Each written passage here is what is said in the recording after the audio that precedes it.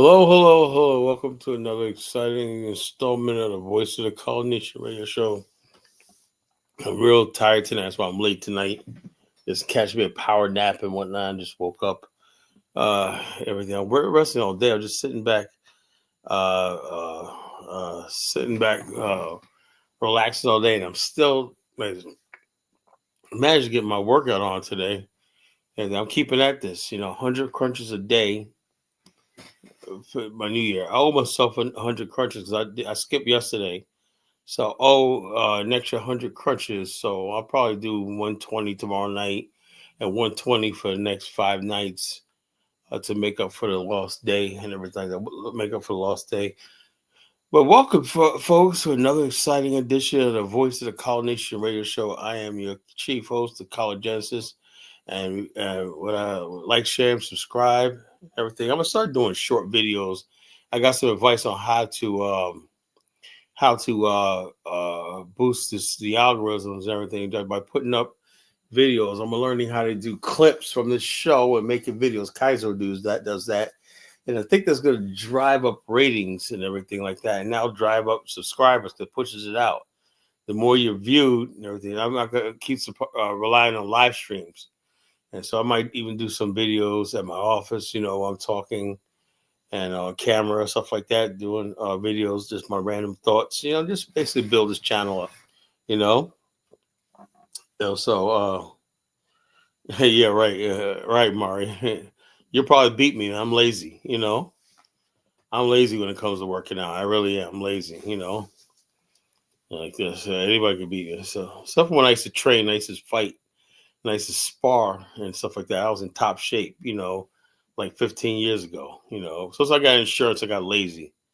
I got lazy, got insurance. I stopped working out, sitting on my ass all day and whatnot in the office and everything. It made me lazy. The good life it made me lazy, Mario. I'm getting back out of that.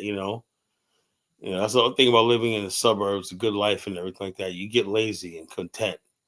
When I had to work 3 jobs, do club security, and sometimes I used to have to fight in bars and get fights in the streets.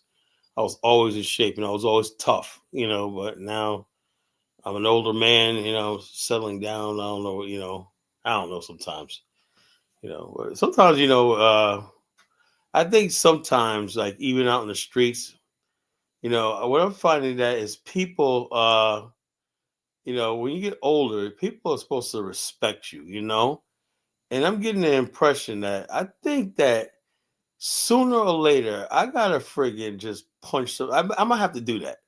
I'm gonna have to just randomly or whenever I get into an eye fight or like that, I'm just gonna have to just get it out of my system, get this anger out of my system, and unleash on somebody and break somebody's face, break somebody's jaw. I think I gotta do that for a Pete's sake, or get into like a match. I used to have matches, so I used to fight people all the time. Get into matches and whatnot, because me being peaceful and nice and everything like that and civilized is really killing me, because I got to turn the other cheek and whatnot. I let people, talk to me and shit like that, And I'm like, I'm getting tired of it. I really am. I'm just basically, especially where I live at and whatnot. These kids, these young people have no respect for older people. They have no respect for the elders. I wasn't like this when I was younger. I respected older people. They don't freaking think like that. I'm respectful to you. I walk around. I'm a role model. I'm an example. I walk around in suit and tie all day. When I walk, I'm not right. I'm not running the streets and everything like that. And the bottom line is that that's what I used to respect better. I have a house. I have all these things that basically people have a business. All these things people tell us to make it like this. And also, it's not even white people. People do respect you. It's young black kids, people that don't respect, because what I think what it is their parents and their whatever like is not doing right by them, whatever like that. So they basically convene. I'm like, look at him like, dude, I'm not your father.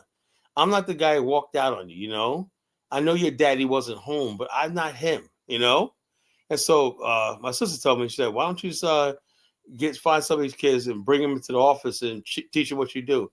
I could do that, I could do that. I could be a bigger person, and I don't know. But the bottom line is, I am getting so addicted. Something has to be done about the social order in America. Something has to be done in Black America, because you cannot have a system where when you get older and you become an elder. Now, think as I get older, you want to be able to sit back and have the respect of the young people back under you and stuff like that. The respect, that you didn't have to go there. That I have to physically, because I can still physically uh, uh, crushalize people. But why would I want to do that? I'm a professional man. Why would I bring dishonor, shame to my profession and what my standing in life and everything like that by losing my temper? Because I have a really bad temper. So but it's just really, really tough. So that's why I say this is why I do what I do.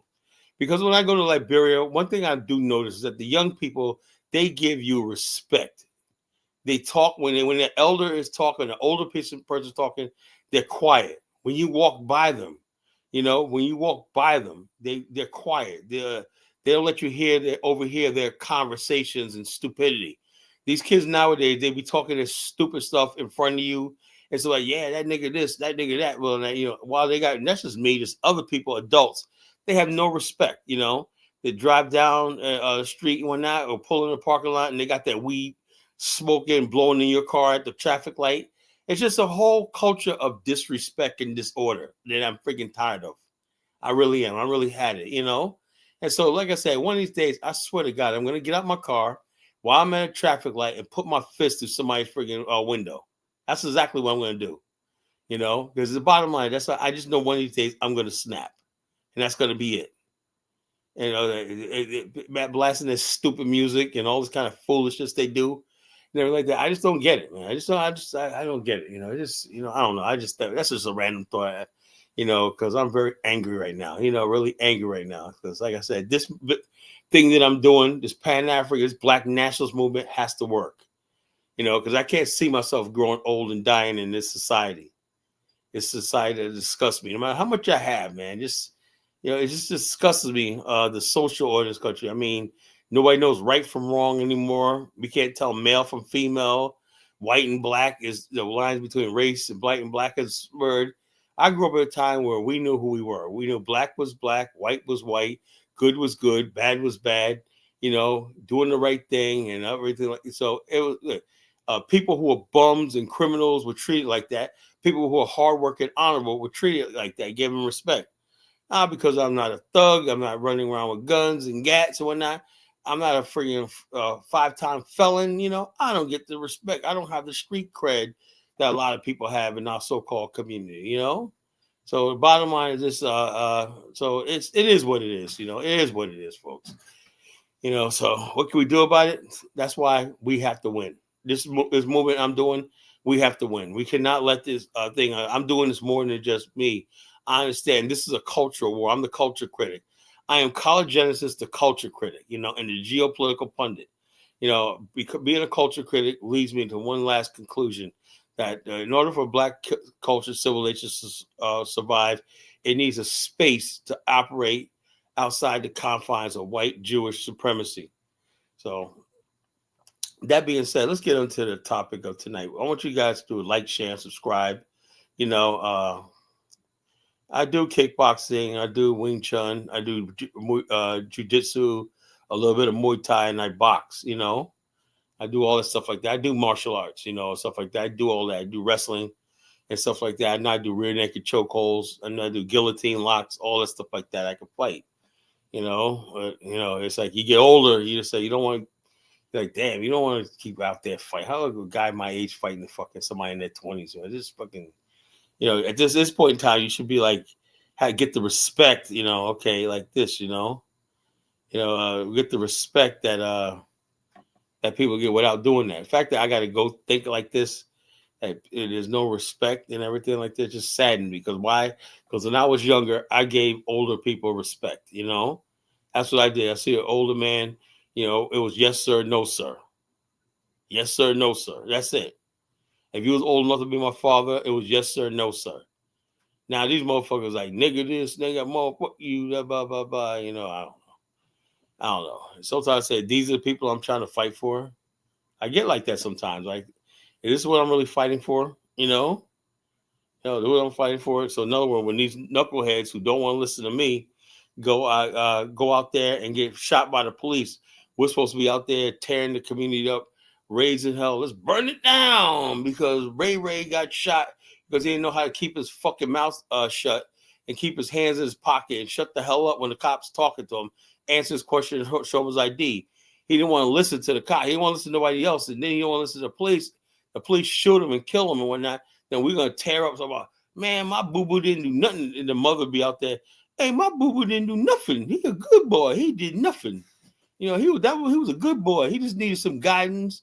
You should be out there. Then they start blaming me. I was like, where were you at mentoring when I got to go out there and mentor boo-boo because boo-boo's dad's in jail and whatnot because you chose to friggin' breed with a clown and whatnot, a deadly clown. You know, it's just like, look, there's much more to collegenesis than you think. I'm very deep. You know, I think about this stuff, all the time. I think about a lot of things, so it's like that. But anyway, that being said, let's get into the show. Let's get into the show. Before I get into the show, the moniker you see is my organization's sticker called the Association of African Americans for Liberia. It's a Facebook group. I think it's a group in our website, name site, and I think I think I have a Twitter for it. I think I had an Instagram for it. I can't remember, but there's a Facebook group where we started. Let me tell you something. When me and my brother Emil Sestak founded the Association of African Americans for Liberia, I said just like I came up with the term Afrikstan, right? I said, is there an organization that focuses on the African American history and connection to Liberia, right? Yeah, I know. I think you're in that group, I think you are in your group, Mari. I said, is there, because I knew I was a member of the Association of Africans for Ghana, right? And I said, is there one for Liberia? There wasn't. So I created it. I created the Association of African Americans for Liberia in 2011. Right? It's been like 15 years, I think almost 14, 15 years now. And it's grown to be a very influential group. That is the organization / the BAIO Liberia chapter. There's two different things. It's African Americans for Liberia, but primarily African Americans search for history. And the BAIO Liberia chapter, which is anybody that's a Liberian or Black American can join. But Association of African Americans for Liberia is mainly for African Americans who are interested in Liberia because we want that interest in Liberia to be preserved, So I created that group right there. And most of the Liberians in there are American Liberians, I'll be honest with you. I want to build that relationship. The African Americans and the so-called American Liberians, that group. But most of the people in there just happen to be native Liberians, because bottom line, in Liberia, no one cares about that shit no more. There's no Congo people and native people. When you read Liberians, they're all the same, Everybody's a Congo person will tell you about Bassa culture. Bassa people will tell you about Watch Night and different African American. Like average Liberian knows more about Black culture than the average Black American does. They basically have their same foods, everything like that. Everything we eat, they eat over there. Or not the same TV shows that we grew up with, they grew up with. So Liberia is just really like a satellite of Black America on the African coast. Basically, So I created that group to basically build a relationship. And that group culminated on the tour. That group is the one that hosted the tour to Liberia last year. The Association of African Americans for Liberia. On Facebook is AFRAM4, the number 4 LIB. AFRAM4 LIB, And so you can put that in, you might want to find that. I might do it now. I put that in the chat. If people want to join that group, Facebook group, you're more than welcome to. You want to keep up with African Americans in Liberia, so you can do like this. Yeah, Chuko, but the culture of Liberia is mostly Black America. It doesn't matter what they are originally. The culture of Liberia is Black America. And I was somebody asked me yesterday about the beach in Congo, talking about. I just found out it was called Sophia Rock Beach. I was talking about that yesterday. Sophia Rock Beach. That's where I got married. Me and Isabella got married on the beach. Sophia Rock Beach in Congo Town. Okay. And my people own that beach, Sophia Rock. They lease it. They lease it right now, and they run it. We have parties there. But Yo, look, we used to have so much fun. I don't smoke weed, but all my other people do. They smoke in the L's and I was just having drinks, wines. I'm gonna start posting some of these videos from when I first went to Liberia. And basically, when it was there on Sophia Rock Beach on the beach, hear the waves crashing. We're out there drinking. And we're in paradise, freaking just drinking and everything, and just realizing that when we're in Congo Town, we're like, our ancestors actually settled and conquered this land for us to sit here peacefully and everything on our own shores. No, don't worry about no damn white police, no nothing. We're freaking free. That was the freest I've ever felt. That very first night, we after dinner, after everything, we had to cook out and everything. They said, "Well, we're gonna go to Congo Town. We're gonna go to Sophia Rock at night, and we'll see." We get to Sophia Rock Beach. We have to walk down there, and we get to Sophia Rock Beach, and the guys come there. They put out the chairs, the canopies, and everything like that, and start serving us drinks and everything like that. And we're just sitting there. I'm sitting there with my cigar, my drinks and whatnot. And the ladies sitting there doing their thing, and we're sitting there. And that's where I interviewed Stephen Tolbert. You know, he's President Tolbert's nephew. He recently passed away. He was the son of his father was the richest man in Liberia at one time. You know, he found the Maserati group of companies that filmed The Wealth of Liberia. All those companies, his father owned those. You know, back in the 60s and the 70s. He died. His father died in a mysterious plane crash in 1974 in Sinocan. Very mysterious. He was poised to be the first black billionaire in the 70s, even before Reginald Lewis. That's how much wealth, because he had operations in Nigeria, Ghana. He built the first modern businesses in Nigeria. And the holdings that he had in the industries he had in Nigeria, he sold off because of the Biafra War. He should have kept them. And so the holdings he sold off went to a Nigerian. He became the first Nigerian multimillionaire. You know, I don't know the names and everything like that. I'll get them for you some other time, but I just can't think of all this stuff right now. Steve Tolbert, man, I wish he was alive. He would tell us that story. His father helped Nigeria get started. Also, a lot of Liberians helped Ghana, like Tima, Ghana, and everything. A lot of Liberian engineers helped build that city, you know? And so these Liberians that worked as engineers and builders in France and Europe after war, and they took those skills back to Liberia, how to build streets and everything like that. They took that back to the continent and built Monrovia, and then they helped build the cities in West Africa. You know, so yeah, so it's just an interesting history. And like I said, all we're doing is continuing the legacy of our ancestors and everything. We're paying respect to our ancestors in our journey to Liberia. We're just connecting what should be already there and everything. You know, this is something we should have never lost in the first place. And I thought it was important to link our history up with Liberia. I was the one who introduced Liberia to Black America again. You know, Liberia was a country that was forgotten by us in our community and everything. And I reintroduced it to her with this group, the Association of African Americans of Liberia. And I interviewed many people over the years and stuff like that. Read many books. Did my homework. But I remember when I first did this book, and when I said I was about to publish it, the group, I said to myself, someone saying, you know how you have the devil on your shoulder? Collar, don't do that, man. You're going to make a fool out of yourself. Everybody's going to laugh at you. African American Liberia, ha, ha, ha. You're going to be a laughing stock, whatever like that. So I thought like that. So it took me 3 days to really press that button and let it go public, right? No, I made it a secret group at first, right? Nobody knew it was. And I gradually added some people in there. And I got a little bit of feedback, and then I made it a public group. Then everybody started coming in. Same, you know, some of the usual suspects. I had this one white guy that came in there called Gunther Dumbs. I seen him when I was in Liberia. I meant to punch this guy in the mouth, you know. Anyway, this guy basically is like, "Oh, you African." He's a white guy, but he's always says that he wishes Sweden. He's from Sweden and Germany, something like that, would have colonized Liberia. I said, "No, Liberia is a free country," and so basically, it's a battle. It was a battle between me and this guy. So I'm trying to reconnect with Liberia. He said, "Oh, you Black Americans to stay out of Liberia." I said, "So a white man is in Liberia, who loves Liberia, is in Liberia, sleeping with little Liberian girls, telling me I shouldn't come to Liberia." You know, I said, "When I come to Liberia, you know, I'm gonna end your bullshit that you're doing there, right?"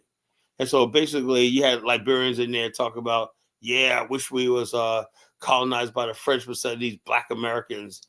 You know, it's kind of so I said, "Man, I got my work cut out for me." But lucky, man, I've met my brother Sam Cooper, Hassan Fajita, And all these people in Liberians encouraged me and say, yeah, we need Black America. We want to reconnect with Black America, you know? We want to reconnect with Black America and everything, our cultural roots and everything. We'd rather have you than the white man, you know?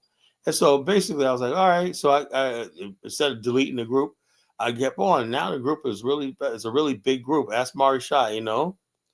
Bottom line is, I don't know what Gunther, after a while, he stopped posting and whatnot. And I saw him in Liberia. I'm on friggin' Camp Johnson Road in Liberia. I got out to look at this one place there, the Unity Monument, right? And I look over one night, and he's standing in the middle of the street staring at me. And I'd say, I know this guy. But in real life, he looks much older. In the picture that he had of himself, he was young. Like he was probably taken in the 70s. But you look at him now, he's like a freaking old man. And when I said, oh, okay, that's Gunther, you know? And I was like, oh, this motherfucker, man. I guess and I could just know he knew who he was looking at, you know? He just knew who he was looking at. He was looking at me like, what are you doing? I'm looking at him like, you're a fucking white man in my fucking country, my land and whatnot. You know, you're on my territory, my ground and whatnot. This is me. This is where, like I said, you can get up here and tell all you want. You know, the people who basically are tribalists are nothing but race traders.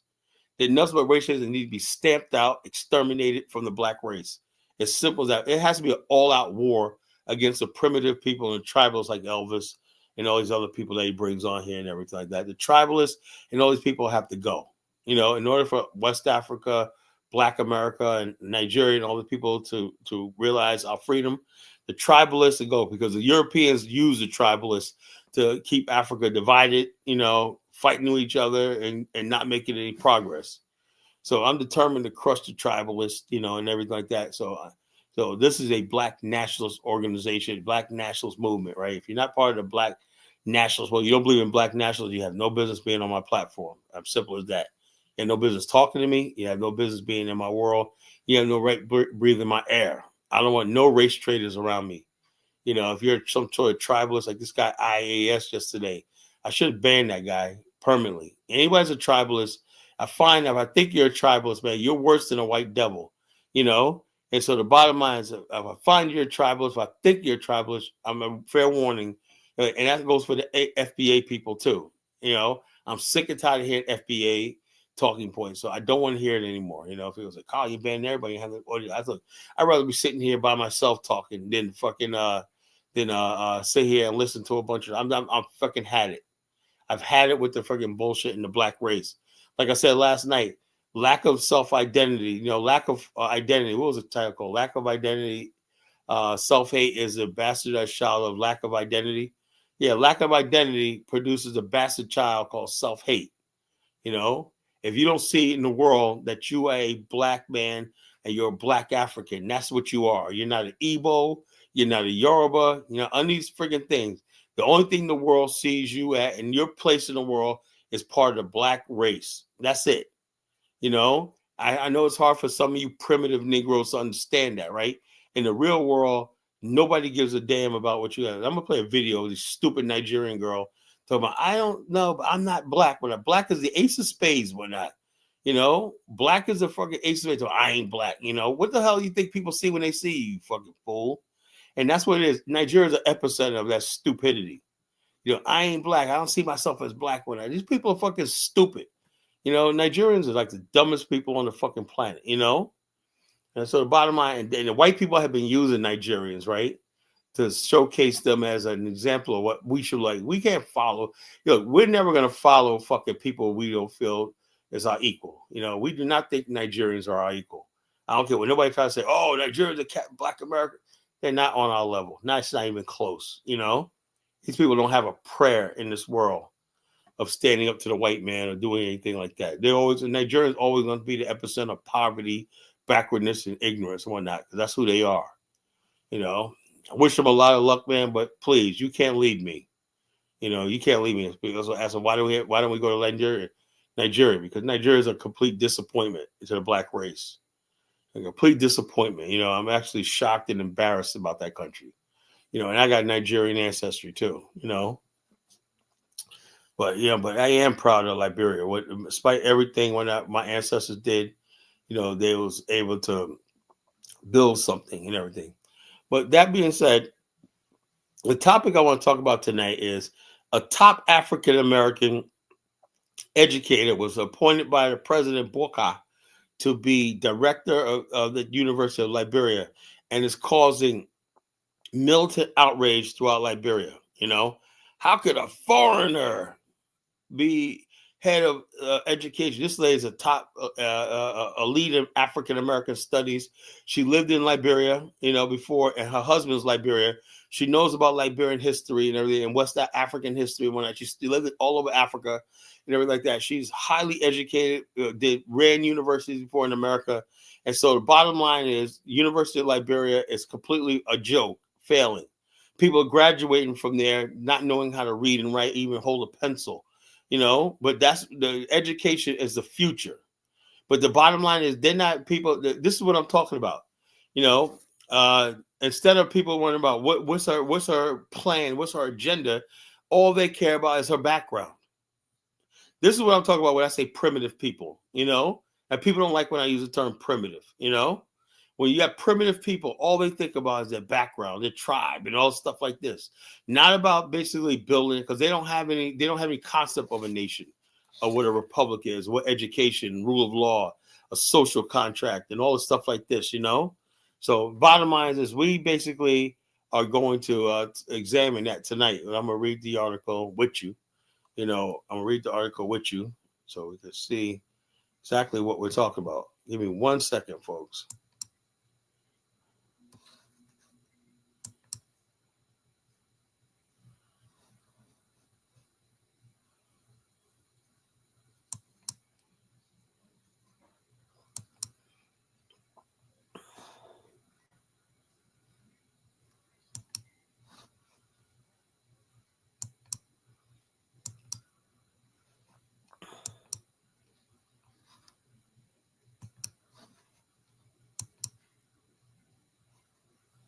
Okay, this is from the Daily Observer. Like, it's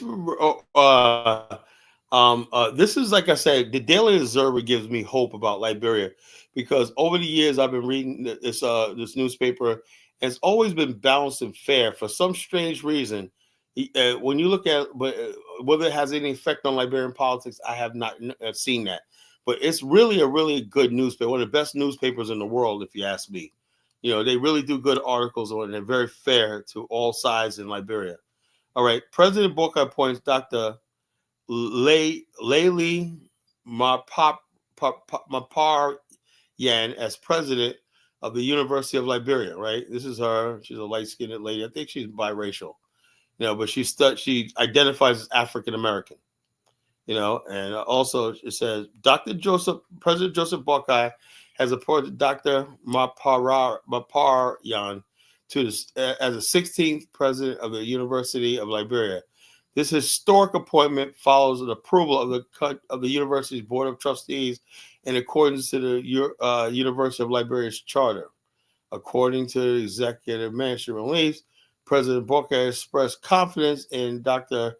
Maparian's ability, integrity, and extensive experience, emphasizing his trust in her that she will demonstrate these qualities in service to the university and the nation. Dr. Maparian is a distinguished academic and prolific scholar. Is currently executive director of the Wesley Centers for Women, and a professor of African Studies at Wesley College in Massachusetts, USA. Her selection follows a rigorous search process conducted by the University of Liberia Board of Trustees Search Committee, which identified her as a leading candidate for the position. Dr. Mapara holds a PhD in psychology from Temple University and an MS in psychology from Penn State University. She earned undergraduate degree in philosophy, cum laude, from Spelman College. So she's from an HBCU, black college and whatnot. This is what Liberia needs, So these people like this, with these sort of educators coming to Liberia, Liberia can turn it around, turn the situation around, She is a distinguished academic career, having served as associate professor assistant professor of Georgia State University's Women's Studies Institute, and assistant professor of the University of Georgia's Department of Psychology and Institute for African American Studies. Her ties to Liberia date back to her tenure at Fulbright Specialist. Wow, she's a Fulbright Scholar. Specialist at the University of Liberia in 2010. She has been recognized with the numerous awards, including Distinguished Citizen Award Service to Liberia Community in 2009 and a Fulbright Specialist Program Award. In accordance with Article 4, Section 1 of the University Liberia Charter, President nominated Dr. Maparian for the role December 18, 2024. Board of Trustees subsequently convened in December 23, 2024, and unanimously approved her nomination. Dr. Maparian is married to a Liberian who will officially assume her duties as president on January 10, 2025, the day of her induction. The University of Liberia and the nation welcome Dr. Maparian's leadership and look forward to her contributing to advancing higher degrees of foster education excellence in Liberia. Now, given her credentials and everything I just stated right here,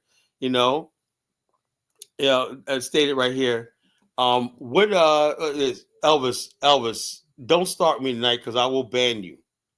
I will ban you. You will be out of here tonight. You are on dangerous ground with me right now. I don't give a damn she's biracial. She identifies as African American, and she has the education and everything. She's knowledgeable. I've seen her for years. She knows more about African American culture and history and everything like that. She's deeply rooted in African American culture. In our culture, it doesn't even really matter if a person's biracial. It's what they stand for. So I'm not gonna tolerate you talk about she's racial. You didn't know you was black until we fucking told you were, you stupid fool. So shut the hell up. So this is what I'm talking about, the tribalists like Elvis, Elvis gets on here and pretends like he's educated. He pretends like he's a different type of Liberian, but he's a friggin' worst. He's the worst of them all, Elvis is actually worse than Afrodamas, So the bottom line is this, she has the credentials to turn things around. You have a culture in Liberia where in Africa, mostly in Liberia, other African countries not as bad, where people think just because they're from a certain background, they deserve a thing. And I was telling a brother Namda, whatever the hell his name was, right? You can go to Liberia, right? Let's say you get a job, and the person that is your boss or not may not even be not able to read and write. But because he comes from a certain tribe, he may be your boss and making decisions and everything, So the bottom line is this, I think this is good for Buckeye because he's looking beyond tribe, nationality, everything, and looking for somebody who could turn the situation around. Liberia's education system is very, very poor and bad. And this is somebody, based on her track record, that could turn it around. This is vital to the country's future and everything she's talking where Liberia wants to go. That's if you want to build Liberia. Now, if you have no intention of going to Liberia, you just want to sit in America and make jokes and make stupid and ignorant all day like Elvis Morris, hey, fine, you can keep running your mouth. But if you really care about Liberia and you care about this country and everything, and you love this country like I do, you know what I'm saying? You want to see the best for Liberia, I don't care what the person's background is. I look at what they're about, That's coming from because I'm somebody that's civilized, We have a Liberian lady in Virginia Beach that's in our city council. Nobody asked about her damn background, where she's from, because she has good ideas. Dr. Green, she's a city council person in the city of Virginia Beach. Why not? Nobody gives a damn about her, where she was born at. When a lady speaks, she commands a room because she knows what she's talking about. That's what I'm saying about Liberia. They elected people like George Weah, who doesn't even know how to speak. Never gave us speeches, but they put him in a presidency. Never had debate, never spoke. But this is changing with this appointment right here. It shows you that Liberians are yearning for education. They're sticking the so-called progressives and everything like that ran Liberia into the ground. Yeah, let's progress and whatnot. Let's put the dumbest people in power and everything like that, like Elvis's friend, See, we want to be in power on that, even though they have no background, no achievement, no nothing, nothing. And a lot of them weren't even that educated or smart. So he wanted to be in power. Like Elvis's friend said, he wanted to be in power. But then on one hand, he says he didn't have an education. See, because if he said he has an education, then he would admit that his education came from Talbot's people, right? So he said, "Oh no, I didn't get my education until after Samuel Doe's in power." So you mean tell me you weren't educated after Samuel Doe sent you to college, right? So why would Samuel Doe give you power if you didn't have nothing to bring to the table? So like I said, the bottom line is this: all these people listening to me right now, please, I know what the fuck I'm talking about. I know these people. I said, no, I'm very informed about Liberia, Elvis. You're not gonna guess what? You're not coming on the panel tonight. How about that? And the bottom line is on this platform, whatnot, my word is law. I know what I'm talking about. And people listen to the show, you have to trust me. I know what I'm talking about. You look at this Elvis, he's a liar. He wasn't even born at the time he's talking about. And so the bottom line is this, all these people do is lie, and the bottom line, proof of what I'm talking about, these people are ready to almost riot now because an African-American lady, biracial African-American lady, is appointed this. Oh, well, all the tribalists are all out there, blah, blah, blah, blah. Well, they don't understand. Liberia was actually built by the same people that friggin' that they're complaining about.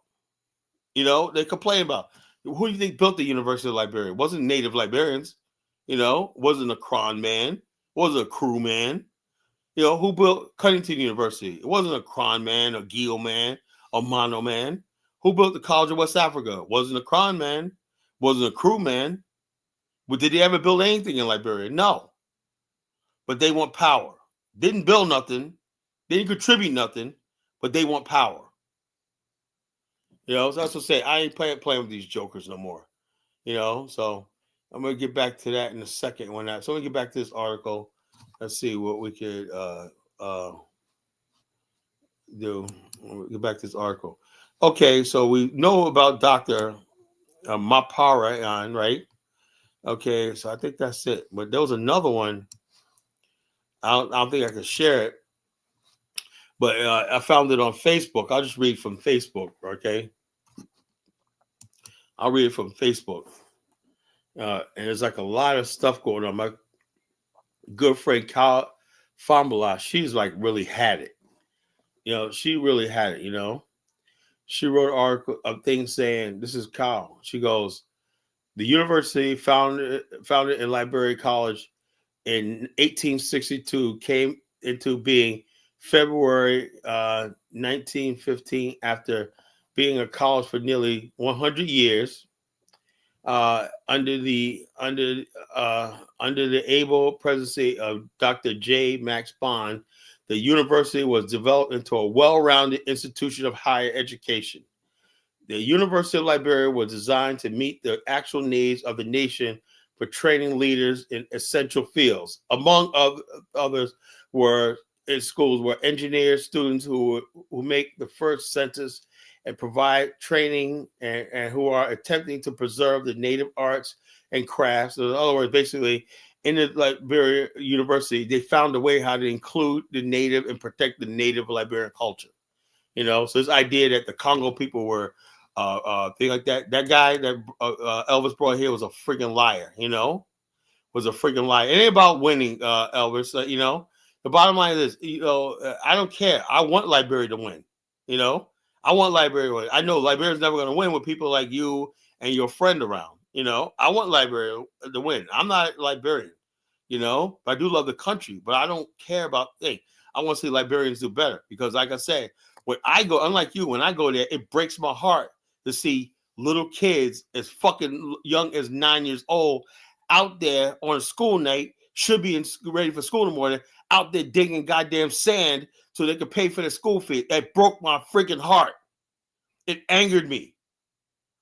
So while you sit here talking stuff about me, the Congo people, Elvis, you need to go to fucking hell. Really, you need to go to hell. That broke my heart, but I don't freaking, that probably doesn't even bother you. He's sitting there freaking, the kids out there. I said, what are you doing out here this time of night? I first got into Liberia, we power in Liberia. Well, why don't you take that so-called power and fix the country? Why don't you go back to your Grand Jita?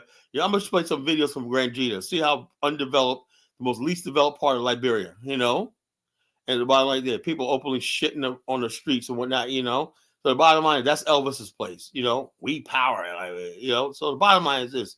You know, and the bottom line, they got so-called power, but the fucking whole country collapsed. Do you know my auntie Berlin? She was in America in 1970s, minding her business. You know, I think she worked for the Liberian embassy in the United States and whatnot. You know, all these Liberians out overseas in different countries who just had good jobs, salaries, everything by the Truick Party government and everything like that. With like 2 years of Doe being in power, they're all cut off, abandoned, and stuff like that, and everything. They had the friggin' couldn't get back home to Liberia, so they had to take refuge in other countries or that because the whole country collapsed under the so-called progressives and the PRC and all these other goofballs and everything. But this is why, and I always wondered why was I in the United States? You know, anytime somebody comes to another country, when I talk about their country and everything, you failed in your own country. When you come, you're over here, you're pathetic, you know. So, so yeah. So let me read some more what Kyle's Fama was saying. She goes, so leading courses offered in the old Liberian college were liberal arts and fine arts. Noting that the need for specialized training in this country, President William V.S. Tubman began early after his organization to organize various schools for specialized training. Aware of the need for more teachers, he founded a teachers training center and for accountants, a school for accountancy. All of these schools were later come under the administration of the university. When the government of Liberia approved the appointment of Dr. Max Bond in 1950, the expectations were high. During the following years, plans materialized for the formation of a University of Liberia. Bond exceeded, Bond exceeded and everything like that, you know. I mean, okay, Elvis. I'm going to time you out. This is just a warning. One more thing and you're gone. One more comment like that, you're gone. For good, for good. One more comment, and you're fucking gone for good. I'm fatty with you.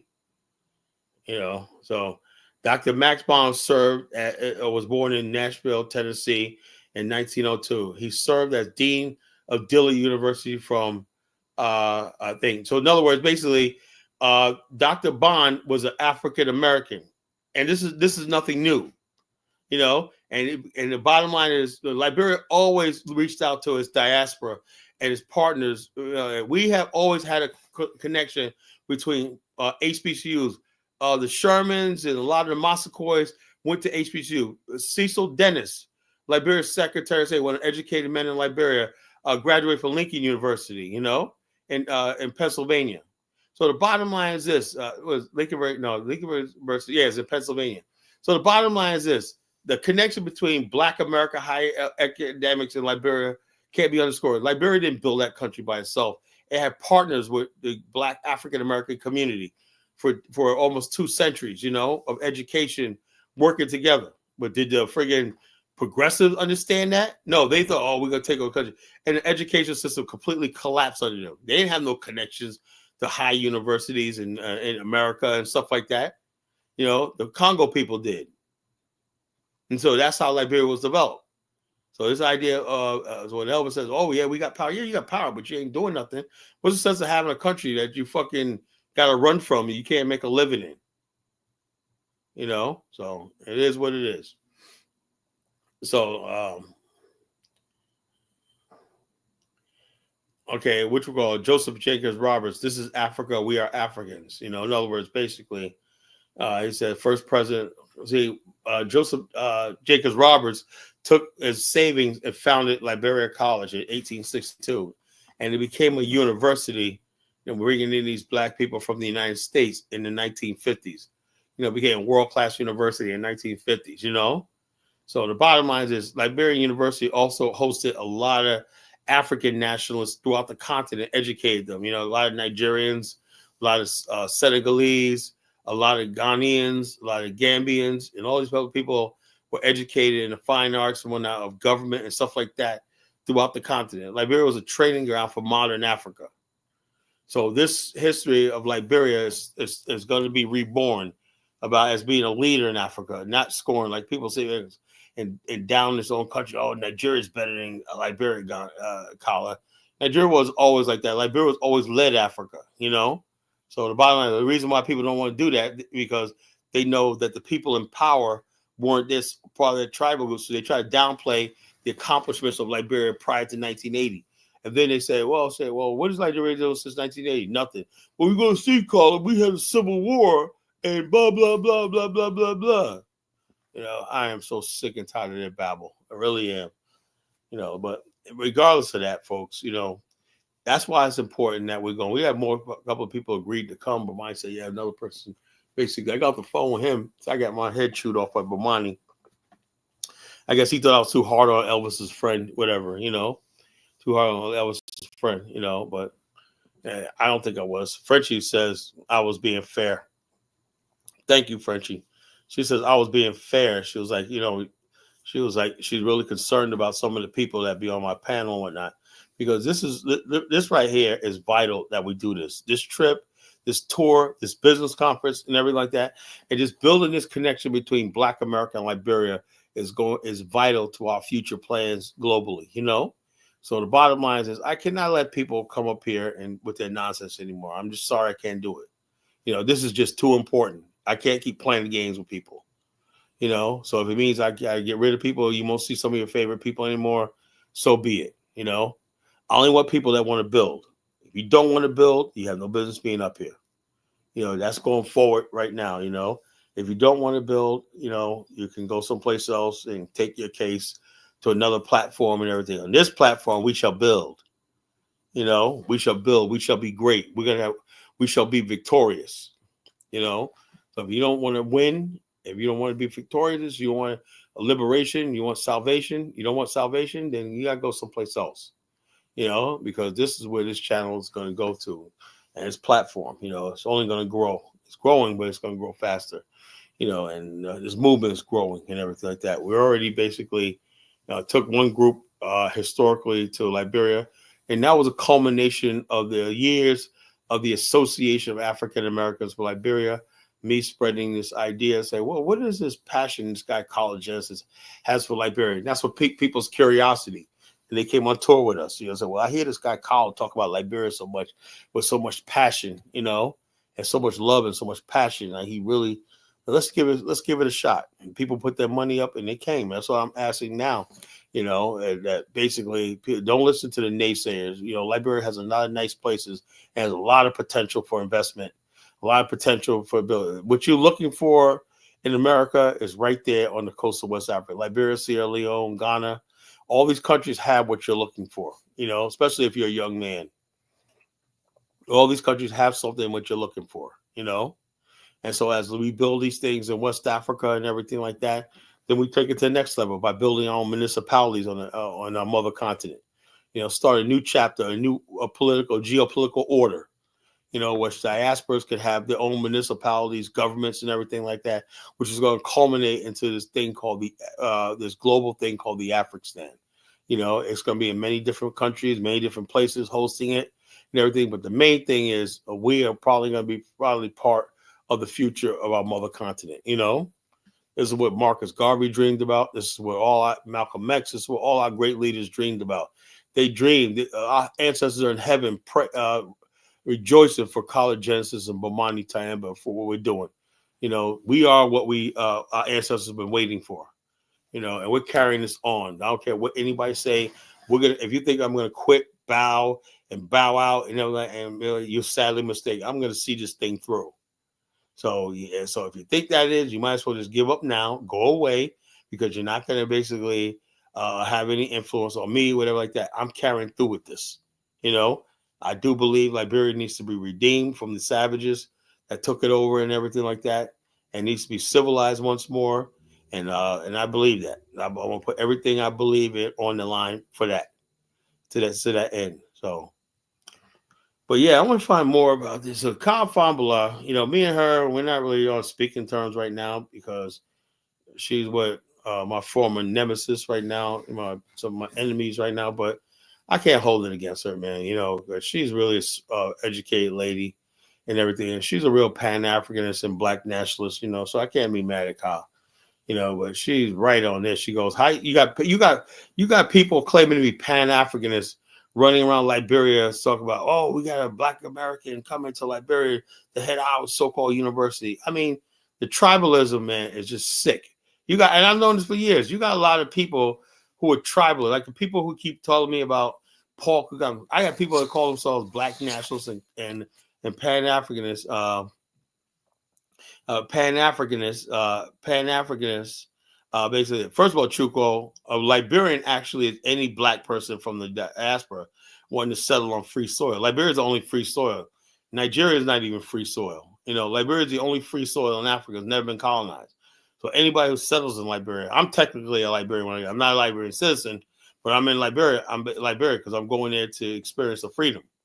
So bottom line, when you talk about Liberians, the indigenous people, they just call themselves Liberians, but they're not seeking refuge because they were never enslaved. Liberia is somebody who was a former slave going to free soil. That's what a Liberian is. So the only real Liberians are the people who are coming there seeking refuge. It could be a Liberian, could be somebody coming from your oppressed area of Igbo land, coming to Liberia to start all over again. We had a lot of Nigerians that went there and became Liberians. Why? Because they know Nigeria is oppressive. So they came to Liberia to experience the freedom.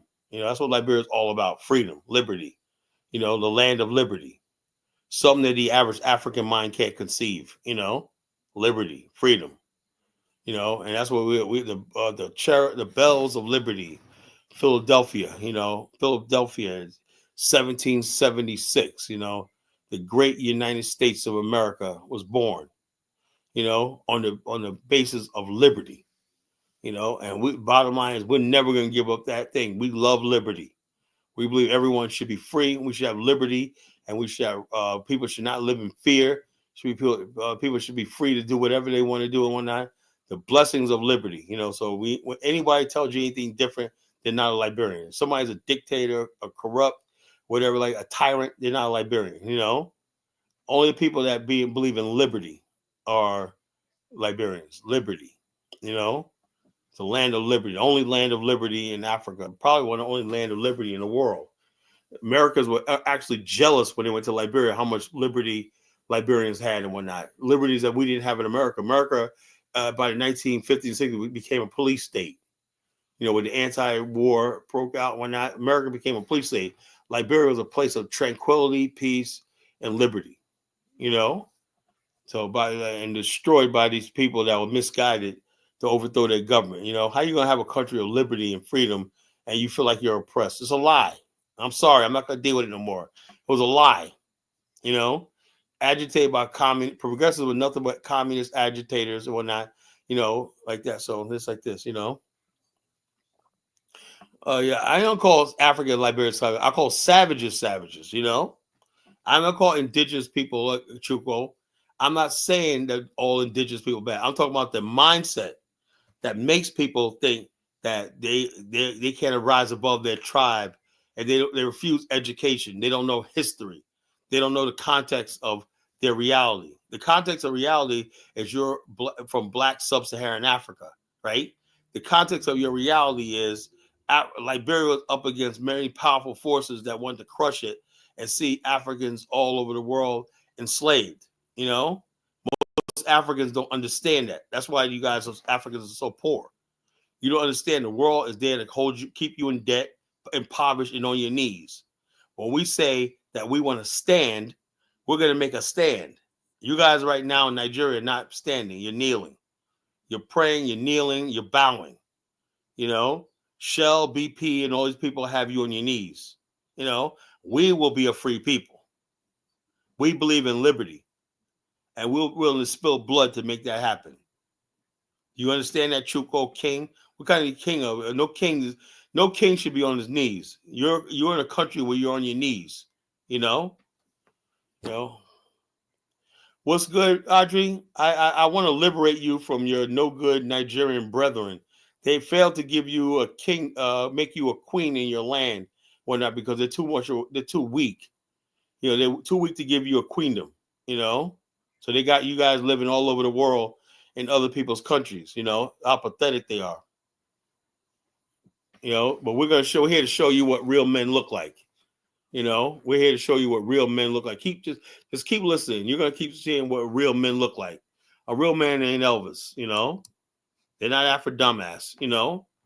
The real men is College Genesis, my brother Dollar Bill, my brother David Hitt, Bomani Tyemba. We're real men, you know. I'll say, well, yeah, that Cicero does not apply to you, brother. You know, you guys can't compare yourself to ancient Rome and everything like that.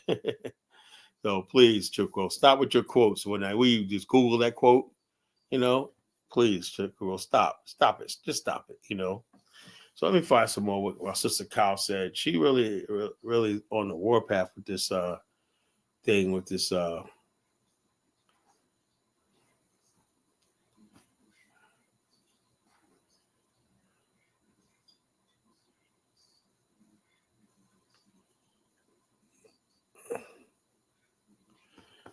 she goes anti-black Pan-Africanism, and she's laughing. Crown. That's what I said. You got anti-black Pan-Africanism. That's why I told you Pan-Africanism is a fucking running joke. You know. I don't know what you're talking about, Chukwo. Black people in America, we fought every inch to be free in this country. We did everything we could to undermine the slave system, and it collapsed. You know. So I don't know where you got. I don't know what history you're talking about. I know my history. We never submitted to slavery. You know, we never submitted to slavery at all. What are you talking about?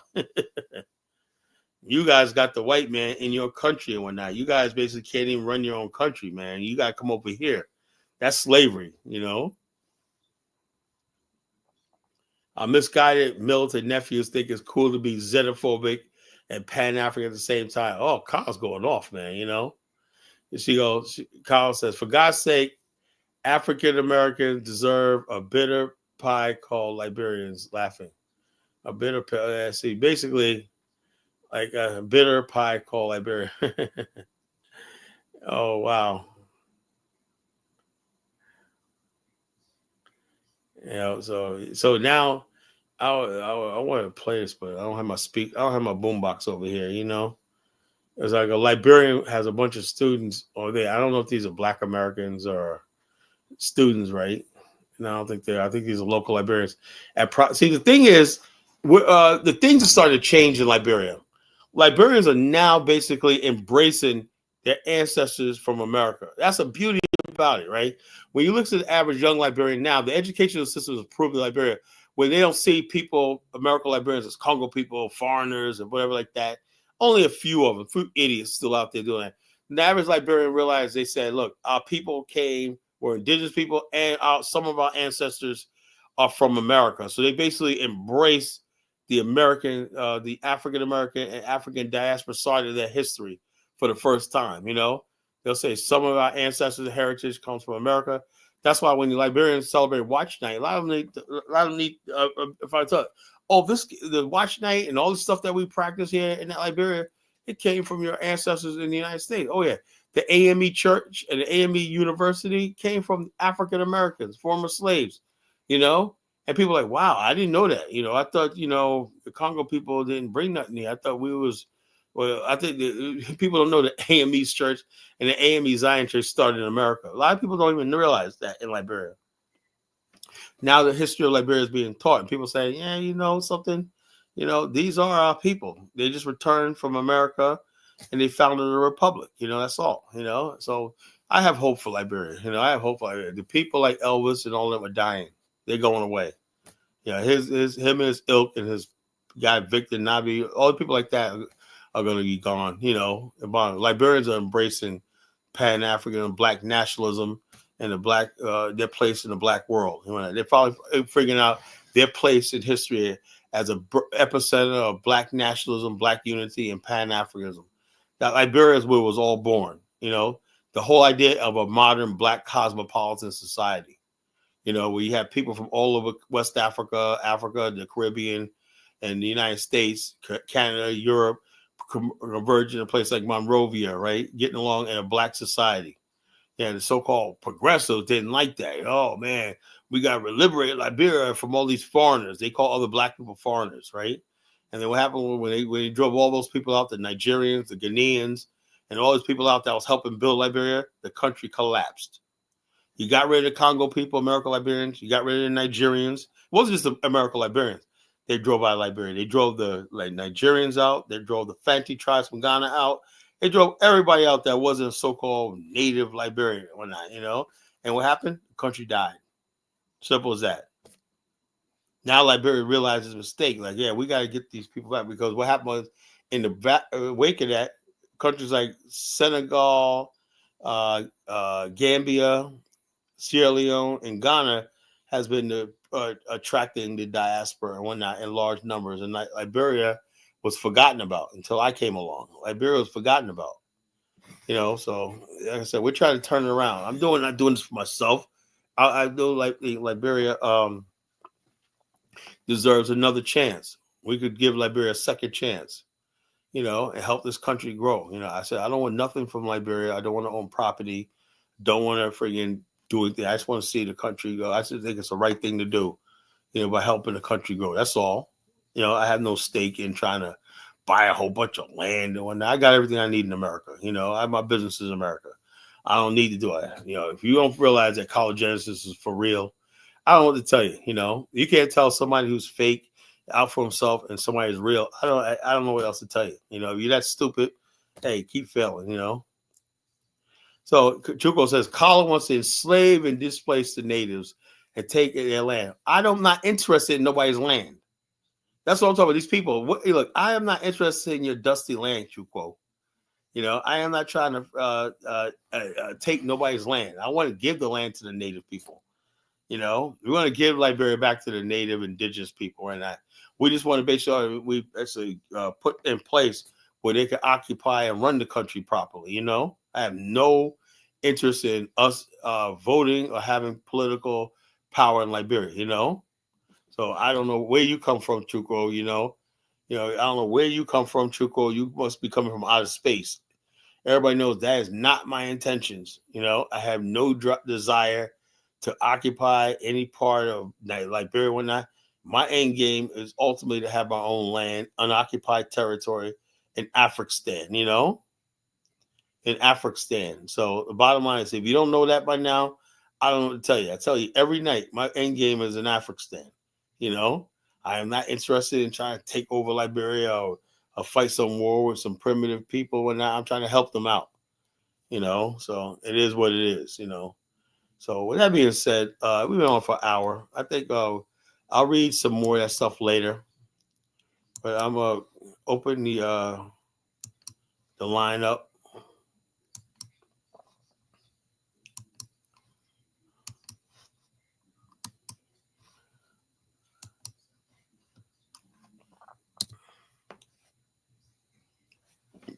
Anybody would call in. This is the Association of African Americans for Liberia Night on the Voice of the Colonization Radio Show. All things Liberian tonight. We're gonna basically also. I'm gonna show you some pictures from our last year's tour. We find those pictures. Bomani sent me these. He said, "Play these." Let's see. Let me find this. A photo gallery.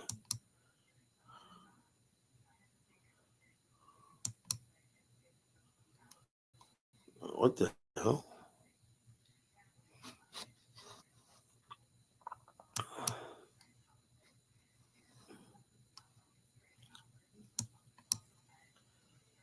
Hold up. Yeah, how you doing, Dave? Hold up, brother.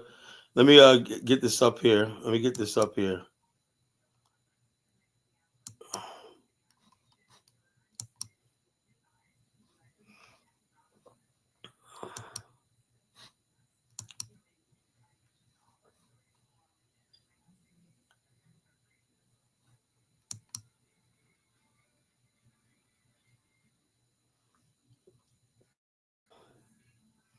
Trying to get these pictures up here. Come on, come on. Not tonight. Come on.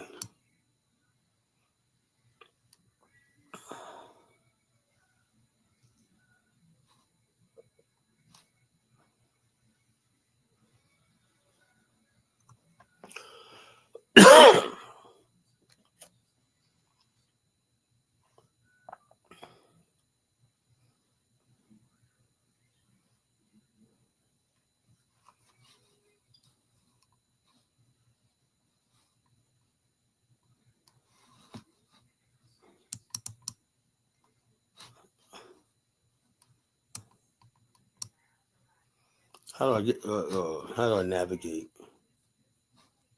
How do I navigate? Hold up.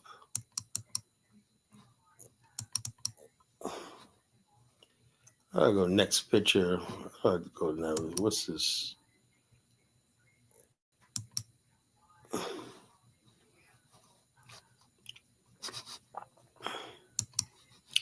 God friggin' dang, man. Hold up.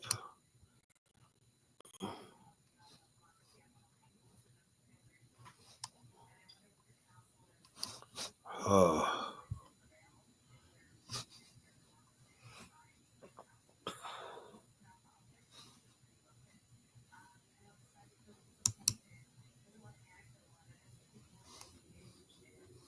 okay.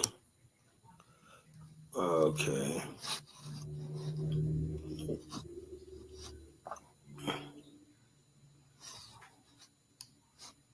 I don't know how to navigate this thing. What the thing worked so well on my fucking phone. I don't know how to navigate this thing. So God, it's pissing me off, man. You know? Save photos, add file. I'm not trying to download shit. I'm just trying to view. Come on, where the hell? Okay, hold up. Okay, this should be. Okay, how do I go? I don't know.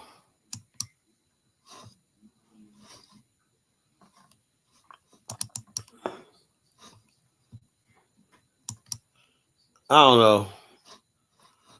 I don't know. So maybe one day I have to put them on my own viewer and everything like that. I thought this stupid thing would allow me to view it where I can navigate and everything like that. It doesn't even show the whole goddamn picture in the damn thing. It doesn't let me scroll down, doesn't let me do anything. I don't get it. I just don't fucking get it, man. I'm just so pissed off, man. I'm just in a real pissed off mood today. You know, damn, I don't. This is like, how the hell do I get out of here? And it's supposed to be a button right here where you could go to the next one, right? I don't know. I'm done. I'm done. Done. Really wanted to see that, you know. I call Bomani, man. The hell he sent me.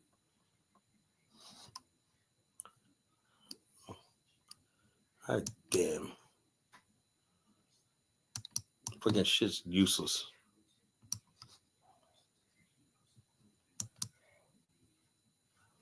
You know, so Focus Dave.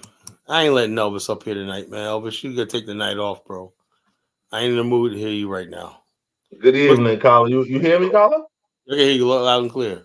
I tried to Yeah, how play you a doing, video, caller? tried to play some pictures, but the thing doesn't is not letting me do the go from next to next to next, you know? You know? Yeah, man. So what's How on you your mind, doing, brother? man? Doing good. Happy New Year's, caller, man. Happy I've New been Year, brother. busy, man. I've been on the grind, so Yeah, but I've been listening in though. You know, I've yeah, been listening in. You know, I like Captain Hit. I like a lot of the things that he's that he's saying. Um, the African. You talking about the African American educator director appointed to Liberia, right. Man, shouldn't even cause out. She home. Why should it cause outrage Because in the like I said, woman's home? people The like woman, Elvis. the woman has every legal right to even be to have that position. But like I said, I Home. read. Did you read earlier when I read Cal Capaba, but that the University of Liberia was actually built by African Tubman invited African Americans over there to build it to that level. Look, Yo, this is not Kyla, new. Kyla, when I was in high school, right? I took the SATs. Do you know the University of Liberia is on the SATs? Like one Yeah, of the, it was one the of the top list of colleges. one of the top I universities was in Africa. surprised. I was surprised. Yeah, I was but like, that's what the "Dag, like, education. You got wow, this is a." And then some of the and top then educators in Black America and okay, as and far as then you this. do the history on the Liberia University. You do the history, right? A lot of Yeah, Africans used to go to exactly. A lot the of people in University of United States Liberia. and everything throughout the People continent, from like educated. Ghana, people from like Ghana, people Yeah, from Nigeria, stuff, Ivory Coast, all of them. They used to go to that school, right? Maybe do a semester or two, bounce from there, and go to America. So that was even a hub to go to schools in America. Exactly. You know, So that it's like the fuck Liberia was on, West man. Africa's link to the United Well, States. it's fake Negro outrage. That's all it Exactly. That's what I'll try to is. explain to Mamani about Elvis's friend. It's Was you just, on that night? that woman there, she looked like one of my aunties. Right. You know what I'm saying? Should the She looked bottom line like is one of this. my aunties. So Look please, at you. You hear me when I read her credentials? I'm like, please. holy The shit. woman's the woman highly qualified. She should be the minister. She Should make should her be the minister of president. Shit, you education. know? God damn, you That's the know? next position to give her. Make Yeah, her the so minister of education next. right. And so the bottom line, Liberia benefited when it was able to bring in educated people from different parts of Africa and everything like that. That's what Liberia was strong. The Congo people was strong because its connection with the outside world, you They know? have contact. They forgetting to know that. The You know, so the contact. bottom line, I They said that forget the this the other night contacts. about with the progressive, right? This is what the thing I is. was listening to that guy the other night. I say you're progressive, The yes. guy's a But fucking full of shit. you're forgetting to know these people have the contact. They have the international connections. Yeah, You don't have all the the connections connections. and everything like that. And that's why Liberia collapsed. Yeah. You don't have You no know? fucking connections. And so in all that, he said that he didn't get his education till Doe. That was a lie. I know he's lying. Oh no, Because come how on, man. did Doe No, didn't champion education. the problem was this is the problem, Tyler, with Liberia. If you was a native man and you bought into the system, you'll succeed. You didn't. That's all it was. So And the people who couldn't those who succeed. didn't buy into the system, you failed. When you're bought into the system, you succeeded. You go to Yeah, America, the you people travel, that you do basically what you said want we to should do. overthrow the system, right? Because But you we could want to do better. overthrow and override and shit. Fuck out of here. For the hell. And they didn't know what they were doing. I was gonna say, can you show a video of the progressives projects during the 70s? That like this. That's why when they took the coup, I said, look, if I was Samuel Doe, I wouldn't have handed the country over to you clowns. You know? Because the bottom line, they looked Samuel Doe was stupid. He said, you guys say you guys could run the country, blah, blah, blah. It's like it was straight out. I said, The- did you ever read the- Animal Farm, right? it's- And this guy actually said, instead of saying, yeah, like, Animal Farm applies exactly to Liberia, he starts talking about Donald Trump, you know, January Yeah, 6th. I was What the listening to hell, the man? conversation. This So is Elvis's this guy, guy man.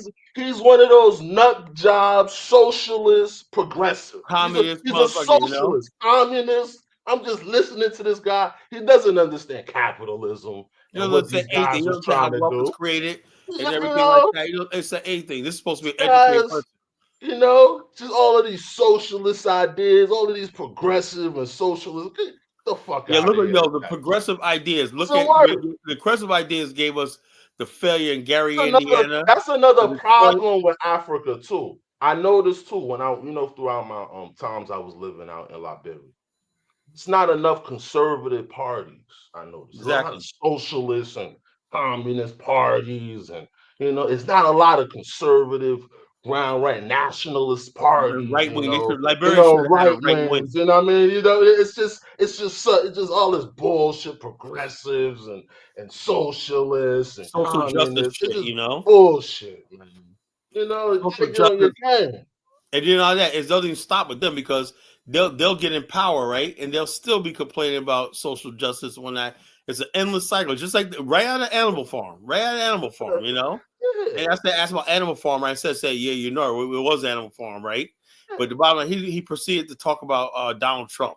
I'm like, that's what I knew. This guy's a clown, you know. But what Donald Trump got to do with what happened in 1980? That's what I'm saying, you know. I said, yeah. So I'm like, yo, dude, man, It this was guy, a fail. this is what Elvis It brings up was here in the debate It was meeting. doomed to fail. It wasn't no plan after the coup. That was the bottom line. You're not ready to manage and maintain a country, And international level, a republic. international And now that Liberia's position commonwealth.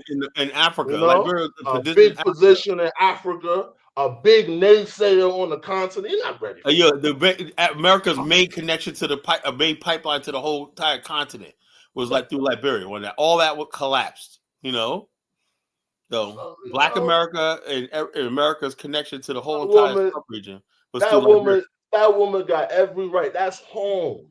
the spirit of African Americans is just running through that whole country. And you know, my wife, they practice watch night, right? They practice watch night in Liberia, right? I said, and a lot of them don't even realize the watch night came from America, from ex-slaves, right? Something that's practiced in Liberia to this day. So the culture of Black America and Liberia is so evident, you know, in everything, you know. Yeah, go start baking some cornbread. You know, see Oh all the yeah, native collard people coming greens, out. potato greens, and collard greens and stuff like that. Fried chicken, you know. Yeah, come on, When man. I'm in So, Liberia, I feel right at yeah, home, man. I feel right at home, yeah, you know. man. Come on. Have it cut me up some watermelon, you know. Like that. Only thing different is Liberia got mangoes. In America, we don't have mangoes over here. That's it.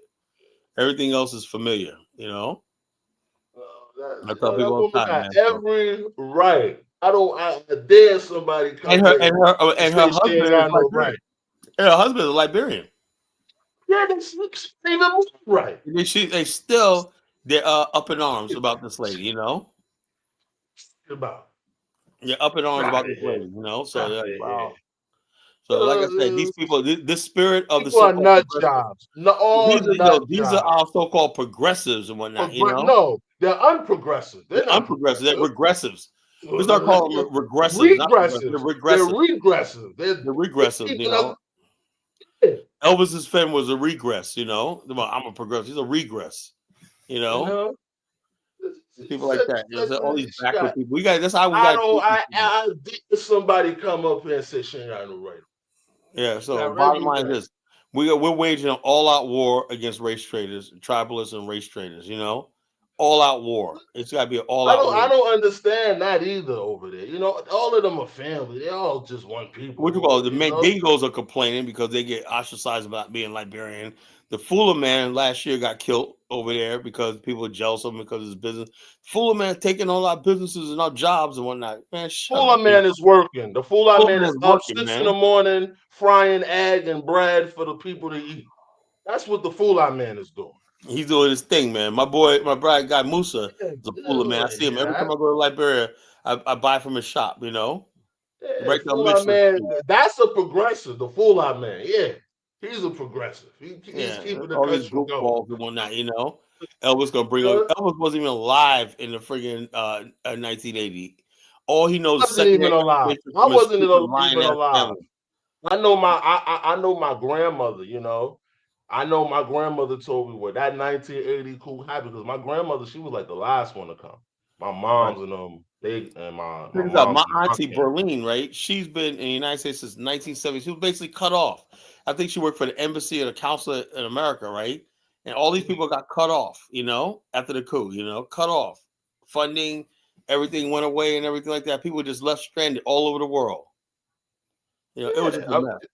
it's a mess. Yeah, I mean, you know, my grandmother, soon as the coup happened, she started packing up her bags because she knew it was a shit show. Yeah, You know what I mean? exactly. She knew it was about to be a shit show. And they You said, "Oh, know? we didn't support the excuse." They were all out there cheering. Congo man born. So who started the phrase "Congo woman born rogue, Native born soldier"? When that was basically the progressive. You know, It was a lot of native people too that didn't agree with that too, it Colin. was that, but It was they were a scared. lot They of were native scared. people that really didn't agree with that because they knew what was coming down the They knew. pipeline. They knew the people. Yo, They look. knew, you know. Yo, check this out. Even Samuel Doe, right? Basically was like, yo, look. They say, well, hey, basically give them. Samuel Doe was like, what do you guys deserve power for? You know, you haven't done. He knew these people were stupid. They were literally incompetent. Marcus Matthews was fired for incompetence. You know, he knew what he was doing. He was all talking all big. That's what the other thing is. Liberians mastered the idea of putting on a suit and talking like they're intelligent. You know, get on there, call yourself honorable, and be a fucking illiterate. You know. I bet your Come Elvis on. got a name on the Honorable Elvis Morris. Everybody's a fucking honorable, man. You be dumb as shit. You're an honorable, man. You know. You I know know? this country, man. I know Liberia, man. You can't tell me nothing, anything about Liberia. I know them. I had the Association of Africa. Are you on Facebook, brother?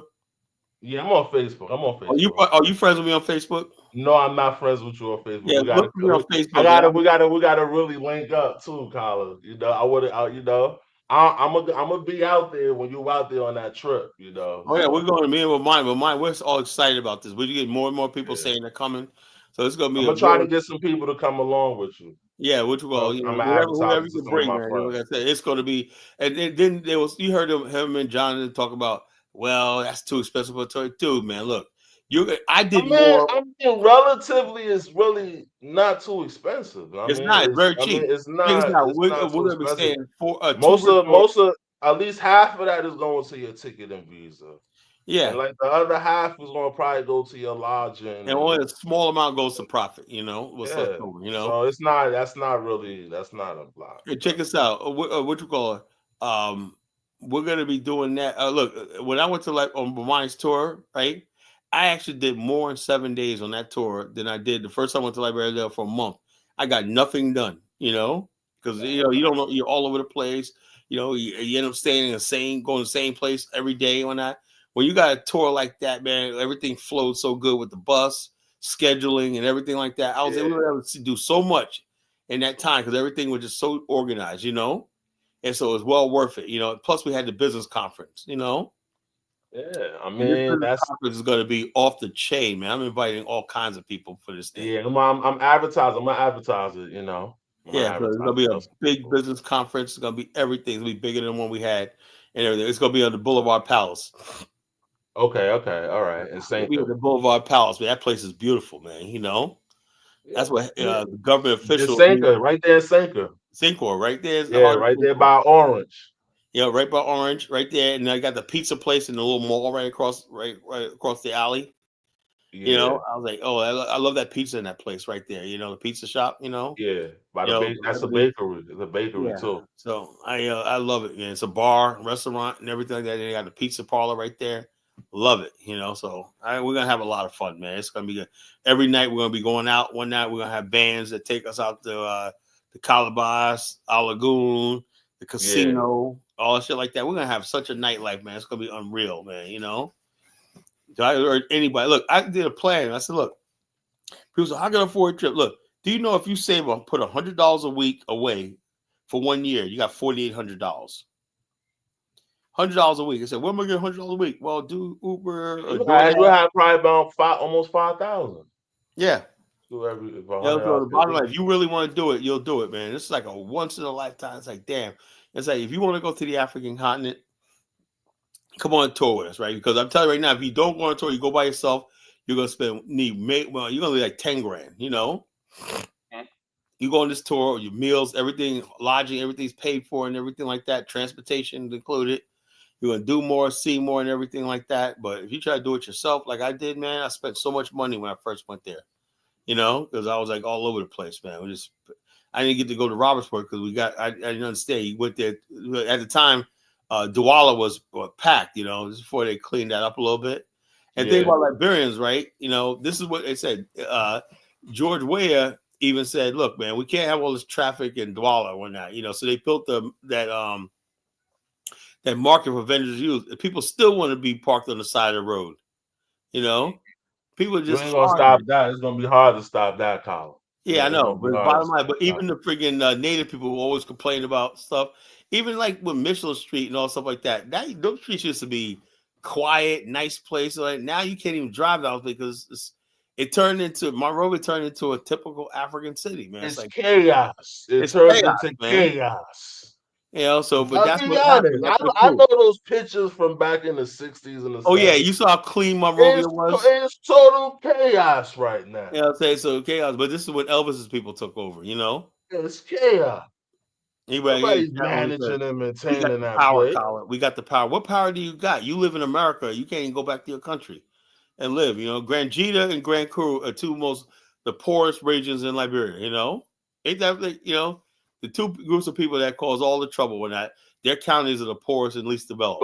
But real talk, Carla, some Liberians, they can't go back at all. They Oh, I can know never that. I go know that. back. I They know can they never can't go. go I back. understand that. Hey, But the bottom line so is what they Elvis, should you be know what I doing is mean? supporting Elvis people probably like go back you. every once in a while, but he probably Check this out. pop in and Check out. this out. They should be supporting people instead of saying, I see what Colin's doing, whatnot. Maybe I can get into tours. Well, we'll help people get their own tourist business set up, whatever like that. But Elvis here giggling and mocking me every night when I said him say, I yeah, know a lot of Liberians, they banned from going back to Liberia. They can't go back. why is that? No, I mean, like, they did a lot of fucked up shit over there. Like, still Yeah, in a lot of, a lot of them for part of that cool. A lot of them was a part of that cool. They can't go back. Their name, their reputation. yeah. People got it I said, out for them. You know what I mean? was it really So worth it? You were it in other wasn't countries? worth it. It was never worth it. It was dead on sight. It was a coup without a plan. You didn't have no plan after the Right. coup. How It's was you right. It gonna was manage right them? out of There George was no Orwell's plan. Animal Farm. Come on. It's right out of Animal So Farm. That look, cool look out at of look at Animal the Farm. Capitol building. The Capitol building burned down. They African said, "Oh yeah, it was Americans an built the accident. That was a Capitol fire." Yeah, building. right. They built that Capitol building. They That's said the it was a Capitol fire. building. Okay, I know for electrical fires, they come out and you can put. You got plenty of time to put them out. That was set deliberately. And when fires Said burn like I don't that, know. I, you never know at that place, man. You never know if somebody burned shit or it was electrical fire. no, but Because I somebody know threatened. they did They were threatening to renovations on burn it. it down. There was like I only. don't I don't I don't think it was electrical fire either because my Ellen did renovations on that place. And Right. George Weir did renovations. So it can't be electrical fire. Yeah. So that was If it's somebody. electrical fire, then that's even more of a disgrace. Because Yeah. y'all say y'all spent money and fixed the place up. Right. So I It don't was, it know, was somebody did that shit. Somebody did that shit. Yeah, man. Probably tried to That's burn fucking something, but terrible. it got out of hand. Yeah, it's They fucking probably only meant to terrible. burn one room or something like that. Fighting for power. Now you gotta work out of a Palawa hut. Yeah, dumb idiots, man. Like I said, people don't understand. Okay, your government is not your village. This ain't a war of village chiefs and everything like that. This is a republic. There's No rule jungle of law. justice in government. There's no jungle justice in government. They want to bring So, jungle justice in government. You can't do that. and so the bottom line is, and all that people, like I told them, every time they do stuff like that, investors say, I ain't fucking with Liberia. The reason why we mess with Liberia because we know we have a duty to the country. That's why. Tyler, let's be real. To the investor, to the investor, Liberia is a high risk country. It is very high risk, and the bottom As line, an and investor, the people don't understand. I'm The more they keep gonna be, acting up with I'm, these I'm, I'm, protests and everything, I'm gonna be honest. I worked in banking before. As an investor, Liberia is a high risk country. It's on a high risk list. right? And also, You like understand I look me? yesterday when you listen to the show yesterday. Okay, this guy now they said, "Colin, man, we don't need an Afghanistan." I said, look, I have any African American that want to go to Liberia. You got my full support, but right, I tell you, don't get involved with their politics. I tell that right now. Don't get involved with their But the politics. politics is dead on sight.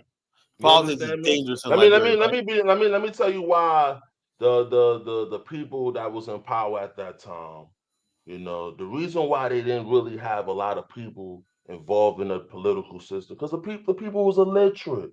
It was literally you can't. If you was a, let's be honest, like I said, if you bought into the system, okay, I'm a native man. Let me learn English. Let me go to school. Let me Let me go know to how government college. works. Let me learn how government works. The America is gonna let you in. You win in society now. You educate. You know things. They're gonna The let you bottom come line, they up. thought they could You not know bought into all the that and just system. rule. They think they could just rule You like a can't be. You it's like can't be somebody a who's tribal illiterate. council You can't be somebody who's illiterate and you don't have anything to provide to the society. And then you say you want to be, my great because their my justification grandmother, was my that the majority of people are native, so they entitled to rule. It's my just let me tell you my grandmother's story. My grandmother from Riverside, Bassa, right? Okay. She was raised by the Congo people, right? She mhm. called them Congo. All this, the American Liberian. I think this is an internet term or something because my grandmother and my mom, I never heard them say Congo. I They never just call them Liberians Congo never people. use that term American Yeah, they Liberian. just call them Congo people, and they just all looked at each other as Liberians.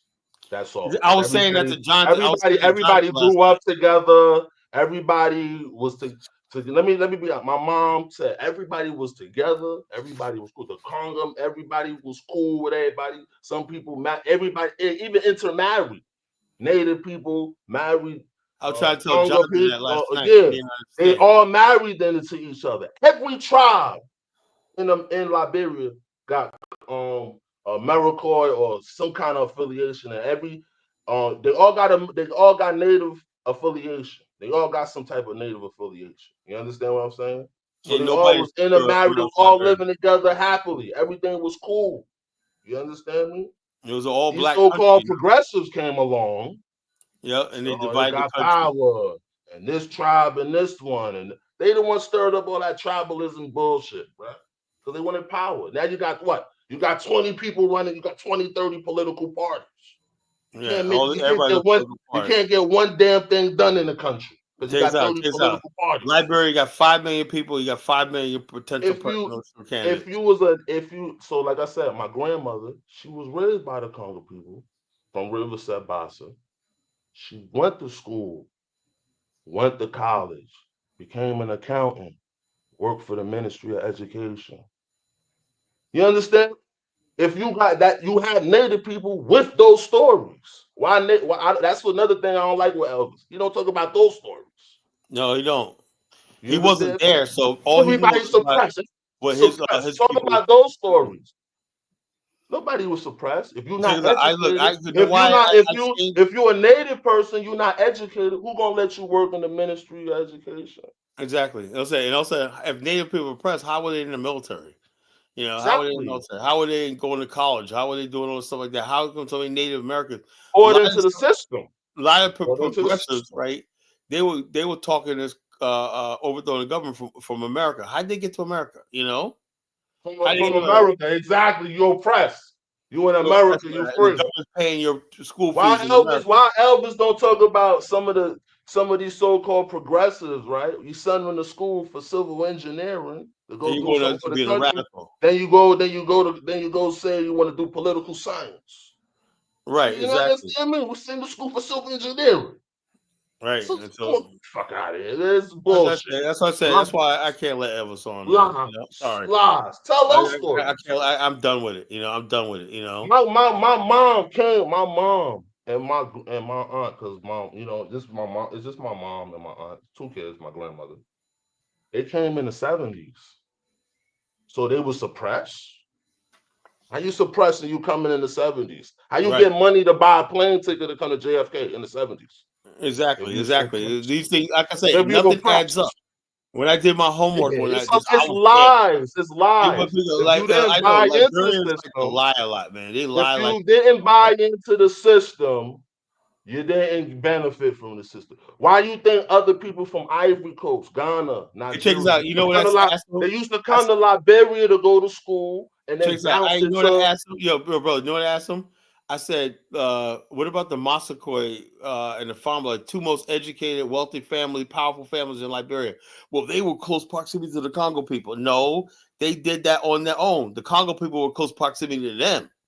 If it wasn't for the And what Massaquoi happened? family, Liberia would not even be They developed. bought into the system. They'll give Yeah, their kids to they got it. hold up. They'll give their kids to the Congo people to raise their kids up, and they become successful too in the society.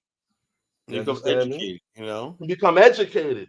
You understand me? They go to school in Switzerland. They go to school in America and places Mostly like that. Massaquoi Come went to on. school in Germany. They mostly Yeah, did. exactly. Germany and places like that. So these guys don't know the archive, minute Liberian history. They're just talking out of their ass. That's I all. know. That's why I That's told my all. brother Mamani that these guys don't That's know. all. These guys lie. It sounds so convincing too. This stuff is documented. It's in the Library of Congress. I They don't yo, even I know. look. I They did don't my even homework. know. They don't even know a lot of Liberian history is right there too in Virginia, North Carolina, South Yeah, Carolina, you go to bookstore. Maryland, right there. A The library. DMV area. A lot of Liberian history right there Yo, in so the archives. You I fucking mean, know. like I said, I studied Talking like out their ass. the a guy. So There's a that's book why when called you On talk, African Kyla, Stories. not to cut you off, Kyla, but that's why when you talking truth to power, bro. Yeah, I might not agree with you 100% of the time. nobody should. You know what I mean? But I know you sound like one of my uncles, bro. You're like, come on. You like one of my uncles, man. Come on. So I got Yeah. much respect for you. You know, you Yeah, understand me? so like I said, So, Chukwu's in the chat room said, Colin wants to take native. I have no desire even to own property in Liberia, you know?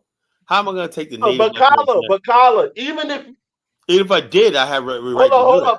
hold up, Kyla. Even if you want property in Liberia, I could get it. I could it's get your property right. anytime I want to in Liberia. Free. No, but even if you wanted it, it's your right. Yeah, it's my Should right. I write it. know it is. I know it is. I'm just saying, even though you don't want it, it's your right. It's Your my it's spirit, absolutely my right. look, the African American ancestral spirit is running through that country, bro. There's I know. nothing you can do. I felt it, and I There's felt it when I was nothing you there. can do about it. I felt it. My ancestors' spirit Nothing you presence is can do there. about it. I see it in the buildings, the art, you see it in The the history, architecture, everything. everything. You know, So you know what I mean? There's nothing you can do about it. when you And the look up, native people too. when you It's a look up the like I St. said, Paul River, Liberia to me, it's a fusion history. It's like a fusion culture. You got the exactly. It's African Black American America and history, Africa and then together. you got the African history. It's just together. They got even holidays, even dedicated to those things, The unification day, everybody unify, all the tribes unify. Everybody. Why he don't talk about those things? Just want to talk about tribal. What's your tribe, man? Who you crying and fuck all that shit. At the end of the day, we want development. We want Liberia to be. And but you know why he can do that? Because he sits in America, right, under the comfort and protection of Black America and everything we did. When that he knows, I'm gonna tell you right now how dangerous that is. Talking tribalism, because the Bible, when it's the tribalist, he gets power. He's gonna put all his tribal people on and kick you out. You know, it's like to go in a place. Let me tell you something, Kyla. This is a good thing with this woman being appointed. I see more appointments coming in the future. Exactly.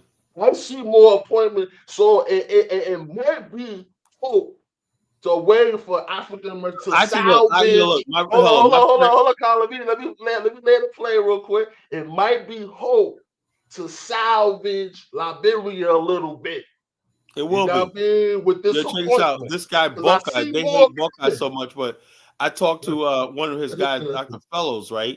He basically is head of the Liberia. I think he probably has something to do with this too, the Liberia diaspora. He basically the UP party diaspora president, right? He's a friend of mine, Dr. Fellows, right? And he said right now he convinced Buckeye to create an office for the diaspora.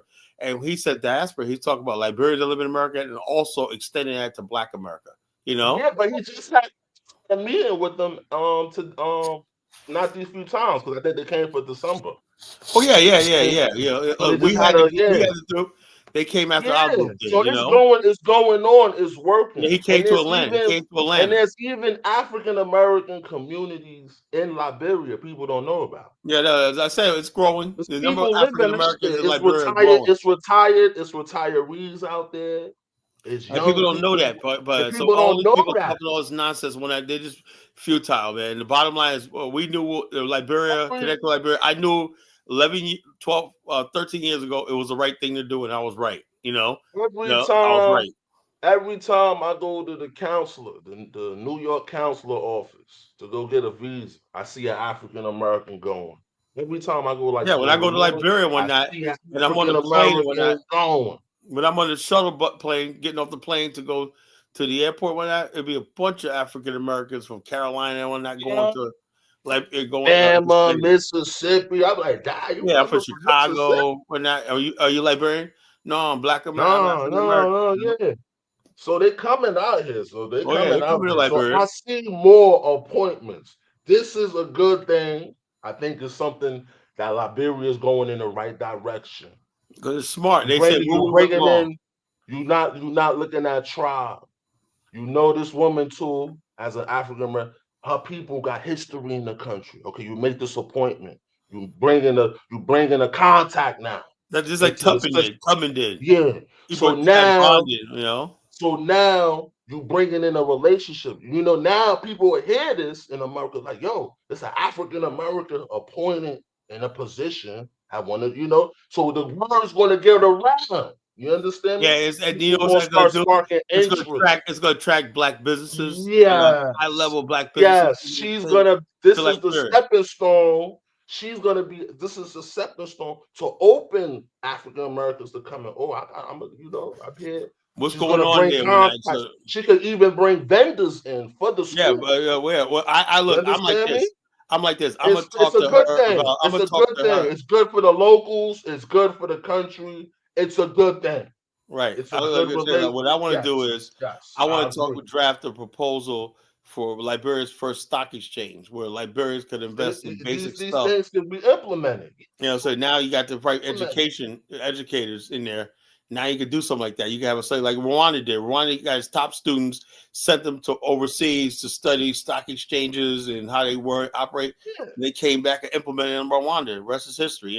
We had to do that in Liberia. It can happen. It can happen. Like you said, you It will can have a happen. stock exchange. We could be in America investing in it, making Exactly. From my having apps, from the consultants over phone. here. We got offices over here in New York. We got offices in Monrovia. We Yeah. got consultants. We got everything We could be monitored raising 24 billions of hours. dollars. It could We be could be the raising pensions. You got the billions of dollars insurance, for the raising billions pensions, of and dollars. everything going in. So Yeah, stocks and that's bonds in something Liberia. great. What? Something great. That's a multi-billion-dollar industry. What are you talking about? Raising also not only that, we got crypto, gold back crypto. Liberia has gold, so you can back it with crypto now and stuff like that. Put it on the exchange and whatnot. Crypto companies, every hedge funds, all these different. Liberia needs to modernize its financial system. That's a Banking is great hedge funds, step financial in the system, right direction. and credit. I love this appointment. It should not be any outrage. I want to hear all the naysayers tonight. Whoever's outraged, they're out of their mind and they're nut jobs and they need to go to hell. Yeah, that's what I'm saying. So the bottom, what it is, they're not thinking about Liberia. All they think about is stupid. First thing Elvis says, she's mixed race. What the fuck does that got to do with anything? She's not mixed race. She look like one of my aunties. That's what I She said. look like one of my aunties. They see what it is. Every time they see African Americans very light skinned, they automatically deem them mixed race. No. I got people in my family that look like her, and they're all They got people in Liberia that look like that woman. My Liberian auntie Berlin, she looks like that. She's that light. She's Isabella's aunt. She looks like that. Real light, pale skin and whatnot. She's a Congo woman, but she's black. So the bottom line, this idea that these people, that's another thing. But these people always try to divide us. With you, the show that we had shit, the Misery Merchant. Yeah. Misery Merchant. They just want to spread misery. They come here, they load up their AK-47s with misery bullets, and they start shooting. Yeah, that's what they do. So that's all. That being said, shall I let Elvis up here and see what the fuck he got to say? The Misery Merchant up here shoot a couple shots. Let's see what he got to say. I know it's something fucking stupid. I know it's something stupid and ignorant. But we'll let him on. How about that? Carla, what's up, man? Always something ignorant and stupid. Whatever. Go ahead, Elvis. What up? I mean, you made up your mind before you even heard my take on this. I'm not even against this lady being You're president. ignorant and stupid, man. What else? No, I mean, you started your show with smoke for me when I didn't even say anything. And when you say I said she was mixed race, I'm going back. I'll be listening to past shows and whatnot. Stuff I don't catch. Are you disputing this appointment? Are you disputing this appointment, Elvis? Let's get to the bottom line. Are you disputing this appointment? Dave, relax. No. I'm asking. Relax, brother. No. Did you hear what I said in the last 10 seconds? Are you disputing? Well, Carla, let me get back to you, right? When you said, I was laughing when you said she's mixed race. That's why I was laughing. I didn't say she's mixed race. I don't know her background. Dave did. Look at my comment on the timestamp and then go back. You'll see that you said it. That's what my reaction was. She was mixed race. No, that's what I'm saying. Look at my comment when I was laughing about her being mixed race. And then rewind the video. She was mixed race. I didn't say that. Nah, I didn't say that. You said it when you was reading her. Let me scroll back up. Yeah, go back to my comment. Let's scroll back up. Add let me see. Timestamp don't show up. Okay, at 9:32. We disputing this. That's 9:49 your time. And then try to see if you can go to do a playback. You see that. That's what you said, and I just reacted to it. You was reading her resume from Wilson. No, I deleted the comment. That's why I can't look at it. Shit. We don't care about that. We don't care about that. So for me, disputing this appointment, yes or no? We're on the Dave, relax. No, but stay on the topic, bro. No, Dave. Relax, Dave. Relax. Colin didn't want to let me up here to tell me my view on the appointment. Oh, go ahead. He, Go ahead. he, Go ahead. Go he ahead. I'm just gonna tell you assumed I now. was against it. I'm not against it. No, I didn't say we're against it. Now I'm just saying you say a lot of Right. stuff. So why You you keep attacking me? You no. I'm start the saying show and you're mad at me for some reason and you're talking shit like this. about me. You I'm won't like let this. me come on Hold the on, show. Elvis. I don't get it. I'm not attacking you personally, but I don't know you personally like that. I'm attacking an idea that you got people now in Liberia call themselves Pan Africans that are outraged. That's freaking. Yeah, but you project that on me. I'm not Well, outraged about this. I know you call yourself a Pan African, but you're a I'm tribe. not Pan Africanist. What are you Well, talking about, whatever. You Colin? call yourself, Have you I call ever said I yourself was a Pan pro-black. Africanist? You call yourself pro-black, but you're a tribalist. I'm pro-black. I'm No, not you're not. against You're this a lady. tribalist. You're a tribalist. What do you mean I'm a tribalist? You're a tribalist. You're a my tribe, whatnot. My tribe. No. You I blame was our gonna people. see You always land, talk blah shit blah about the blah. crowd The people, bottom the line is, no, the savages. bottom line is this: until you create, look, Elvis, this is what I'm gonna tell you. I've got a job for you. Until you create a Quran dictionary, encyclopedia, and something like that, Quran Science Institute, and something like that, and you modernize and become civilized, you should leave that shit alone. Right? I'm honestly, because it makes you regressive. We're living in a world where we're trying to bring the black race up, right? Tribalism, tribal identity is no different than being a Bloods or Crips one. That's degeneracy. I'm just telling you. Every time I hear people talk about tribes and stuff like that, I just really feel that they want to be regressive and they think the black race, when they're supposed to be savages and fucking ignorant and stupid and whatnot, while the rest of the world is going to higher heights. You got people in Asia right now where you got Koreans, Singaporeans, Vietnamese living in brand new state-of-the-art cities, getting along and whatnot, putting their differences aside and building a new Asia reality, And what do the Africans do? We sit around talking about Ubuntu. We can't hate, we hate each other, all this freaking And nonsense. Colin, I heard you say something again. Maybe that's why you don't like me up here, which is understandable. No, When you I say didn't say some things and I try to, give you the right information, you might get go mad ahead, about it. spill it out, spill it out. So you made a statement about our current president, Boyka, not being a tribalist because he appointed his lady. No, no, I'm saying like this. I know all you guys are tribalists, but I'm saying like this. I That's had what a you said.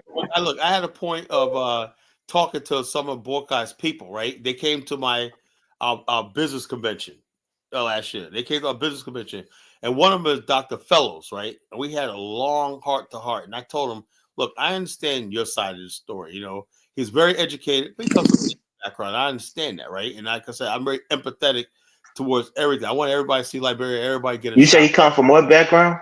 He's a native man, Oh, he's a native man. Okay. He's a native man, but he's highly educated. He lived in Philadelphia for years and whatnot, and basically, he's a good guy, man. And my last day in Liberia, I didn't have a truck, right? So he loaned me his truck, right? My driver's truck. And my driver introduced me to him. So he loaned me because my driver Robert works for him when I'm not there. So anyway, he loaned me his truck, and I was able to go get my guy Sam. We went out to dinner and go to the airport. So he loaned me that when I paid him like $100, whatever like that, just for those couple hours. So anyway, he told me that he had one of Boca. He told Boca, you need to reach out to Black America. That's the only thing Liberians gonna say. The Liberians in the West and the African Americans, right, that want to come and be like that. He said he looked at Ghana and stuff like that. He said we need to reach out to people and these expertise. A month later after we came there, Cynthia Nash came to Liberia and opened up a magazine, International Focus. They was at our event. They interviewed us at our event. And so anyway, Cynthia Nash, now they have a Monrovia edition. They're publishing their magazine in Monrovia.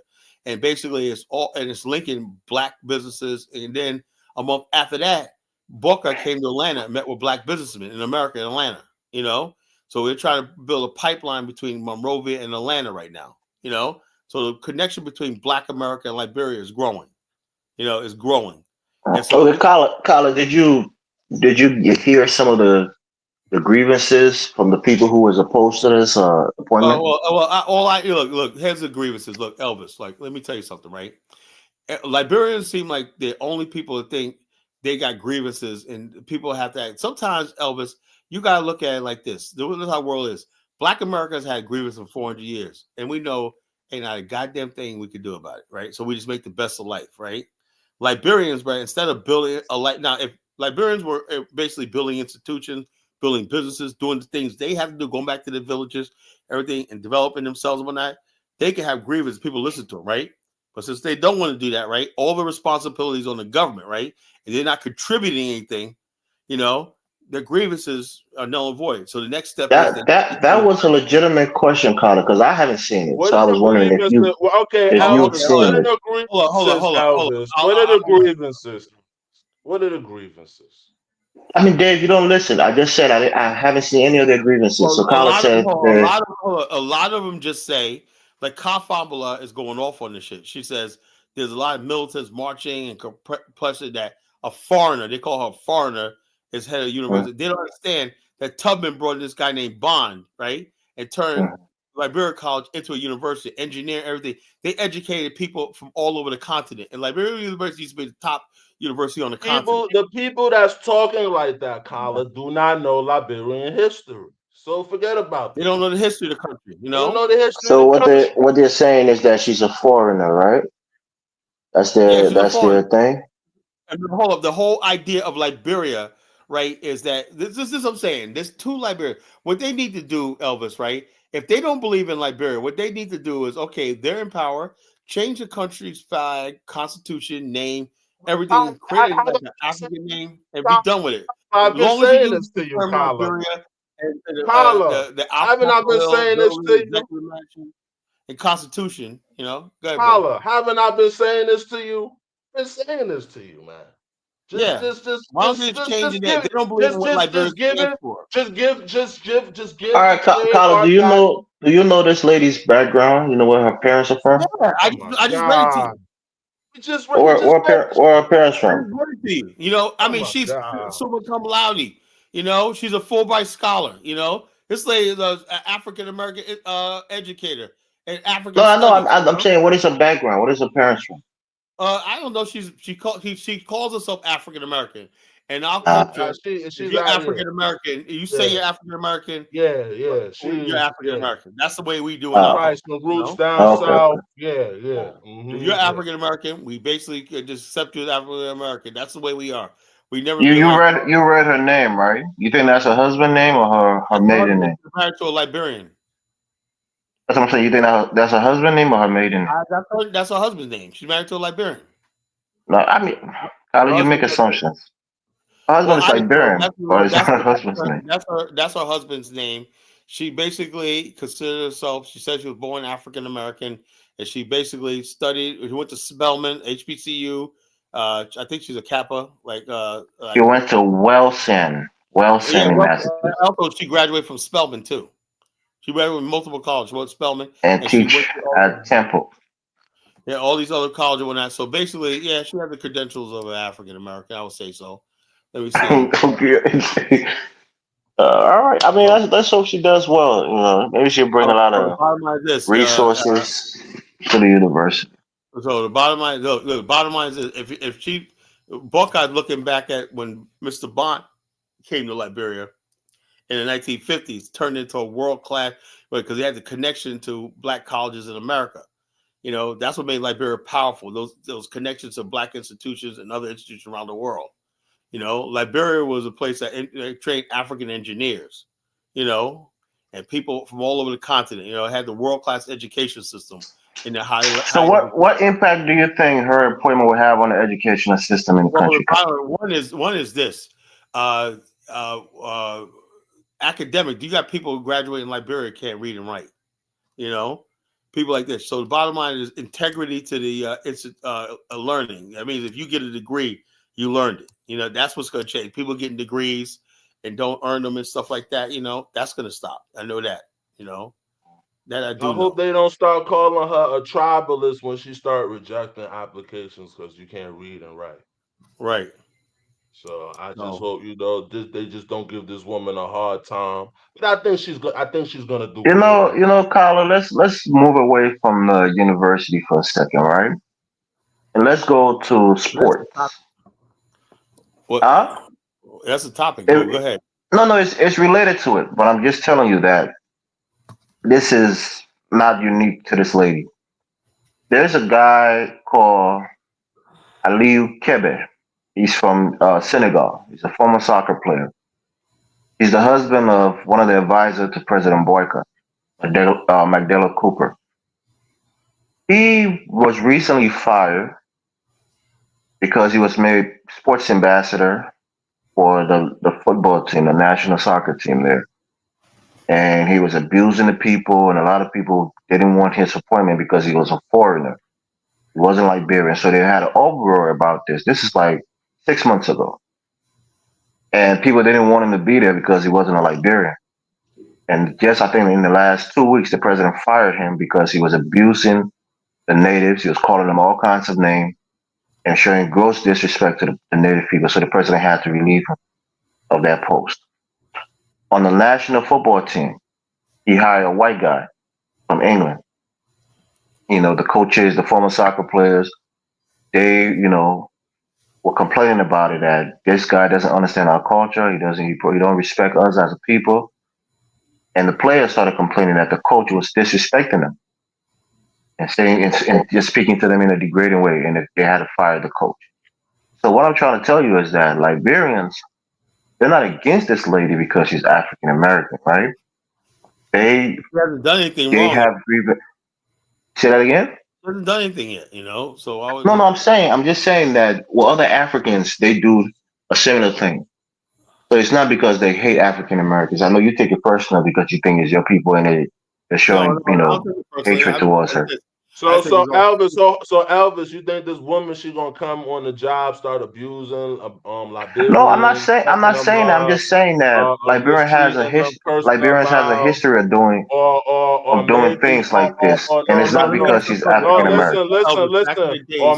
Or maybe she want to be straight, and then they don't want to be straight, and then they're gonna give her a hard time, and then you know what I mean, and try to bamboozle her. You know what I mean? Bullshit like that. Come on, it's not. It's not about the lady, Dave. Don't get too emotional. It's not about the lady. I'm just saying. I'm giving you. She just No, got the. listen to what I'm saying. I'm just giving you a couple of examples. Y'all assuming that she's gonna start being abusive on the job. No, I'm not assuming that. I'm just telling you from other instances where there has been uproar when foreign nationals has been in position. This not. I'm not equating it to her. I'm just telling you the behavior. How many times, Elvis? Let me say, you want to be tribal again. Have you ever seen Liberians get outraged over the fact that Lebanese abuse them every freaking day, treat them like shit? I've seen it with my own eyes. Kyla, there's a big, again, I'll tell you this. You're informed on some things, but you're not informed on other things. What about the Indian people? Or what about the Chinese people? One second, Dave. Elvis, the first thing I saw when I went to Liberia, the Chinese people, I saw the Chinaman had little Liberian children. That broke my heart. I said, my God, I broke down in tears. Seeing little kids out there at 12 o'clock at night, freaking putting sand in a bag so they can pay for their school fee. That broke my heart, and you guys have nothing to say about that shit, I mean, you're not hearing what I'm saying, Carla. You're trying to go to a whole nother thing. No, it's not a whole nother thing. It's like you guys have it's a whole nother thing. This woman's going to be abusive on the job. The people are assuming that she's going to be abusive. Who's saying that? Who's saying that, Dave? That's what you're assuming. Who's assuming that? You're giving me other examples of this African guy who's a sports director and he was abusing that shit happens in Africa all the time. You're gonna have you equate that with the lady. Y'all do that shit all the time in Africa, nigga. Dave, you have to relax, brother. It's not even that deep. It's not even what I'm saying. Black kids in America get abused in boys' clubs and sporting teams and everything. It happens all over the world. You're not hearing what I'm saying at all, and that's the thing. Your mindset is warped on this whole thing with this lady. I told you. I said let's leave the lady aside. That's what I told you before. I said let me bring you to another place, that has to do with sports. And I'll give you this example. I'm not telling you this lady is going to do anything. I said she might be a good person. She might bring more resources to the university. She might do well. That's I didn't say anything bad about her, but I'm telling you. Just in recent times, apart from this lady, even before she came on the scene, Liberians has been doing this with foreign nationals. Gonna happen. She That's gonna what I'm try to saying. be. She gonna try to be straight on the job, and they're gonna try and bamboozle her and try to push her out. Kyla, I really do you know why that position is even open right now? I don't know because they need somebody. Education system in Liberia is failing. All right. I mean, that's not that. They've had Yeah, it is that um no, people just listen. graduating and they Listen. don't have can't read and Yeah, write. that's part of the problem. But I'm telling you, the guy who was there has been given an ambassadorial position, I think, to Qatar. So he's going there. But prior to him, a student revolted against the previous president of the That's what university. she's coming now. into. So the student on the campus, that's what I'm trying to give you a little Hold on, history look. Let me because tell you something, Why? Elvis. No, I no, was no. there. Why they Elvis, revolted? I was there, and I talked to some of these so-called students. Most of them really should be in vocational thing in the hinterland, learning a trade, right? But yet, you know what they do with their time as students, right? Politics. Especially, I was there when I was in 2023. You got students out there at the Capitol Hill, blah blah. I said, shouldn't you guys be in class? You know, that's what I'm trying to tell you. The students are being militarized. That's what Call was trying to tell you in her yeah, post. I know that. What I'm saying is, so the These students. guys are militarized on So, the Bible, Ellen, and on the George where does this Ware. come from? Where does this That's come from? not. That's It not. came No, from they've the been You know, history of militarized the since true, the I mean, since the 1980s. Progressive Party, the They've PAL, been and militarized since PRC. the You know, 80s, the 70s, that's or what I'm late saying. So that's 70s. what you guys bred, and it's coming back to haunt you. You it's know, not coming back to haunt anybody. This it is a is, problem man. in the Liberia country. basically will never know peace You know. because you guys always use Who violence is as you guys, Kyler? You just said I wasn't even born then. So why you keep saying you you know guys? your people. You know, your side of My the people. Who is my people? there are people that discontent about the government. You know, and the People are always you discontent guys, about their government, you guys Kyler. who are not. Oh, you guys are not foundational Liberians. You know. Okay, Kyler. Whatever Elvis, you say. Elvis, you slick. Carla. You tried to find a little easy way to start a big argument. I'm Yeah, seeing yeah. this, man. What do you mean, Big Black? I No, see how you I ain't do operate, man. I ain't Uh, do nothing, Big Carla, Black. Carla, I'm saying Carla was saying something last show. You do little slick things, and yeah, then he do. He do. yeah, you do Like little what? slick things because Like what? Like what? Like you what, Big Black? you started this all started over you worked your way from a team, right, and a coach. You snowball all the way up to here. You work that snowball. Now it's all the way up to here where it's going to be arguing back and forth. No, I'm not even It's, trying to argue. I'm just giving Kyler history because the guys in the country, they become militant. They even stopped the vice president from going on the campus of the university a couple of years ago. They blockaded the whole campus. Other officials from government, they refused for them to go on the campus. There was a riot. Rocks was thrown. There was a lot of violence going on the University of Liberia campus. So it might just be a subsection of these students who are quote unquote revolting against this appointment. It may not be the vast majority of it. I'm not on Facebook, so I don't really follow these things. That's why I was asking Carla if he has more information on it. Man, But since I'm on these Liberian political talk shows and things like that, and this is one of the topics that we're supposed to touch today. well, So I'm just giving him some histories of people sometimes overreacting and justly reacting to foreigners. It's not about this lady being African American. It's not about her ethnicity. I think it's about they don't trust foreign people having position of power in their countries. And I've given a couple of examples of people revolting or being opposed to foreign nationals, even other Black African people holding position of power in the country. That's all. I wasn't well, trying to start nothing. that's it's that's natural sometimes to be a little weary, but I'm saying it sounds like whoever gets into that position, they're gonna have their hands full. From Of what you're course. saying, you know what I mean. So just give her a chance, man. No, I'm not even against it. That's what I'm. That's what I told Kyle. Kyle assumed I was going to be. I'm not. I'm not against it. I have so no okay, gripes for okay, both. okay. I just heard Elvis, about this today, Elvis, let and me ask a people, question too. Now, let you me know, ask a question too. Now, go ahead, if Dave. if she if she don't be there, do they have a better person that could replace her? These so-called people that don't want her to be there, I they got mean, those somebody people. better. You're asking me to go into the minds of those people. I don't know what their reasons No, are for not wanting her but to if be they there, Dave. don't want her to be there, right? If they protest on her to be there, they should know somebody else that they should They probably have might. They somebody might be a nominated. noisy minority, Dave. They might be a noisy minority that's But insignificant. and they're misery merchants, and they need to go to hell and give a Yeah, woman a sure. chance. That might Yeah, be the case. They might need to go to hell. yeah. Give a woman a chance. Let's see what she could do. That's it. And I think it's a good appointment. And if this goes well, it'll be more appointments and it'll open the door for more investments and it'll open the door for the country of Liberia and more money will come through and more people will come down. That's good for Do you know how universities are funded, Dave? okay. There's two ways they're funded. Explain it, Elvis. All right. I mean, you should know this. I'm sure you do. Maybe you just want me to answer it. But Explain it. all right. So Universities are one. funded through an endowment, right? Because I can Okay. write.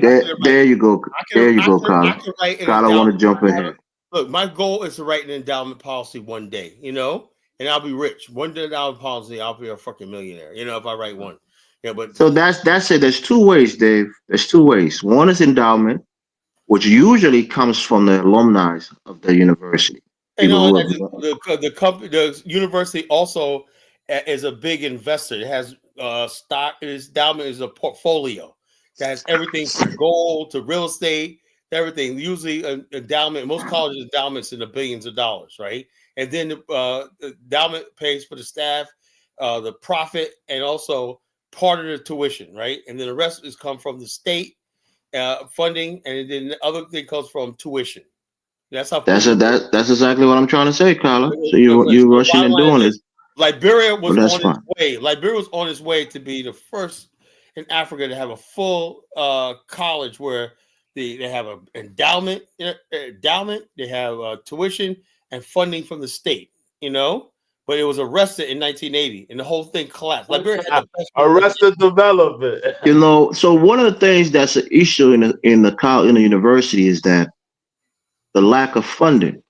A lot of students are complaining about the quality of the school. That's why you have to build quality of professors. So you don't think quality of the facilities. Don't have a coup, and so that's some of the reason they're complaining about. Elvis, and Kyla, the university has been closed for I think 3 months. Elvis, another thing we'll talk about. It hasn't been operational in the last 3 months. What I would like to do, right? Anybody listen to this show, right? No offense to everybody on the panel and whatnot, but I need to step it up. I see Big Black. You're into coding and stuff like that, right? Is that right, Big Black? Big Black. Big Black taking a nap. Yeah. I'm in. Let me ask you. You're a coder. I put it like this. I know a lot about coding. I try not to talk about. Let me ask you a question. Can you design a sketch of a new stock exchange linked with cryptocurrency and stuff like that? Can you do that?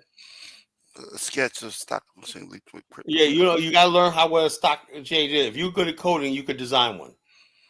But college, it can't be for free. That's money. That's big money. Kyla, you want to? You mean to write a script? You want him to write a script for a website or a program? You want to app? You want an app or it could be an app. It's gonna be linked to an app. Look, let me tell you something, Dave. Let me talk, bro. Yeah. I say when you build it, right?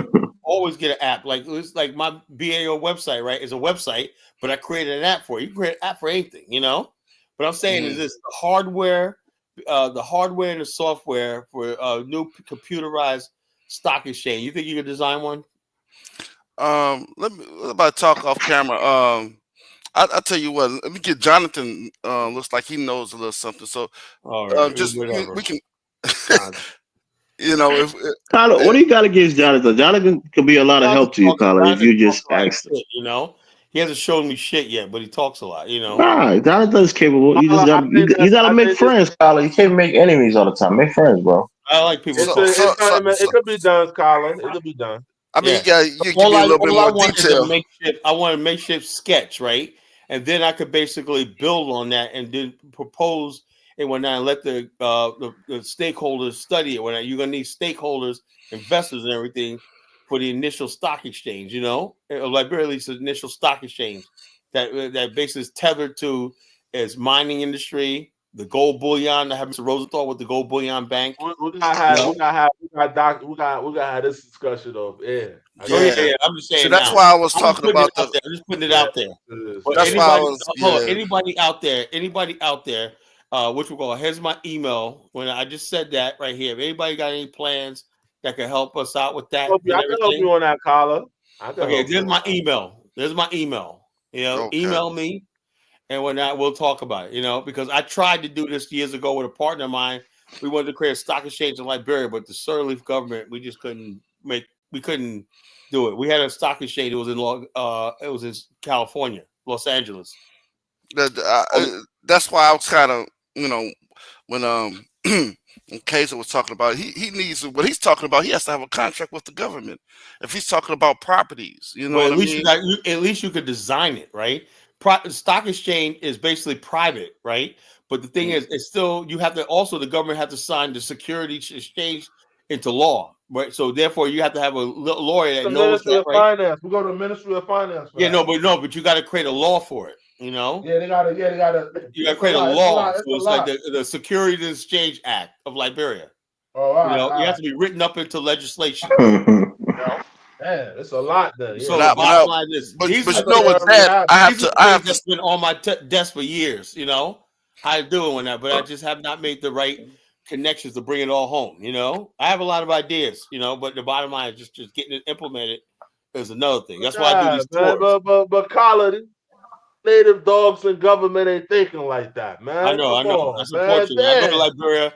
I love the Native place, man, dogs but ain't thinking when I like talk, that, man, man. it's like I'm talking Greek. Damn, man. Look, Dave, you're when I talk to you're half a Liberians, native dog, or you might be a full No, native no, yeah, dog. We don't even know. my mother don't like to associate with no native dog. Just to step deep into the project, right. So Carla, I would Yeah, need someone to basically that knows about stock exchange and how a well, yeah, stock that's what I'm saying. exchange Do what work, you gotta do. yeah. I know and a then little they would about. have to I know a little tell about it. me. I used to work on. Then they I would used have to to work in tell the finance. programmers what they want. You know what I mean? So, Exactly. and So I you know don't what I know. mean. Like So I said, I I just don't know know how the that I stock want that. exchange works. So you know what I mean. I And know, that's but I know it can be done.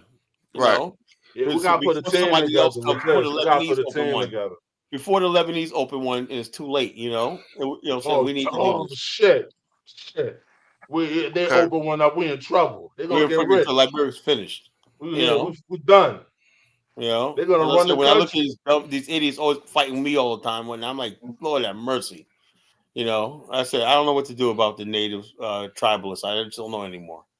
You know, God forbid if they do that, collar, we're gonna build. Liberia gonna oh, build we have Lebanon. to go to war, plunge a country into war. I'm telling you. You Yeah. know, if Liberia loses heritage, its history, all our ancestors suffering down the drain. No, it's sad. Yeah.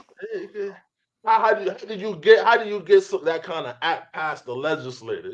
Well, you got to have first of Gotta all, bottom out. You gotta bottom out. first thing to do is you got to get a lawyer to draw it up. You got to get all the specs, everything. The lawyer draw it up, and just say this is what's going to be needed. The law for it to function, all the rules, regulation, everything.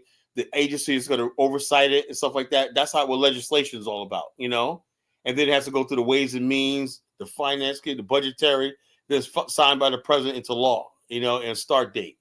That's how things get started. Thing.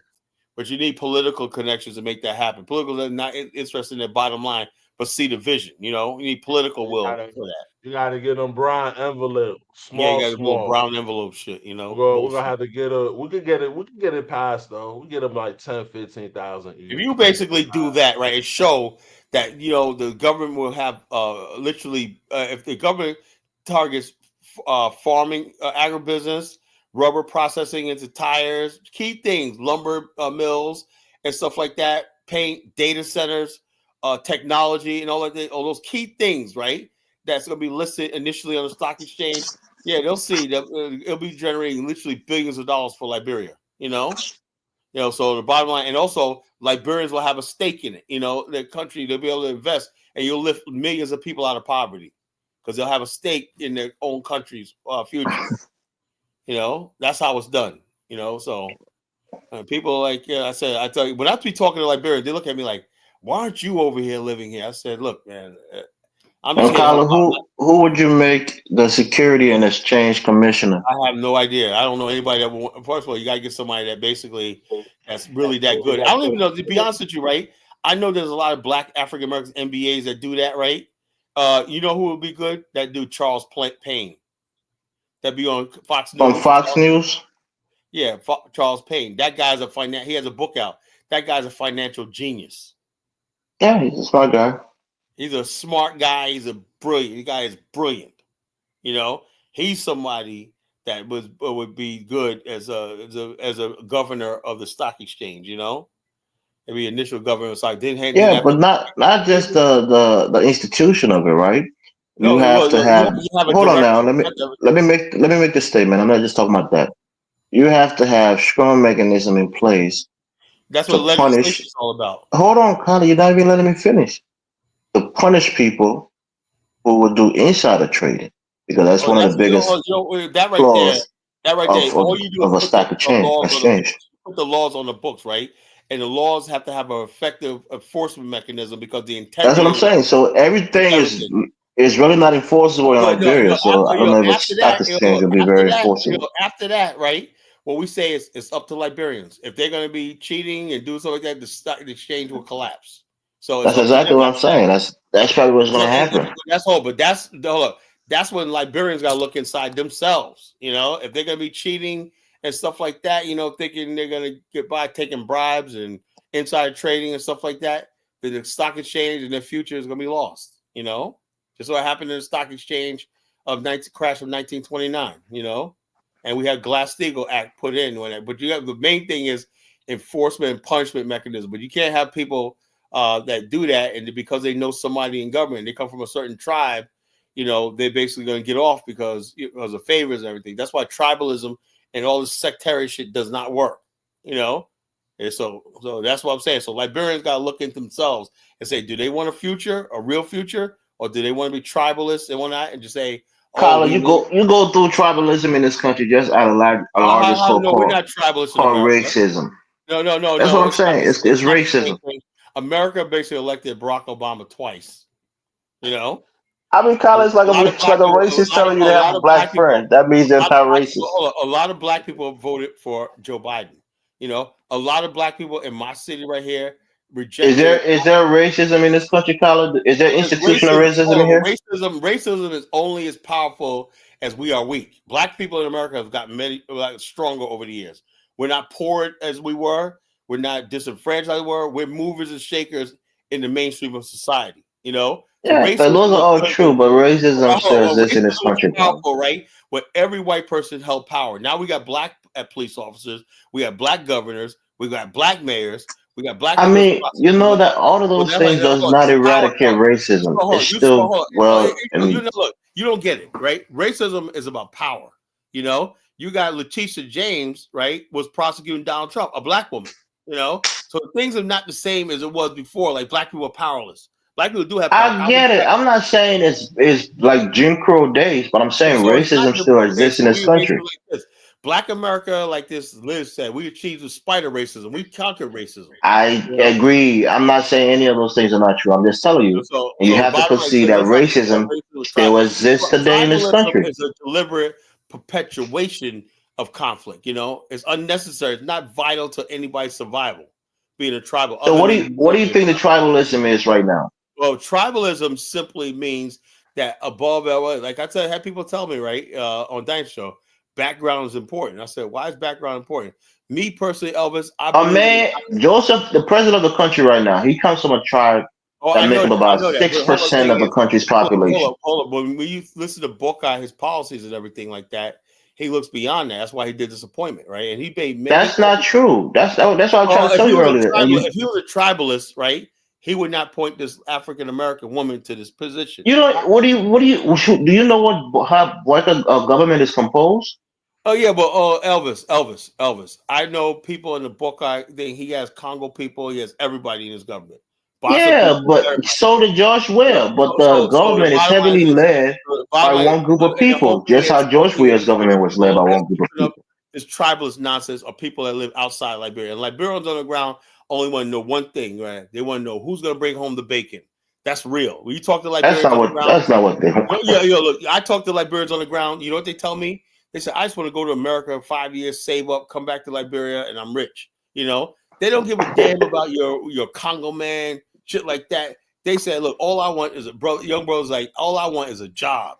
That's all I want. If I could make $500 a month, anybody gets, I'm good. I'm telling you, this They president don't has give a been damn about accused of they don't give a damn tribalism. about what So this all this stupid like this. And don't they're say proud things you Bassa don't guys, understand, Colin. they're proud Vi guys, they're proud Pele, everything like that. They don't give a damn about that because it does not put money in the pay. It doesn't guarantee them any place in society. Tribalism means nothing.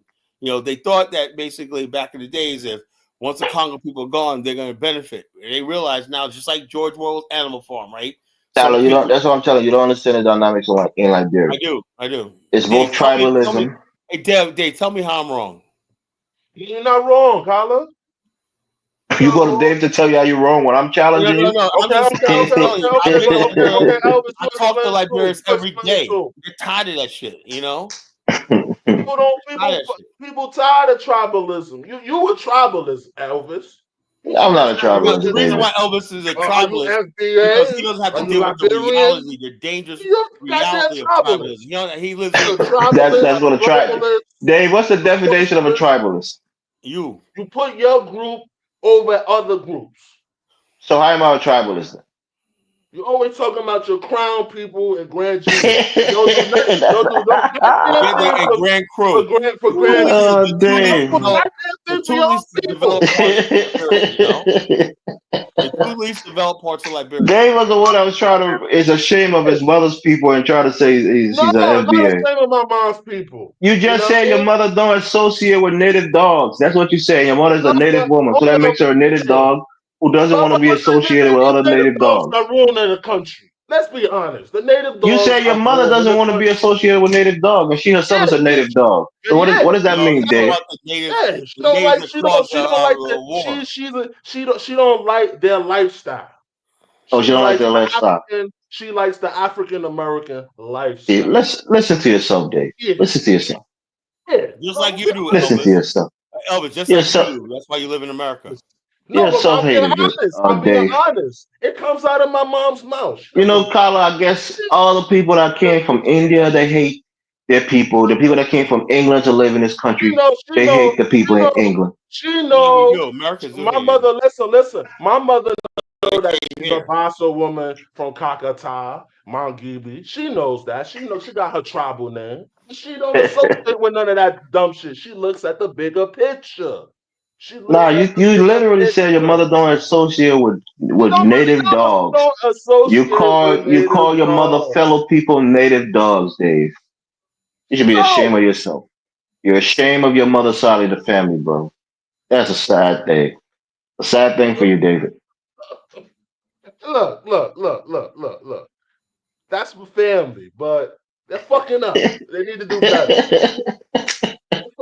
So you call them dogs because they're fucking up. You call them dogs. Yeah. Native dog. They eat dogs. Some of them eat dogs. Yeah. Native dogs. Oh, David. Yeah. That's a shame. Your mother will be disappointed in you to hear you calling her family members dogs. I'm proud of him, man. Dave, I'm proud of you, bro. Yeah, hey. Of course, if Colin's proud of you for calling your own people dogs, that's a whole nother thing. It is what it is, Colin. Of course, Dave. We know you're ashamed to be a Liberian, bro. No. You're ashamed to be associated with your mother's people, so you call them dogs. I love them and I want them to do better. That's a new law, David, to call your people dogs. Elvis, I told you, God gave us the native people, right? We have 16 tribes. We love them all. I love them. Who is the we? Who is the we, Carla? But it's just tough love. As African Americans, Yeah. We. You're not part of the Congo people. Said, be nice to the natives. That's exactly what we did. Stop saying we. You're not part of that. You're never there. I am. Like this. Okay, Carla, we'll make you an honorary American Liberian. Just for one day. American Liberian, but the bottom line, and not just that. Hold up, just they come from the Caribbean, Ghana, Nigerians, Congo. All those people, anybody settled in Liberia looking for freedom, right? We had 16 tribes to learn from, and the bottom line, we're proud of our native tribes and whatnot, It came a long way. My mother adopted the African American system. That's all I'm saying. Our civilization. She don't believe in none of that tribalism bullshit. And my mom believed in just being. Dave, I was trying to give you an example, right, of what happened in the last election. President Boyka had a lot of support from across all ethnic groups in the country. When it comes to election, people of all ethnic groups support one person who may not come from an ethnic group. See? So in politics, tribalism doesn't really play a big part because nobody can just win an election based on their tribal group. You have to reach across all tribal groups to win Yes. election. Mhm. So he did Elvis, that. And coalitions are being formed too, Elvis, right? And then when he came into power, his appointments in government left a lot of people surprised because he said that he wasn't going to be tribalistic. He wasn't going to have one group of people, one region of the country dominate. And it's the opposite of what he But did. So a lot of people are complaining. who basically thinks like that? You know, like it shouldn't be a conversation. That's so primitive, man. You No, know, because of what happened in the last election and the history of the country. So they thought he if was going George to be Weah, you know, different. if George And he Weah would did have the won, exact same thing. if And George people are Weah would angry have with won him. and had all his crew people in there and crime people in there, they wouldn't say a damn thing. You know. No, people did. People spoke against Oh, Weah for please, having you too know, many other people people from the just say, southeast in his other people government. say, you know something, Run the man, damn country into the ground. Run the Elvis, goddamn country Well, into the what you saying, Big Black? Go ahead. let me ask you something. It might be a rhetorical question, right? But do you think if Liberia was just one big tribe, things would run smoothly, more that ain't smoothly? happening, Big Black. I Hey, mean, Big Black. Hey, uh, Big Black. Are you going on a tour okay. with I us? thought that was a question for me, but okay. Hold on. Before you answer that, Ellis, Big Black, you going on a tour with us next year? Man, yeah, Come on, Big Black. Come on, man. I got, Hamida, man. Come on this tour with us, bro. I got a big ass family, man. I got Yeah, 12 Big Black kids. ain't got Bring four them thousand on, dollars to man. go to a Bring them trip on on, Liberia. man. That nigga got family to Bring them take care of, on, man. man. He You know got what? Hey, 12 Big Black, have you kids. been to the continent yet? Um, I have in theory. Um, did you say in theory, Big Black? Man, you need to go to sleep right now, Big Black. Yeah, In but that's theory, classic. Yo, that's nigga, classic, what? man. Let me Living do in this Yeah, for you, man. spirit. Collar's a Living in millionaire, Big Black. In spirit. theory. Close his eyes like, yeah, I'm in Africa. In Hey, man, that's theory, the man. funniest shit Big I heard Black all is day. classic. I don't know who's funnier, Big Black or Ola, Kid Ola. I don't know who's funnier. That's in theory. So Man, it's $4,500, right? And the reason why, because you're gonna stay there 10 days, 2 resorts, 4 hotels, and we got every transportation, nightlife, everything, food, everything, entertainment include. Look, I did more in 7 days on my tour than the first time I did like a whole month. I wasted a whole month and I spent way more money, going on my own. When I Mines tour, we did everything in 7 days. It flowed so but Big smooth. Black, what's your first choice of country that you want to visit in Africa? You want to go to Liberia. Egypt? Want to go to Liberia. Ghana? I don't know, man. I wouldn't even mind Liberia. I don't know. I Hey, like come on a trip with us, man. We got a whole You year, man. got four I like thousand 500 for that trip. It's Yeah, you next got money. year. We got that. Big Black got that.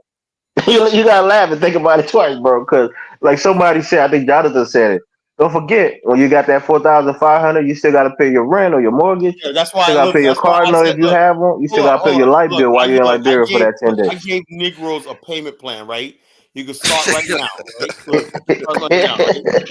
You $100 get a what I'm week, saying, right? Big Black? Check this out. Look, check this out, Big Black. $100 a week. Put that $100 a week away for 1 year. You got $4,800.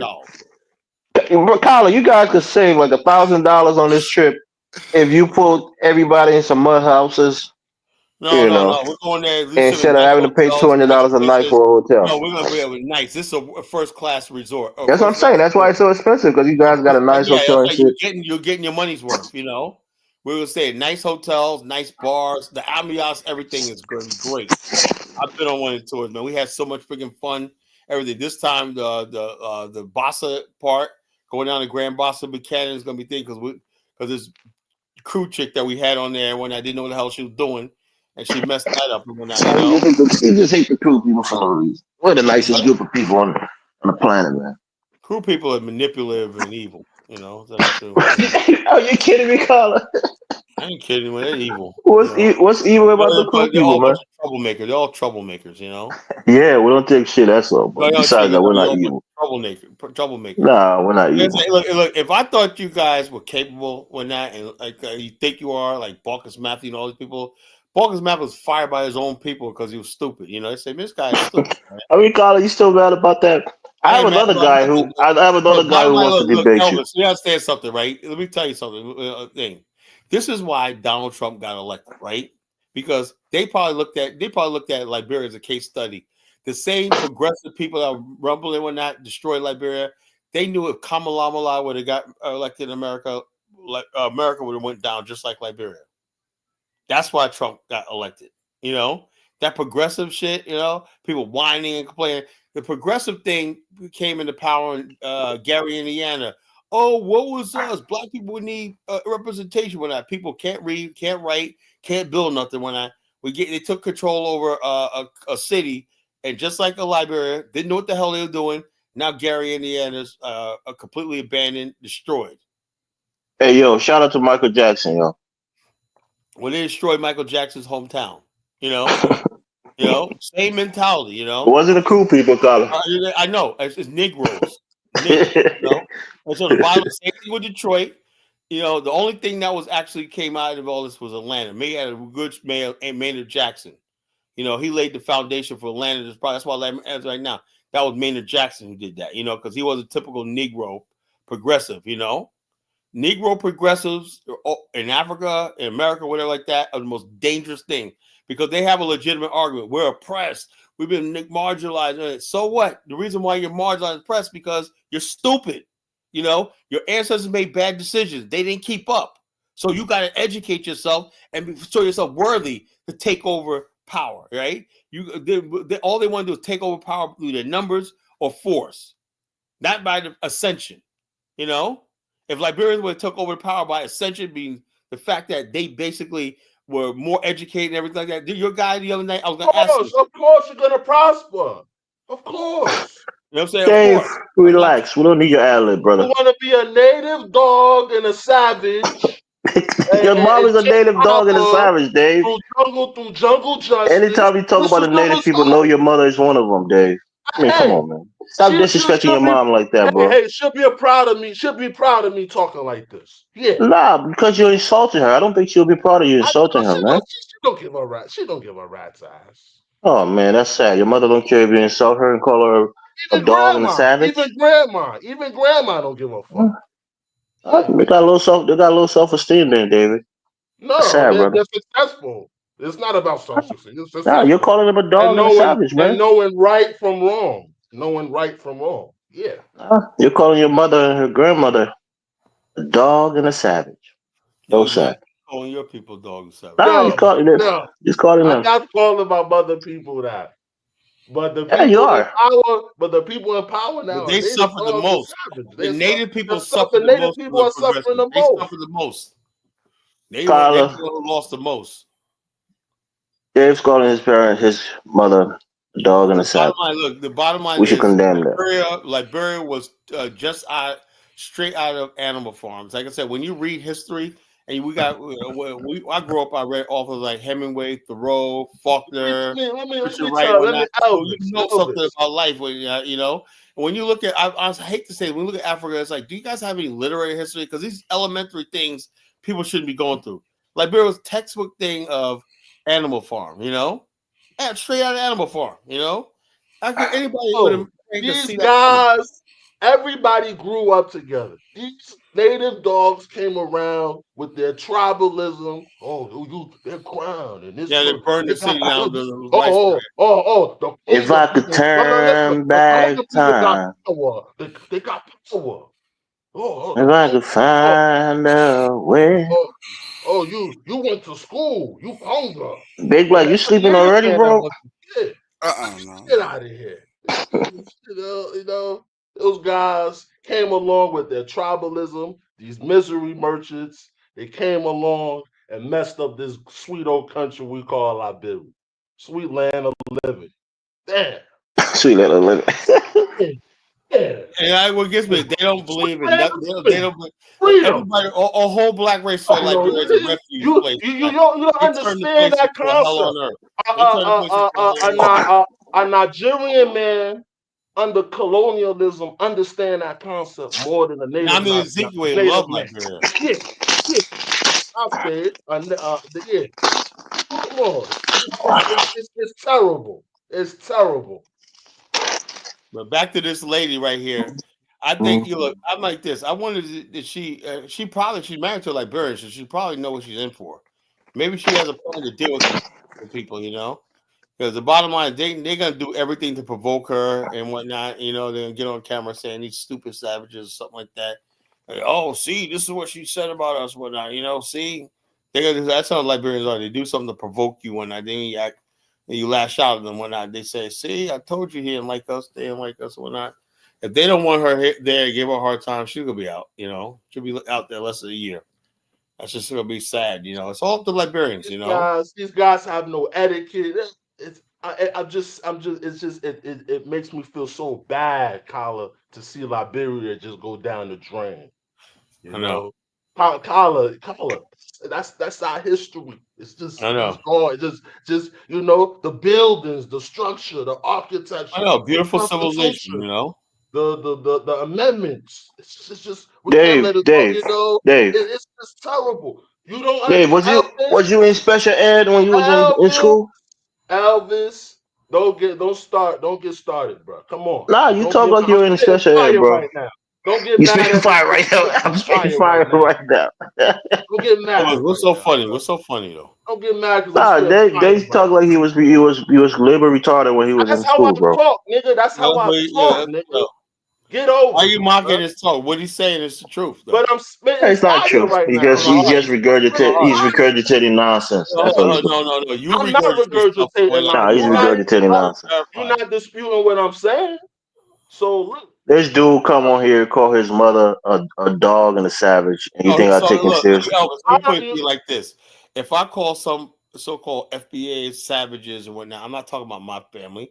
I'm talking about those No, who are he said these native dogs and well, native yeah, savages. some yeah, of I'm them talking about are. the His people on mother is a yeah, native, Kyla. yeah, You the know, people and on native Twitter. dogs, right? Yeah, You Yeah, native know, his dogs, mother is a yeah, native, so he's yeah. calling you her know. a dog and a It doesn't, savage. That's but My unacceptable, we're man. talking mother about don't the agree brigade. with He's talking that about the that native nonsense that's dogs, going on in Liberia. not My natives. He's mother talking about the knows the native Conga dogs. system. She knows Tubman and Talbot system. She don't know this nonsense that's going on today.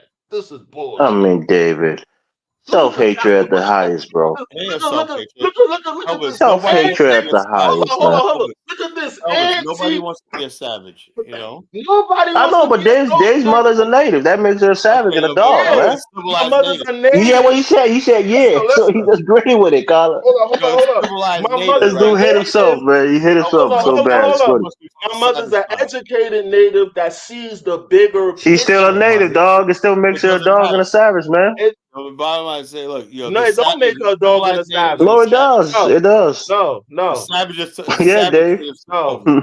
Savage It natives, does, dog. You know what Jay-Z's at, right? Rich nigga, poor nigga, savages broke took nigga, over. still nigga. Educated, The educated savages native, the savages took uneducated over. native, The still Savages native. have taken it doesn't over. matter.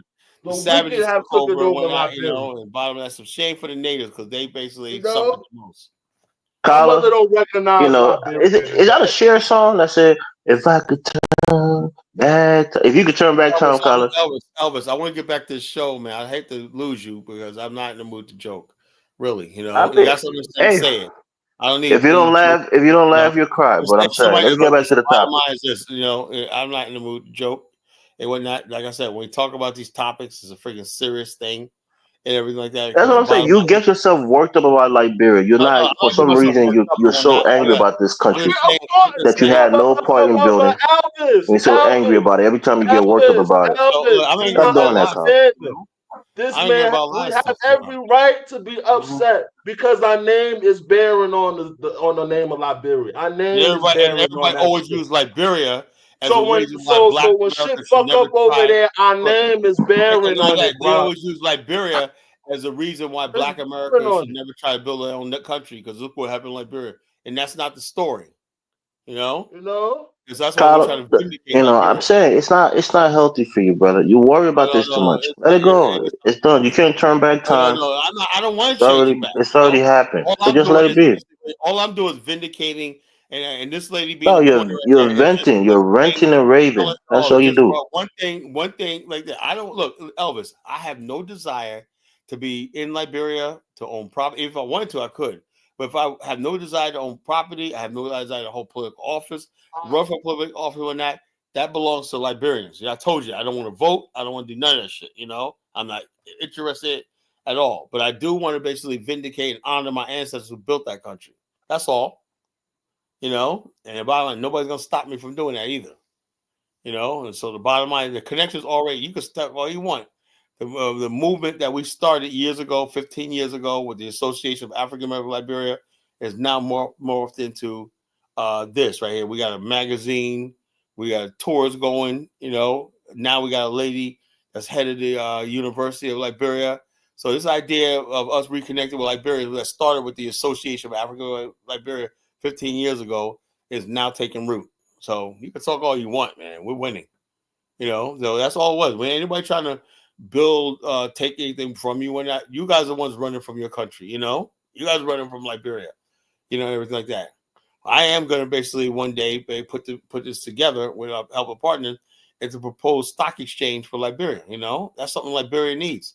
And so the bottom line is, once we have the specs on paper and everything like that, and have a lawyer, we're going to do that.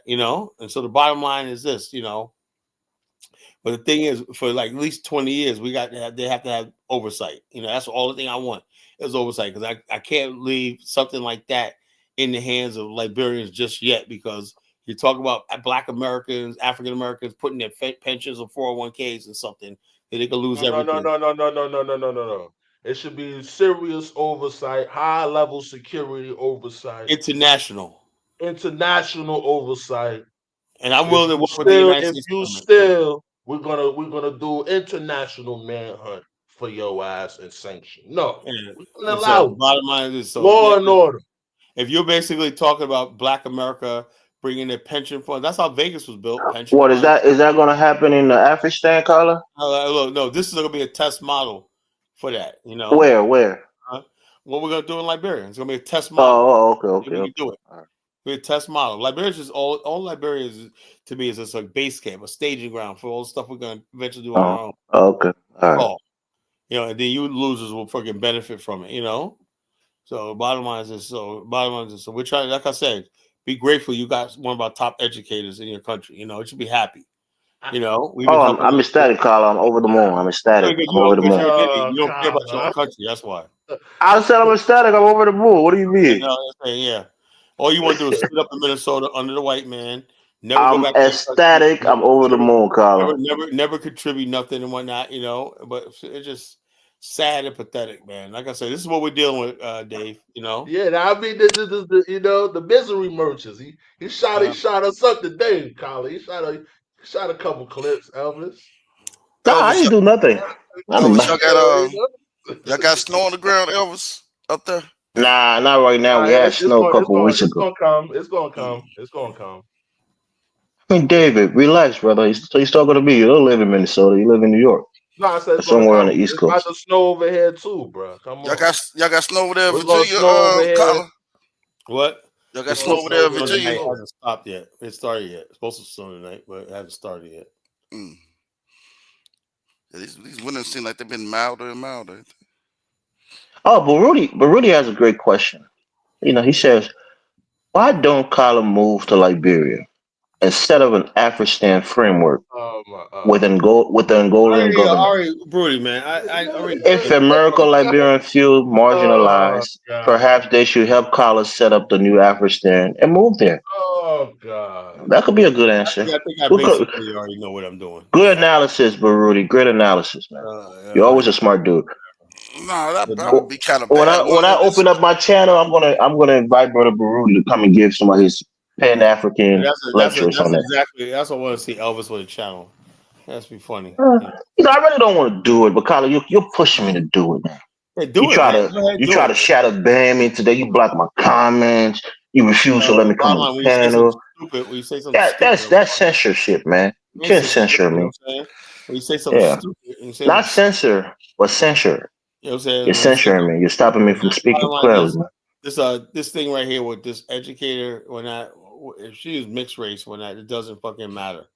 Yeah, she's not, but no, you said it, Carla. I want you to go back. I never said that. That's what I said. Go back and look at it. It's not an argument. I don't. You have to take. If I said it, I must have slipped. I didn't mean to say it. Okay, then just say you slipped, but don't say you never said it. You said it. Said something like that. I think she's mixed race. But there you go. That's exactly what you said. I'm saying so. See? I think. Well, I'm not sure, but the bottom line is. No, that's what you said. Actually, she's not mixed race, and but not so whatever. And I said even if she was, so what? That's what I No, said. I If don't you mind it. I ain't said nothing. I just said it because you said it, and maybe it so was funny, and I laughed. That's all. whether she's mixed race or not.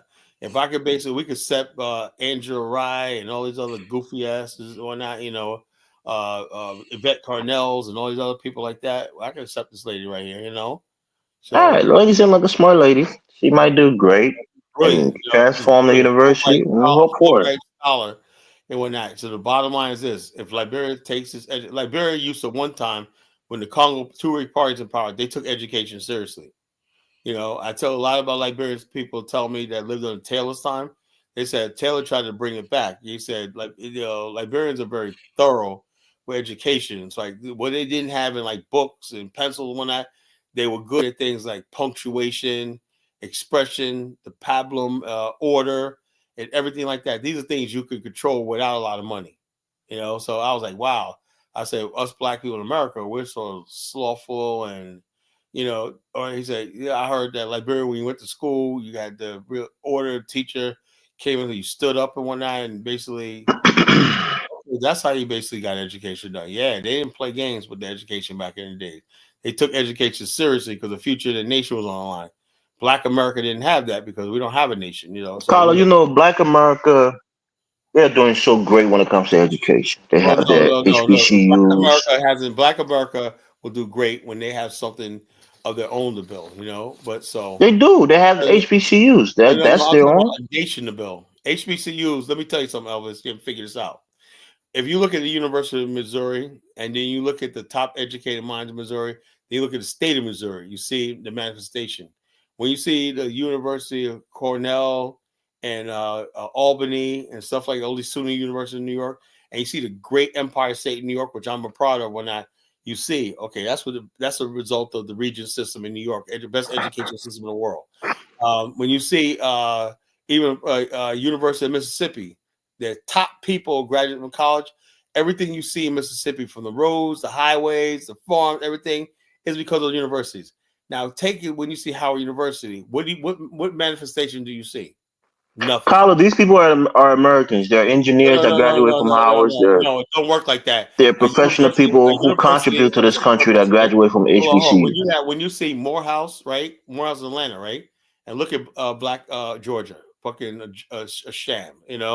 We can't. Our universities can't So solve. are you telling me that the HBCUs are not working? They're not producing great No, they're people? not. No, they're not. No, they're I not. beg to differ, Carla. No, they're not. They're not working. They're giving people degrees. You know what our HBCUs produce?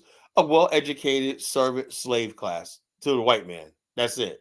It ain't building no African. It's not building Black America like we used to have back in the days. It's not doing Pan-African work. Now, University of Tennessee. Carla, I think if you were in that circle, right, had you gone to an HBCU and graduated, you would see all the great work that they're doing. If you're part of their fraternities, you would know all of their doings and ongoing. Right? Look, I work with a lot of Qs and stuff like that, and events and stuff like that with HBCUs.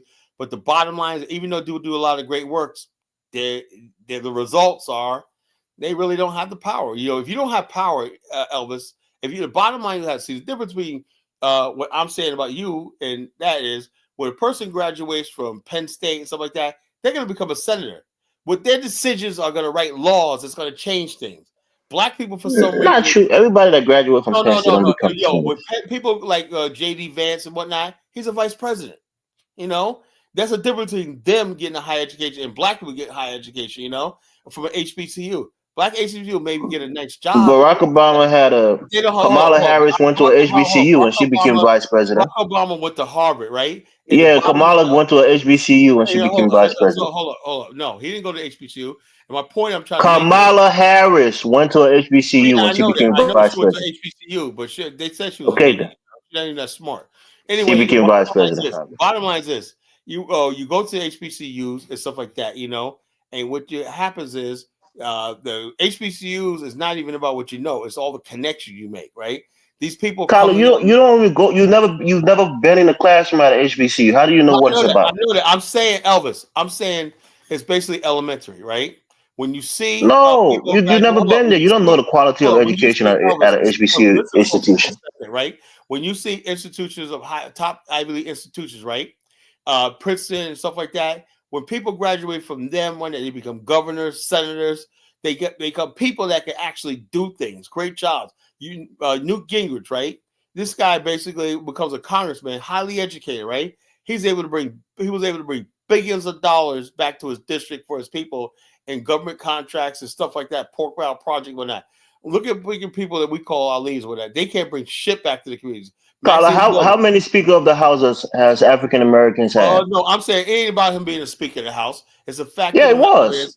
And back to back, all the congressmen, Paul Ryan, whoever it is, Nancy Pelosi, whoever it is, like that, and even other people, just regular senators and whatnot, are able to bring back stuff to their state and whatnot and get reelected. Whatnot. Black congressmen and stuff like that don't bring shit back to their areas, you know. How do you know, Carla? Do you know all the black congressmen? I live in Black America. You don't live in every district that is represented by black men. You don't know, Carla. You just make wide sweeping assertions. Elvis, is anybody? I mean, not Elvis, Big Black. Do you have a black congressman in your area? See, let me say this, Elvis. You talk about the fraternities, right? The black fraternities, pretty much versus the white fraternities, secret, societies and everything in these big colleges. They're gonna have more hookups. You know what I'm saying? They're gonna be hooked up to higher positions, automatically because, the ranking. Black people should be doing something like building their own nation. It's futile here in America. It's futile. We ain't building shit here. Carla, there are some black people who enjoy positions of power, position of wealth. You just don't enjoy that. But a lot of black people who went to these top colleges, well-connected, well-educated, they enjoy it in this country. You don't. This is the difference. The white man built this country from coast to coast, sea to shining sea, from the tall buildings in San Francisco to New York City skyscrapers. That's the white man's manifest destiny. Tell me what the black man has in America, coast to coast, sea to shine. What cities have we built? Nothing. They helped build all of those cities. Most of the cities, black people was involved in it. They're part of this country. You were a secondary part of another man's civilization. That's why he'll never respect you, because he built the thing. Yeah, that's what you think, Carla. All the people that built diasporans. Look, let me tell you something right now, right? I'm sick and tired of lying to black people and trying to make you feel good about yourself. Yeah, the white man built so you admit that you be lying to black people? What? You admit that you be lying to black people then? About what? I never told black people they built America. You said you're sick and tired of lying to them. So that means you've been doing it. So now you're sick and tired of it. No, I'm saying I'm sick and tired of black people being lied to, not by me. I'm saying, no, you just said I'm sick and tired of lying to black people. I know. I'd say be like this. I basically don't say nothing to make people feel good about themselves. So when Dollar Bill is saying all those things, why don't you rebuff him if you think he's lying to them? Not build America. Black America did not build America. That's a lie. Will we labor? Do we provide labor? Do we help support? Yeah. But the bottom line is this: when you basically labor, it's like you say when you work for a person on a job, right? You can't say that's my company. No, you work for somebody. That person who owns the business is who built it. You just basically have the help. The black people say, so people tell black people that to make themselves feel good, and they're lying to black people to keep us from thinking about a nation of our own. Carla, I have a good question for you, right? So Baruti said Carla is basically an ADOS with a nationalist tilt. Why doesn't he link up with Yvette Cornell to go jump in a lake? To find common ground and combine forces and focus on Afghanistan. I wouldn't say he's that, but basically what I think what Carla's saying is that we contributed to America, right? But come on, man, we came over here as slaves. So yeah, we did. Why we volunteer? That's also stupid. Like we came over here in a country that enslaved us, lynched us, killed us, and whatnot, with impunity. Carla, like you said last night, you rose above those circumstances. You became great. You made great contributions to this nation. You got positions of power and wealth in this country. Elvis, I'm telling you right now, I'm just saying that for the Africans who keep saying, well, we haven't done. Yeah, under duress, we did something, But the bottom line, right? You did a lot, not just something. A lot. Look, that's not enough. That's not enough. To an African, he could be satisfied with that. But we're great people. I think we're superior and better than white people. That's what I believe.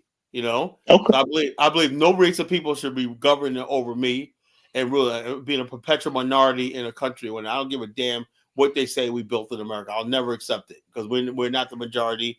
We're not the ones calling the shots. And then now with Donald Trump being president and the MAGA people in power when that, now we really is going to fucking never have power when that. Because But Kyler, you voted for that. So why would you vote against your own interests? I voted to basically have this idea where we can start the idea that we're starting to draw lines between black and white. Because before Donald Trump took over, black people were basically deluding themselves that we have this rainbow of it. One thing that threatens me and threatens black national is this idea of a rainbow country and fucking kumbaya, all this stupid stuff like that. That disarms black people, make us weak. I said, when you're a black nationalist, you're clear. America's for white people. Now we need our own nation. There's no other way. Kyler, Baruti had a question. He said, did Kyler graduate from an HBCU? No. Okay. No. So the bottom line, I just look at the evidence. Look, I love my HBCUs, but the bottom line is this: the HBCUs cannot solve the problems in Black America. Maybe Baruti graduated from an HBCU. Did you graduate from an HBCU, Baruti? Maybe he did. Maybe he knows what's really going on there. And the bottom line is, you said what, Kyler? The HBCUs sold out. They sold out. Dave, did you go to an HBCU? No. They've been I wouldn't put my kids in that. All these universities are sellouts. You know, I mean, you guys just make assertions about these schools and these institutions that you've never been a part of. You don't understand their culture. You don't know what they're doing, and you just start saying you're sellouts. They don't support the problem with HBCUs, there's no economy for the HBCU. What are you talking about? Okay, take Alice Cummings, for example, who was the chief administrative officer for Coca-Cola Global. He graduated from Clark Atlanta University. Let me explain. And he worked for one of the biggest corporations in the world. So they respect their degrees. What are you talking about, bro? Let me explain. The masses, the problem, the masses of black people. Let me explain. If I got my son, right, and he get accepted to Harvard or he get accepted to one of the top black HBCUs, I'm telling my son to go to Harvard, bro. Nobody, he's going. That's you, Dave. That's your choice. But I'm telling you, we're talking people in high position graduated from HBCUs and became very successful. You don't only have to go to Harvard to become successful. Elvis, you're missing my point. Individuals become successful, right? But the bottom line, the whole idea of a college is to change the world, be able to change society. That's what I was taught. Look, I was taught that in high school in New York. They would tell us when I was a kid. And they've made a world changing impact in some of the people that they produce. Let me land. You always say let me land, right? When we was in New York, when they was prepping us for college and whatnot, they said what you learn, everything like that is going to affect the world. We have to change the world, provide and everything like that. That's what basically education is for. Not basically thing. And that's why one thing I do like about Barack Obama. I do like about that him because I heard him say the same thing. You know, I got into things. He became a community activist, community organizer. He uses education to make a difference, you know, because he had a Harvard education in Columbia, you know. Ooh. So that's a difference, you know. But Obama, black people in the HBCUs, they don't have the ability, the connections, the means to make a difference in the black people's lives. That's why I say it's good for the individual. We love them, get a degree, get a life on that. But what happens is, Elvis, and you're not gonna like what I say, is right. A lot of times, the educated elite in our black community are segregated from the masses of people, and it creates this thing where I got a degree, you don't, I'm better than you. White man knows how to pit black people against each other. You know, that's what we call the boule. You know, they pit black people against each other. You know, based on who got educational attainment, they create this fake ass talent nonsense and everything like that. And the bottom line is this: the Black America has never had the brain trust in the academia fighting for it. You know, really, we never did. We have people that fight for themselves and their place in white society. That's all we have. That's why we say we want an African. That's going to call everybody that says that for black because the African will give every black person a place in the world. Right now, the colleges, all the people get up there and talk. They want us to vote. Democrats and all that, but they can't tell you how you benefit from who they made political alliances and marriages with, you know? So that's what I'm trying to say. You know, now Liz said, we are good in our home America. Look, stay in America. Nobody's asking you to go no place, you know, Mrs. Half-White woman, you know? Stay in America. Nobody's saying that. Look, I'm going to tell you right now, if you're a pro-American black person, Hey, look, I wish you all the way. Don't listen to all these stupid people talk like join the MAGA party, wave your be a flag salute, rootin' tootin' flag saluting MFer. I would say go for it, man. Go join the MAGA movement. Say make America great again. Live your life. Have fun. That's what I would do, right? Because the bottom line is this social justice movement and everything like that, where you keep trying to convince us that you're trying to change America, and we're just waiting for 60 years and America hasn't goddamn changed, right? So time is up. It's time for us to have a nation. That's what I'm saying. The time is up. So this idea of, Kyle, just keep going. No, we're going to keep going on forever in the bottom. And I said, let's just start by rebuilding what we started in Liberia. And it's going to lead to this idea of an Afghanistan. So that's my agenda. I hope I'm clear about that.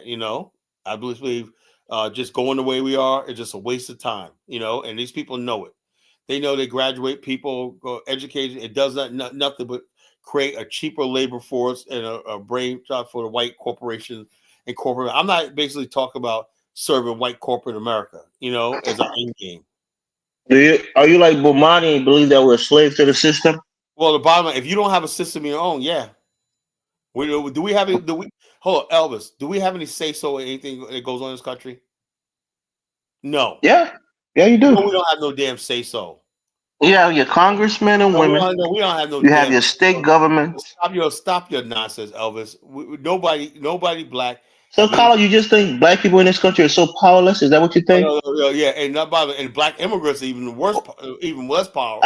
Don't attack us. We're not fighting the war. I'm just saying. You say black people are powerless. I disagree. No black people. Black people have some power in this country. country. In America have any power whatsoever. Any people that basically live in a system for comfort. What you want is comfort. Negroes like you and Liza want comfort. You sacrifice dignity and power for comfort. You don't want to. Why are you attacking a lady? What did she do to you, Carl? But she keeps attacking Africa and bigging up America. She wants comfort. She's a proud American. Let her be a proud American. What's wrong with that? Just be proud to be American. I say, look, I'm like this. I want to see more black people join the MAGA movement. Anything but black Democrats. I hate black liberals. Really hate them. So the bottom line, join the MAGA movement. If you're gonna be American, just be an American. Leave all that pretentious stuff alone. Like we're trying to rainbowize America. I had this video might want to play. It's about these gays the people who are most mad about Kamala losing are the gays. Why? You see that video going around, Dave? They're like, oh man, no. Why are they mad? Why are they mad? Because it's all the way around. Donald Trump symbolizes family, traditional America. And he said that a marriage is a man, a man and a woman, and so he's going crazy. He symbolized masculinity, and they want to soften everything up. That's what they hate, So the bottom line is, I'm glad he won, because that effeminate Richie Smiley. Remember when he cried, "Ooh, black man." Oh yeah, about black women and whatnot, about Kamala. I mean, I said, dude, you could tell Ricky Smiley. If I saw him, I'd smack him right and say, "He's bought and sold and paid for, man." I'm like, dude, you embarrass black men like that, So I am so over these Negroes in America. I really dislike Roland Martin. I don't like Al Sharpton, Benjamin Crump, all these fake ass Negroes and whatnot. I can't stand. That's why I'm glad Trump won. It's over. Now we're talking about a black national. Kyle, you just hate anybody who's more successful than you, who has more political influence than you. That's what you hate, Kyle. It's not that at all. Look, if you're success in doing the right thing, I'm all for you. But if you're success grifting, I don't like grifters. I don't like liars. I don't like cheaters. That's what I don't like. Don't get up here, Al Sharpton. Let me tell you something about Al Sharpton. He's the one who radicalized me. I was a normal kid, right? And I listened to him back in the late 80s when I became radicalized. He radicalized me against my own country. The country gave me so much. I grew up middle class, upper middle class. I began to hate America, hate white people because of him. You're lying. You're not lying. Jason, see this? What? I said you're not lying. He used to go church to church. Right. You remember them days, right? Church. Yo, bro, my grandmother's church on Escombe in Harlem. See this Son, nigga up there hugged he up was with fat. Yo, that's when he was fat. That's when he was yeah, that's fat. what I miss the fat Al Sharpton, He you used, know. he used to be moving around like, He was out there. Reverend Sharpton totally was out there, man. anti-system. So I like him. Now he's up there with his Reverend Sharpton went out with these white people on MSNBC and disgusting, man. I'm just freaking disgusted. You just jealous of Al Sharpton, Carla. I'm You're not just jealous you don't got a firm like that. And you're not making the kind of money he's making. Ain't no fucking jealous, you know. We don't ain't no sold jealous. out. The bottom line is, hold up, you don't get up on MSNBC talking about I believe in this country, you know. I believe in this country. I'm an American. No, you don't. Donald Trump believes in this country. The Al Sharpton we know. You told me America was a racist country. You told me America was a racist country, irredeemable. That's what Al Sharpton told me. No, now you gonna tell me I'm a black nationalist because of Al Sharpton. Yeah, he radicalized a lot of us growing up. He radicalized a lot of us. Now he's up there talking about how American he is and go to church. Up there hug over Hillary Clinton. That nigga, man, please. Elvis, I've been out here. I've been out here. These people have done a lot of damage to our community when that, you know, really a lot of damage. That's unforgivable, you know. Who was lawyer? Alton Maddox. Alton Maddox used to C. Vernon Mason. They were real. Alton Maddox used to get Al Sharpton out of a lot of trouble. His attorney, Alton Maddox. Alton Maddox was a real brother, man. He may not have been the perfect man, but he was real. He was a real brother. Al Sharpton was out for himself. Yeah, Al Sharpton. Al Sharpton used to be getting locked up. All of that. Be on TV getting handcuffed. Remember that? I said 2 hours later, he's on a talk show. How the hell that happened? Yeah, Al Sharpton, man. That shit was funny back in the day. Yeah, man. This guy was rolling, man. You know, that with Tawana Brawley. I mean, he came up to our hometown one night. Everybody's like, Sharpton. I said, check us out. There was like an article in New York Times. They said racist. They had a big hog, right? They said, feeding off the hog, racist, New York racism, a big hog, and then Al Sharpton in the middle was big fat. That shit was funny, man. I was like fucking cracking up, man. And you know the funniest thing was, Dave? I remember I went down south for spring break in '88, right? College spring break. Anyway, before I went, right, Al Sharpton was like threatening the Democratic Party, Cuomo and all of them, saying, if our demands aren't met, we're gonna march on Albany, right? You know what I'm saying? So I said, oh, he ain't gonna do that, right? All of a sudden, I get back from New York, right? And all of a sudden, I looked at the newspaper one night from 2 days ago. You see Al Sharpton in the handcuffs at Albany on the exit. You used to be like that. I was on the phone laughing so hard I almost choked, man. I was like, yo. And then Alton Maddox will come and get him out. Yeah, that was funny. Remember Al Sharpton and Roy Innes fought on stage? Remember that? Morton Downey show? You know that? That was so funny. Yeah, that was funny. It was the Phil Donahue show, right? No, it was Morton Downey. No, not Phil Donahue. The other show. It was Morton Downey. Yeah, Morton Downey, so the other show. Yeah, so that was fucking funny. Oh, man. Yo, man, so like I said, man, I've been through a lot, man. I've seen it all. I've heard it all. And nobody can tell me a damn thing, man, now. Man, now Sharpton's a super American. He a super American.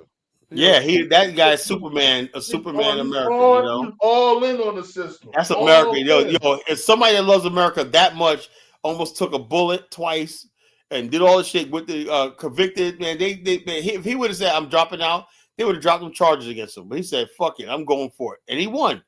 I was like, man. Kyla, I admire you that your hero is Donald Trump. He's not my hero, man. But I'll tell you right now, I'll tell you this, right?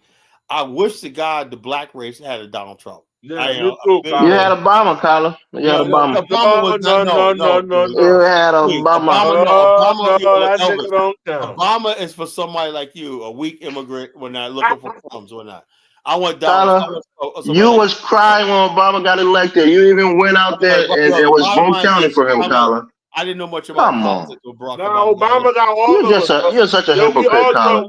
You was a big Obama fanboy. Now you're trying to cap. Stop capping. You was a fanboy. You said he inspired you. He made you cry. When Barack Obama first Obama got all of us, Kyla. He got all of us. Yeah, check this out. I know. Check this out. When Barack Obama did in 2004, did that speech at the Democratic convention and said, "I am not black America, white America. I'm not a blue America. I'm not a red America. I believe in the United States of America. That's what everybody said. I know even rednecks were like, man, I want that guy to be my president. You know, that guy's great. He's American. He's 4 years American. later, he was fucking the president. You know, I was like this. But, you know, after Bum. the first 2 years in office, he was great.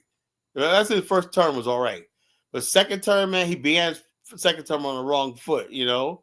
And just, I don't know, man, just changed. Also, basically, chaos. It just spent into chaos. Yeah, the second term, also, the second term was chaos. He should have known, bro. The one person you don't fuck with is Donald Trump.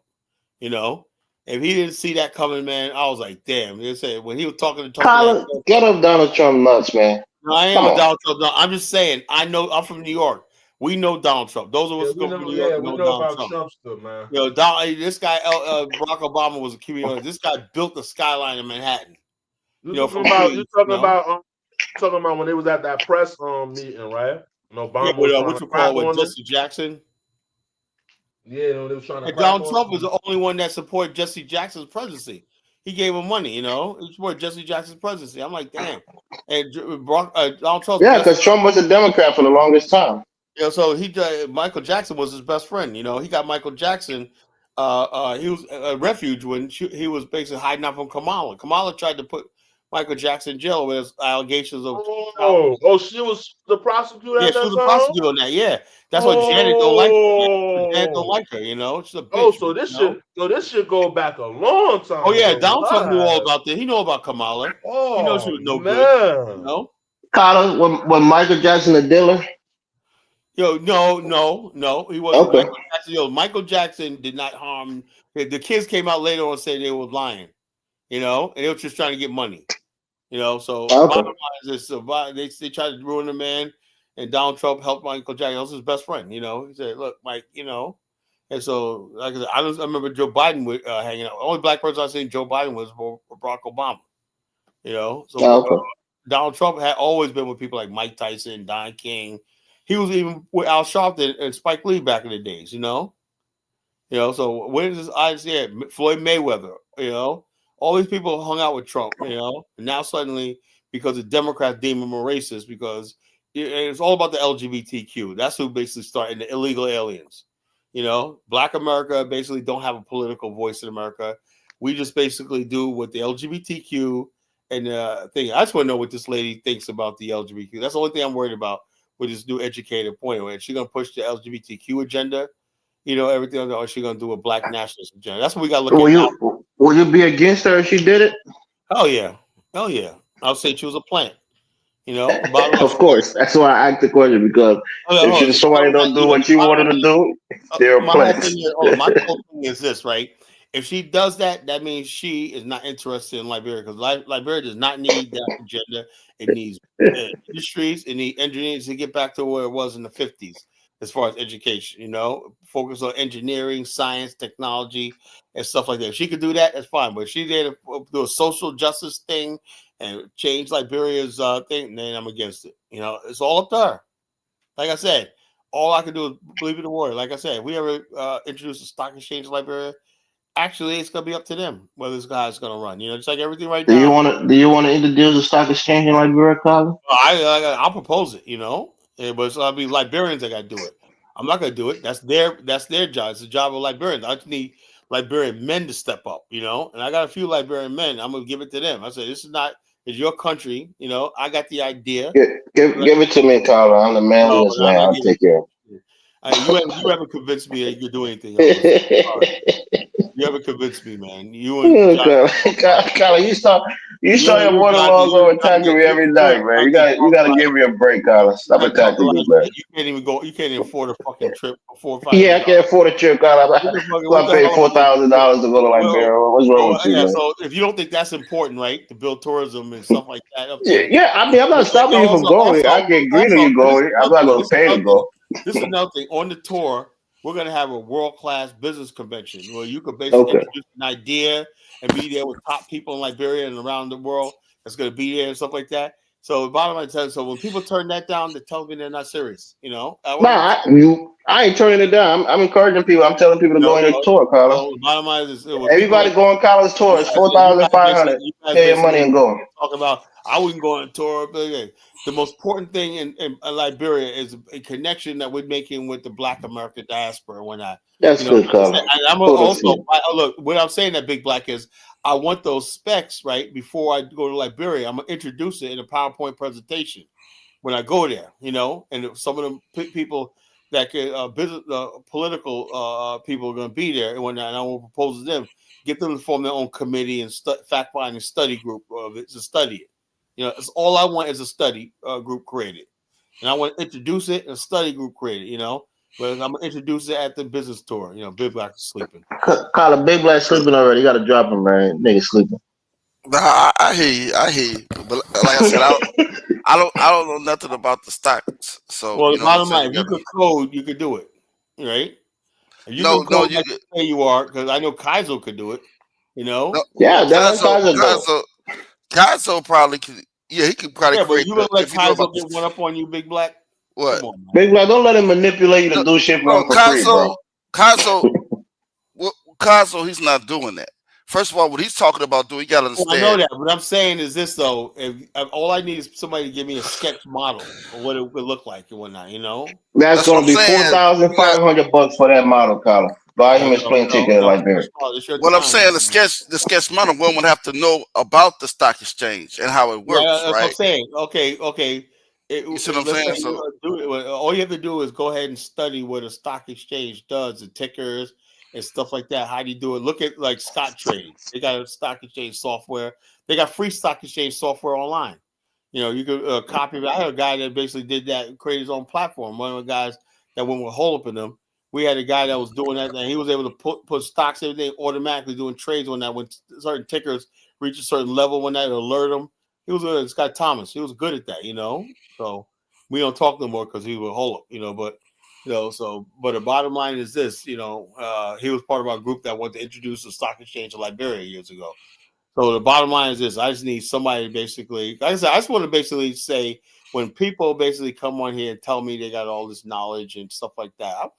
I'm going to ask you. I'm going to put people to the test. You are what you say you are. I am, but like I said, you talk about like a architect, right? Which architect. Well, just look it up. Like I said, even at the architect level, right? When you have the people up top, they give their ideas to the architect and tell them what they want. You see what I'm saying? Yeah. And how they want it. You know what I mean? Somebody could do that. I could tell them to. Hey, can you design a makeshift stock exchange? First of all, you got to realize how it works, because I'm sure they got. You want to take it and do a demo with it at your presentation?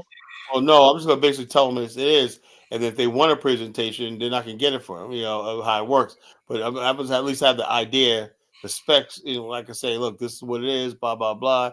But the bottom line is to actually build one. You're gonna need an office, a building. We already got office building in Liberia, but we got to need an office, trading floor. We need this. So not just the software, but you also gonna need how to shade how the laws will work and whatnot. How what the things and all that stuff. But I definitely want to see if we could do a nice software. The software and hardware of a computerized stock exchange. And then what you do is you have it on a big giant computer board. That you can walk up to and do touch screen and stuff like that.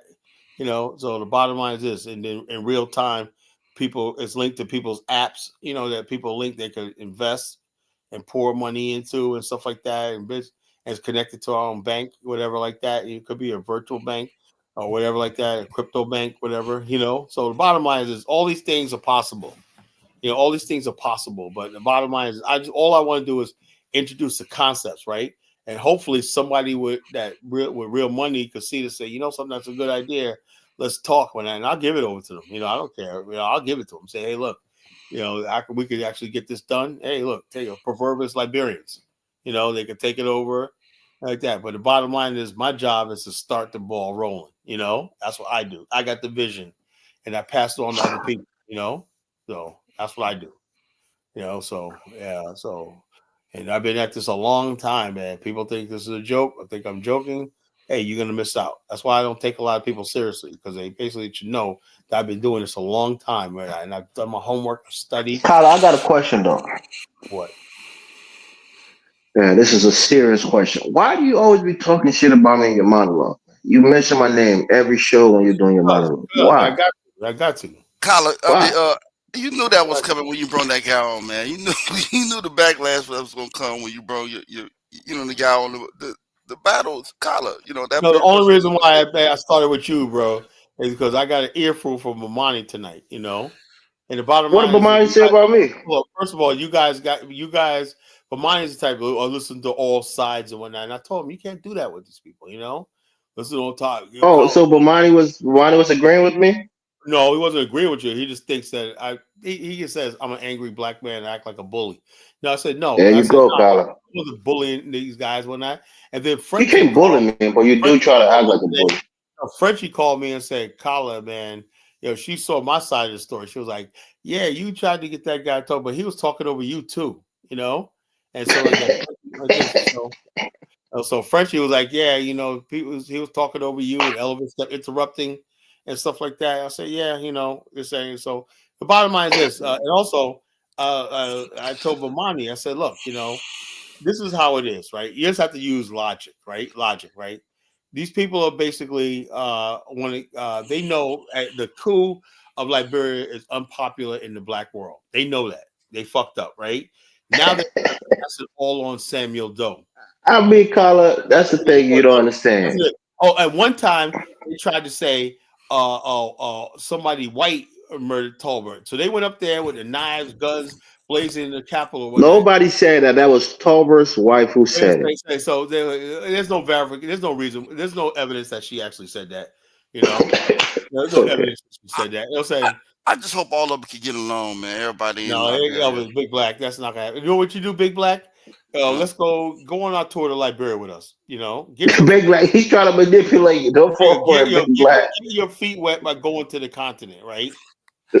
Don't try to get it. Don't try to get it good with Kyle for $4,500, Big Black. He's smarter than that. In your lungs, get that African air. Breathe African air.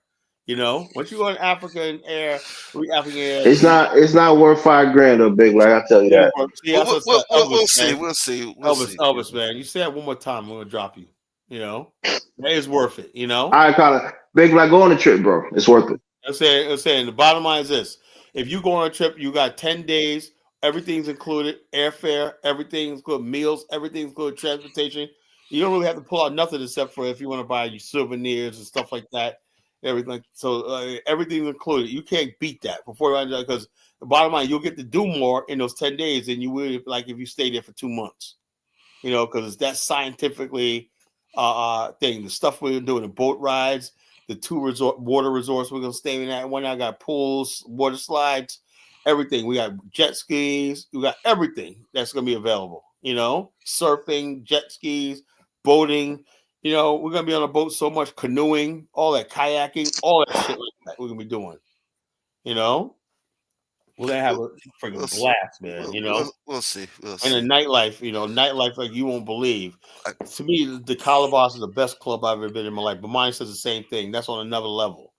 That's on another level, that club, man. It's on another level, the Calabash.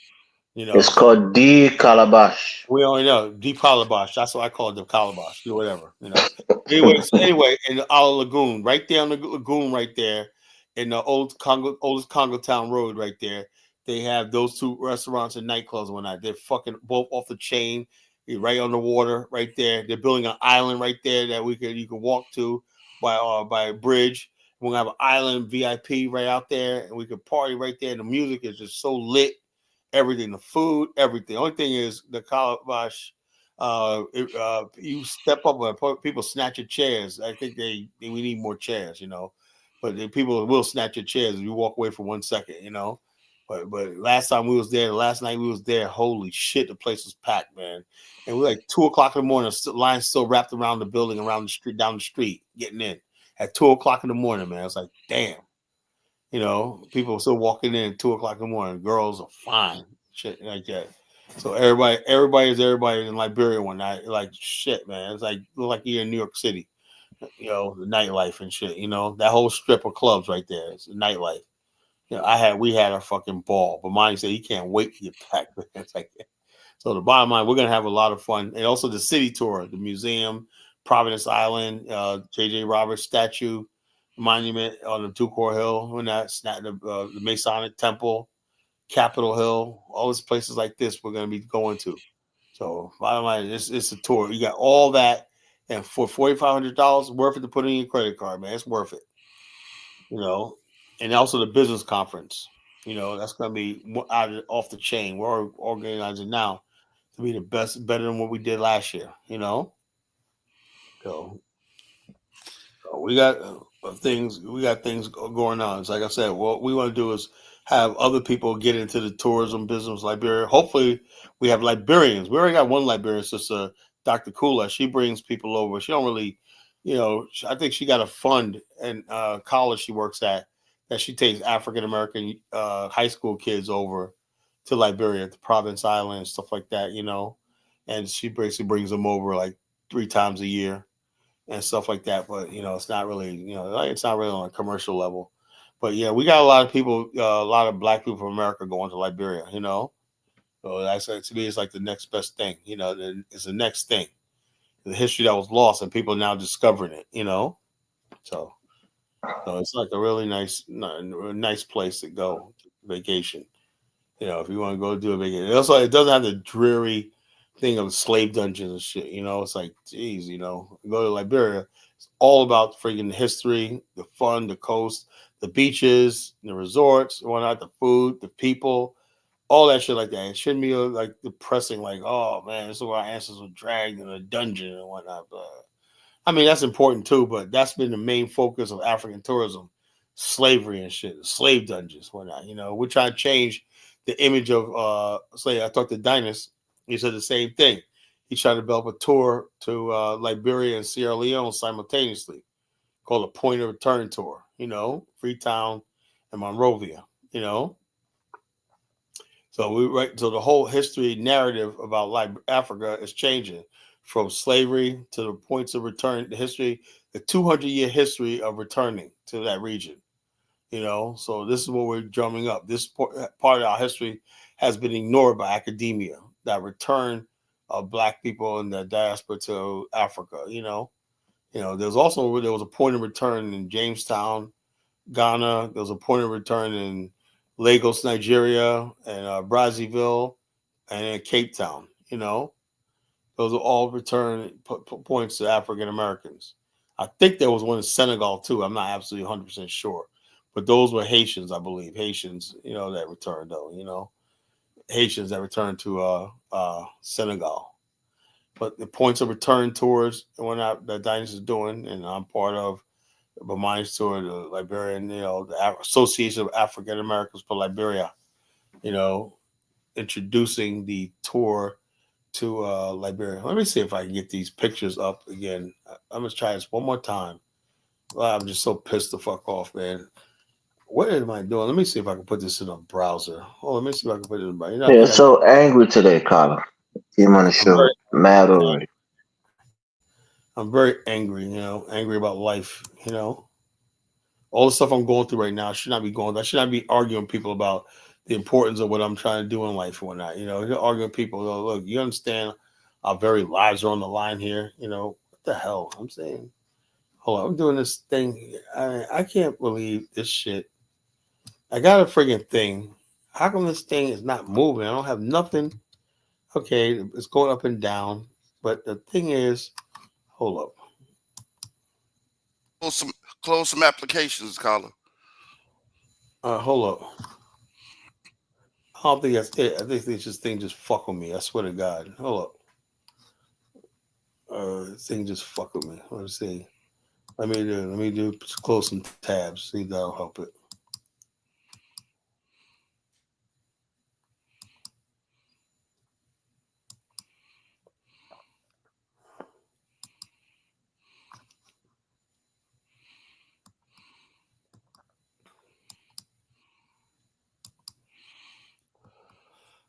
I'm trying to play pictures from our tour.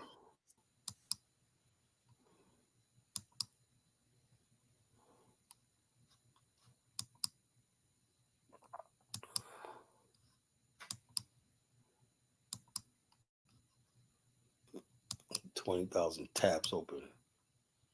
Oh shit! Come on. All right.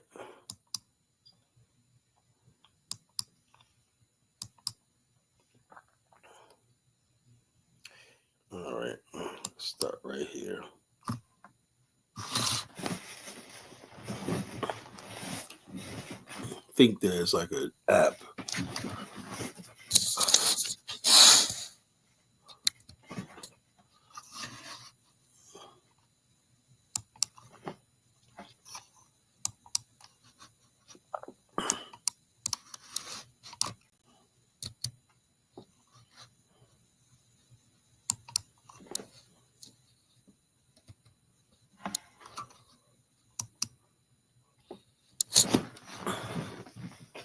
I hate this computer. I swear to God. As soon as I get so I buy my new computer, I'm gonna take this computer and I'm gonna give it a death. I'm gonna freaking shoot it for always acting up when I get ready to do a show. Let's see. Liberia, Morocco photo gallery. Let's see. Let's see. Try this one more time. All right. What the hell?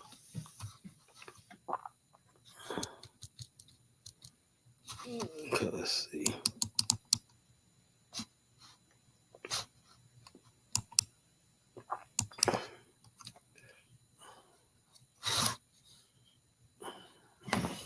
Let's see. Oh, okay. Now I got it. Okay. It wants me to use. I knew that something will work out. I knew it. You know. Yeah, when you get programs that's stuck, sometimes you got to close some of them programs, and because it's using too much CPU. All right. That was probably it. Let's see.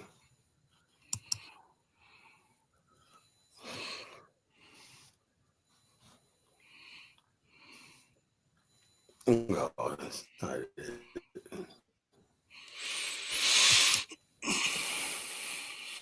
What the hell?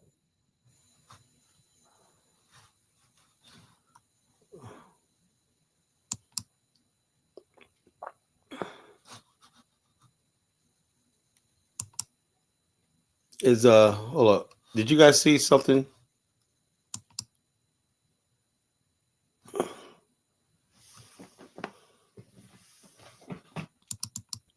Okay, you guys see a picture? Yeah, I think you need to take that off the screen. If that's your Gmail. Yeah, hold up. Shit. Hold up. I just had it a second ago. I just had it. Hold up. Okay, hold up. Let's see. Okay. You see that picture right there? Okay, that's Bomani and his mother. No, That's you're showing the Gmail account. You're oh showing the shit. wrong thing. Okay, let's see.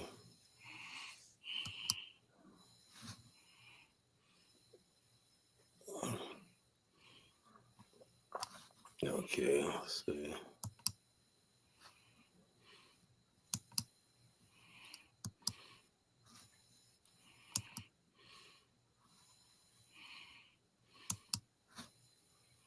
Oh geez, hold up. Share.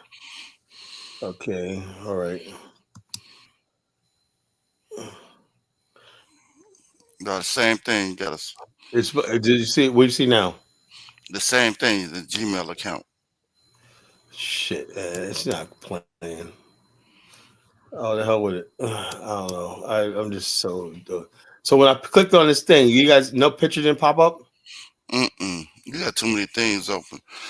Uh, Go to you see at the bottom of your desktop It's a laptop, you know. laptop. Okay, the bottom where all the programs are at. If you right click Yeah. and go to Task Manager, and then show all your processes running.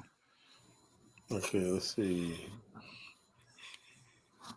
Oh, I see. It's a program. Like where all your windows are showing in your Yeah. applications. You go to Task Manager. Yeah, okay. It shows Settings. Share. no. Let me just look at this. Like, okay, I got here on the bottom. You know, I Right, don't see. right click task manager. It says Task Manager. Right click on the bottom of the little strip at the bottom. Okay, let's see. Let's see if I can find it. Task Manager. It says no Verizon. It shows you everything that's running on your computer. Okay, I got it. It says Verizon fixation, Bluetooth, cast screen devices available. Nah, Okay. I don't know what that is. task. I'll try some more time, bro. I'll try some more Okay. time. Try some more time. I don't know what the heck is going on with that, you know. Hey, we're not, you know, I don't know what the hell is going on. Just disappointed. I had a lot of good pictures when like I said, what I'll do is I'll get it. I'll have to download the pictures and put it in my own folder. That was off of Google. Mm-hmm. You know, it's also off of Google, Bermani's Google account. I tried to play it. You told me when I clicked on it, you didn't see anything but the same thing. Yeah. So Sure. I just don't get that. You know, I don't get that. Why was it not showing? You know. Sounds like you got like 2 or 3 computer screens, and it was just showing one of the monitors. But so let's see. Play Store. Okay. Play Store. Oh, I don't know. I just basically I'll figure it out one day. I'm gonna get good at this one day. But those pictures were good. It just shows all the some of the highlights of the first 3 days we were there on a tour. It was freaking nice, you know. It was just fun. It was nice and everything like that. So we're gonna do this. You know, we're gonna do this.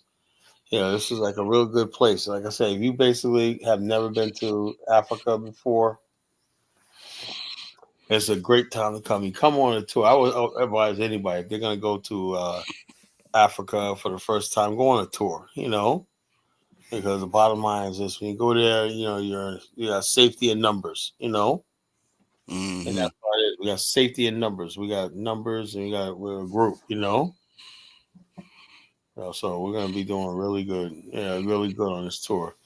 And so, like I said, the business conference is gonna be next to none, none.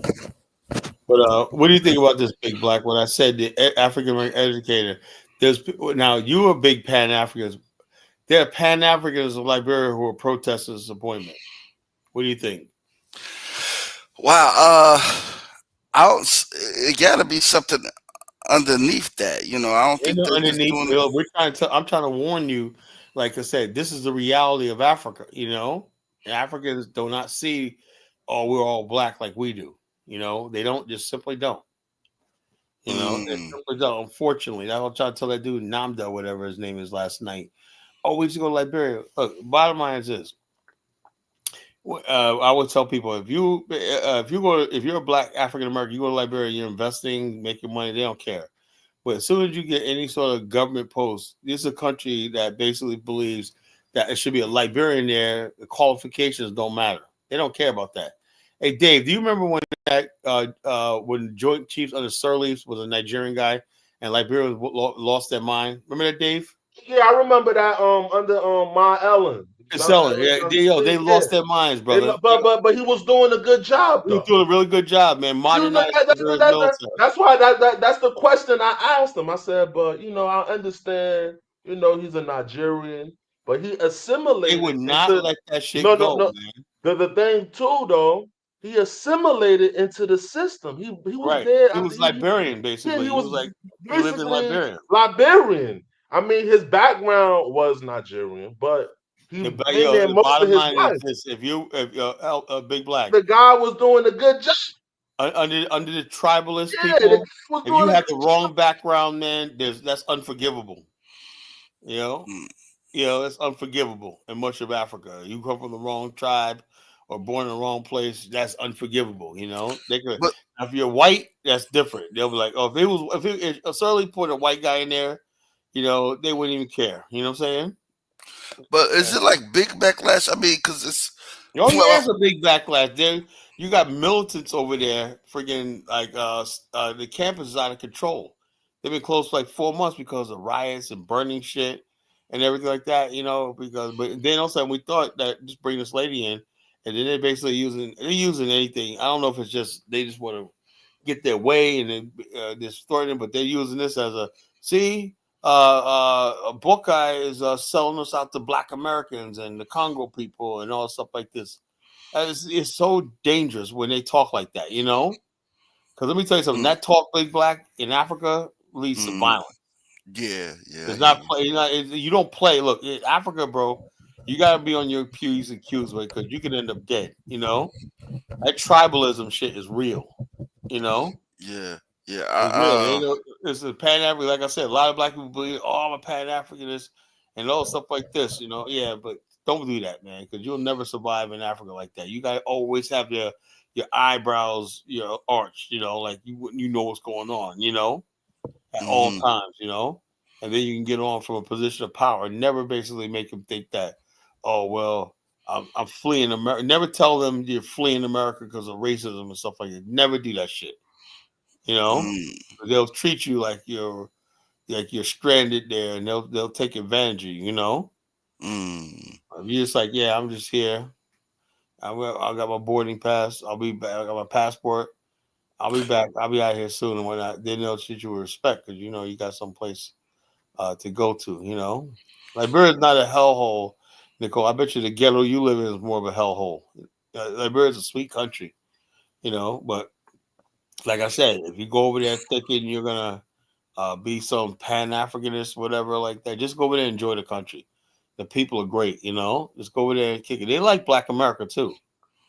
They love Black America, but they like the Black American hip hop scene and stuff like that, But going over there talking all this stuff, they're not racist. Like they don't talk about race like we do in America, So basically, it is what it is. Why didn't they? Well, they couldn't find anybody. I guess they could have found anybody qualified over there. I guess. Well, yeah. Look, this was a once in a lifetime thing because they know the guy that basically Tubman basically. No, I'm not ghetto or Liz. I live in a freaking nice house, nice neighborhood, upscale neighborhood. I own a business. I'm a businessman. I own a business. I have an office. With a computer room, all that stuff like that. I have customers coming in. I got a kitchen in my office, all that stuff like that. Anyway, look, the Tubman brought an African American guy in the 1950s, right? And he turned Liberia College to Liberia University, created engineering school, because all that stuff like that. And Liberia's education system was probably the best in Africa, And a lot of times when students from other parts of Africa will go to Liberia for a few years and they end up in the United States because, that Liberia's education was so credible, was so accredited, you can go on to a university in America, But when the coup happened, when all that collapsed, and so despite all Elvis's people coming up here talking all stuff like that, they can't explain why the country spiraled out of control, why it lose all its international prestige once they so-called took over. Why? Because a bunch of idiots took over a country. So like that. The militant students, they don't do that just as far as just a reaction to Black Americans. Do they? Is it like an equal opportunity thing with them? They do that with everybody, man. Nobody, know what you do. They're not gonna be satisfied. They're always gonna see. They always unsatisfied. They're just a bunch of disgruntled students. I just want her to get in there, see what she could do. Maybe she could, put one or two things in order, and maybe make a difference, calming them down. But I know it's all tribal based. Oh, she not Liberian. Oh, she coming here to suppress us. Oh, it's all of that. Look how Elvis came up here. Oh, these other foreigners, they was treating Liberians bad. But the woman ain't even getting in position yet. And y'all didn't even give her an opportunity yet to see, okay, let's see what she's gonna do. They just complain. That's what they expect. The bottom line is they don't, Liberians don't, like some of these Liberians, basically, not the most of them, right? But there's a vocal minority basically that basically don't want anybody besides themselves, not even other Liberians. They don't want nobody besides their inner circle to rule. They don't understand anything about government and everything. They just want power. That's all it is. And they think the country's constantly keep thinking the country's up for grabs, and they can basically don't have to be educated. You'll have in Liberia, Big Black, right? Somebody that could be your boss to make decisions probably don't know half as much as you do. But because he comes from the right tribe and everything, he's appointed. That's literally how it is. Now, what's the special connection I see? Because sometimes you say, the Yeah, but in American America, you tribe. got to basically, you don't just basically get a hookup. Usually, you're competing against somebody that's equal, right? And then if Mm, you got a hookup, you're like this. But in America, you're not going to people are not going to sacrifice quality just because they know you. It just doesn't happen like that here, I mhm, give you an example. I have this my agency, right? I wanted to promote one of my agents to a GA level, right? And my sister said no. Well, I liked her. I said, look, I promoted GA. She said, no, I know you love her, and she's a good lady, but she's not. My sister goes, she's not ready for that, you know. And I had to balance. My sister makes the final decision who gets promoted. And so she's not ready for that. So bottom line is I say, okay, but one of my other agents is. So the bottom line is this: in the real business world, when you can have zeal and everything, but if you're not qualified, you're not qualified. As simple as that. No matter how much connection of like I said, my favorite would be my other agent that's really qualified. She can get the promotion.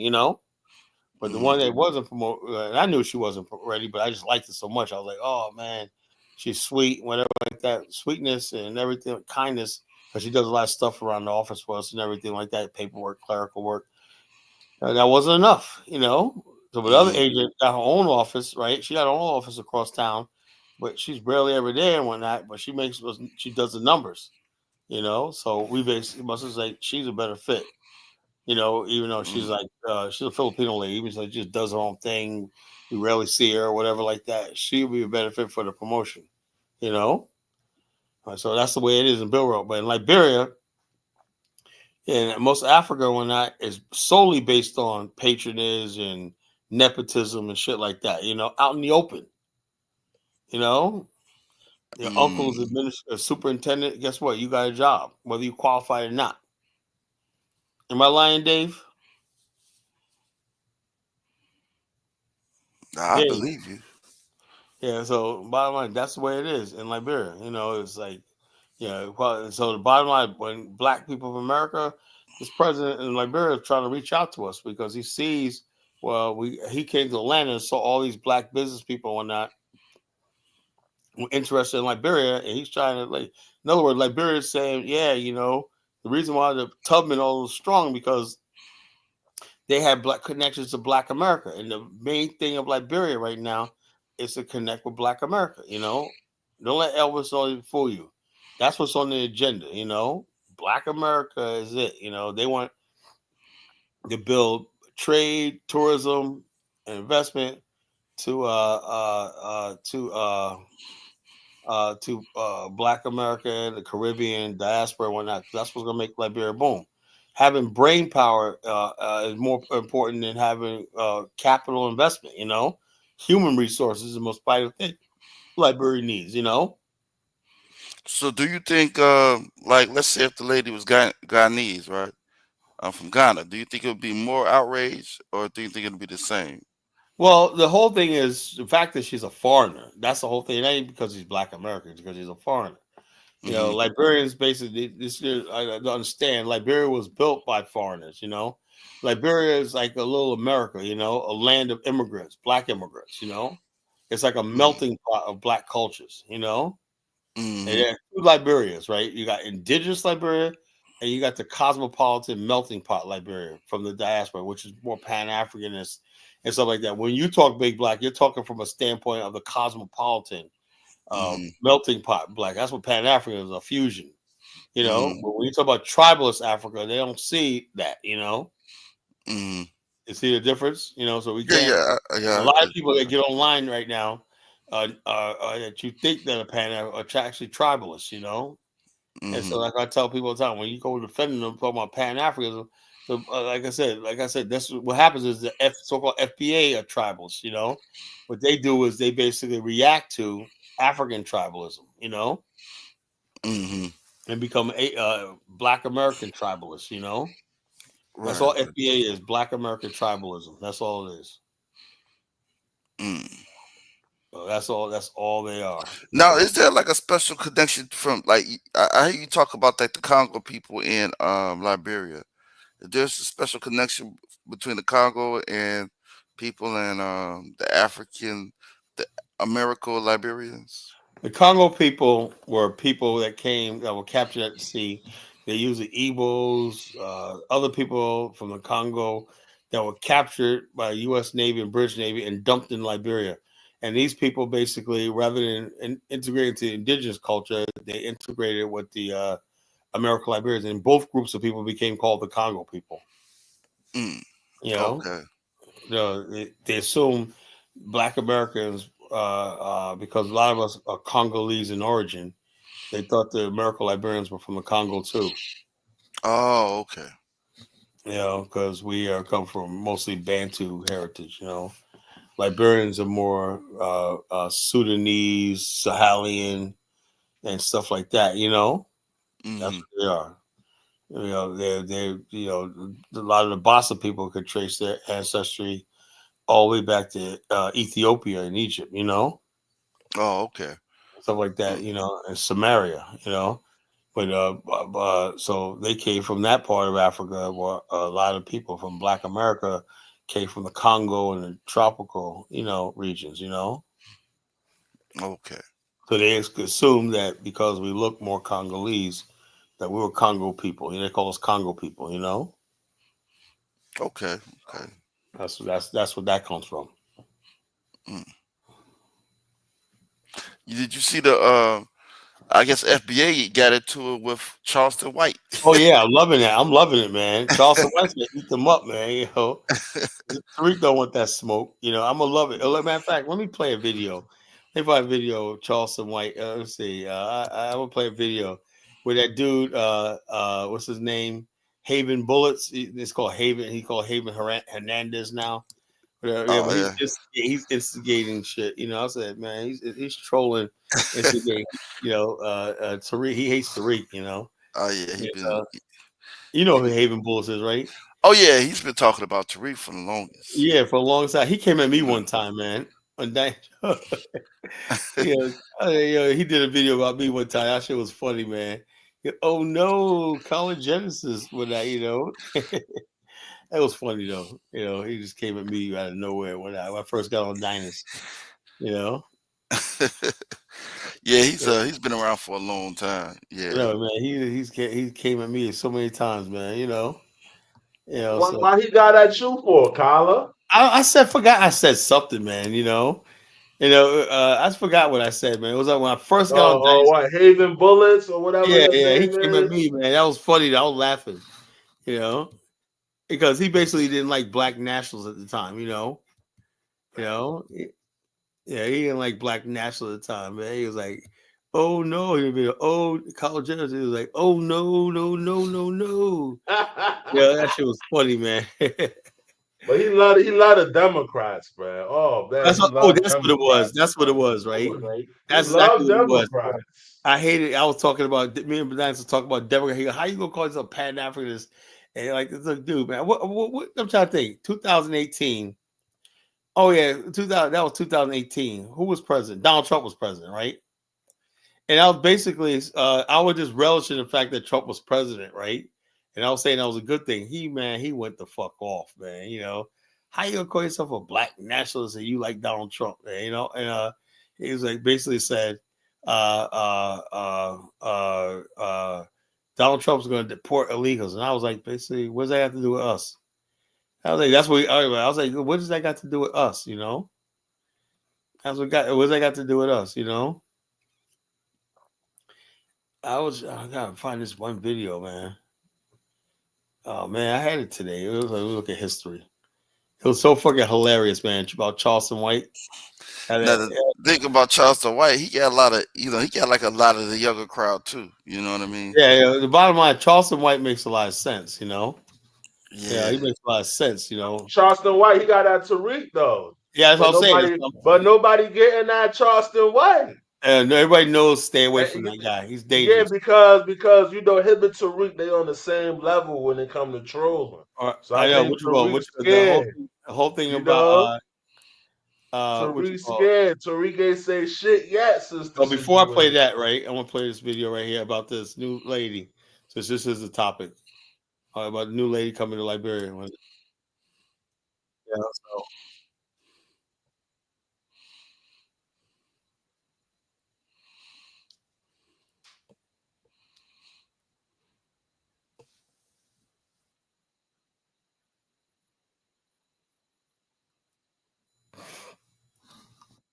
Liberia welcomes Layli Maparian as new president. This analysis was written by Alpha West Sano and narrated by Genius Media. Layli Maparian, PhD, has amassed a notable career that positions her as a strong candidate for the presidency of the University of Liberia. Her credentials are rooted deeply in both her educational background and extensive experience in academia, focusing on women's studies, Africana studies, and womanism, with significant emphasis on community engagement and social change.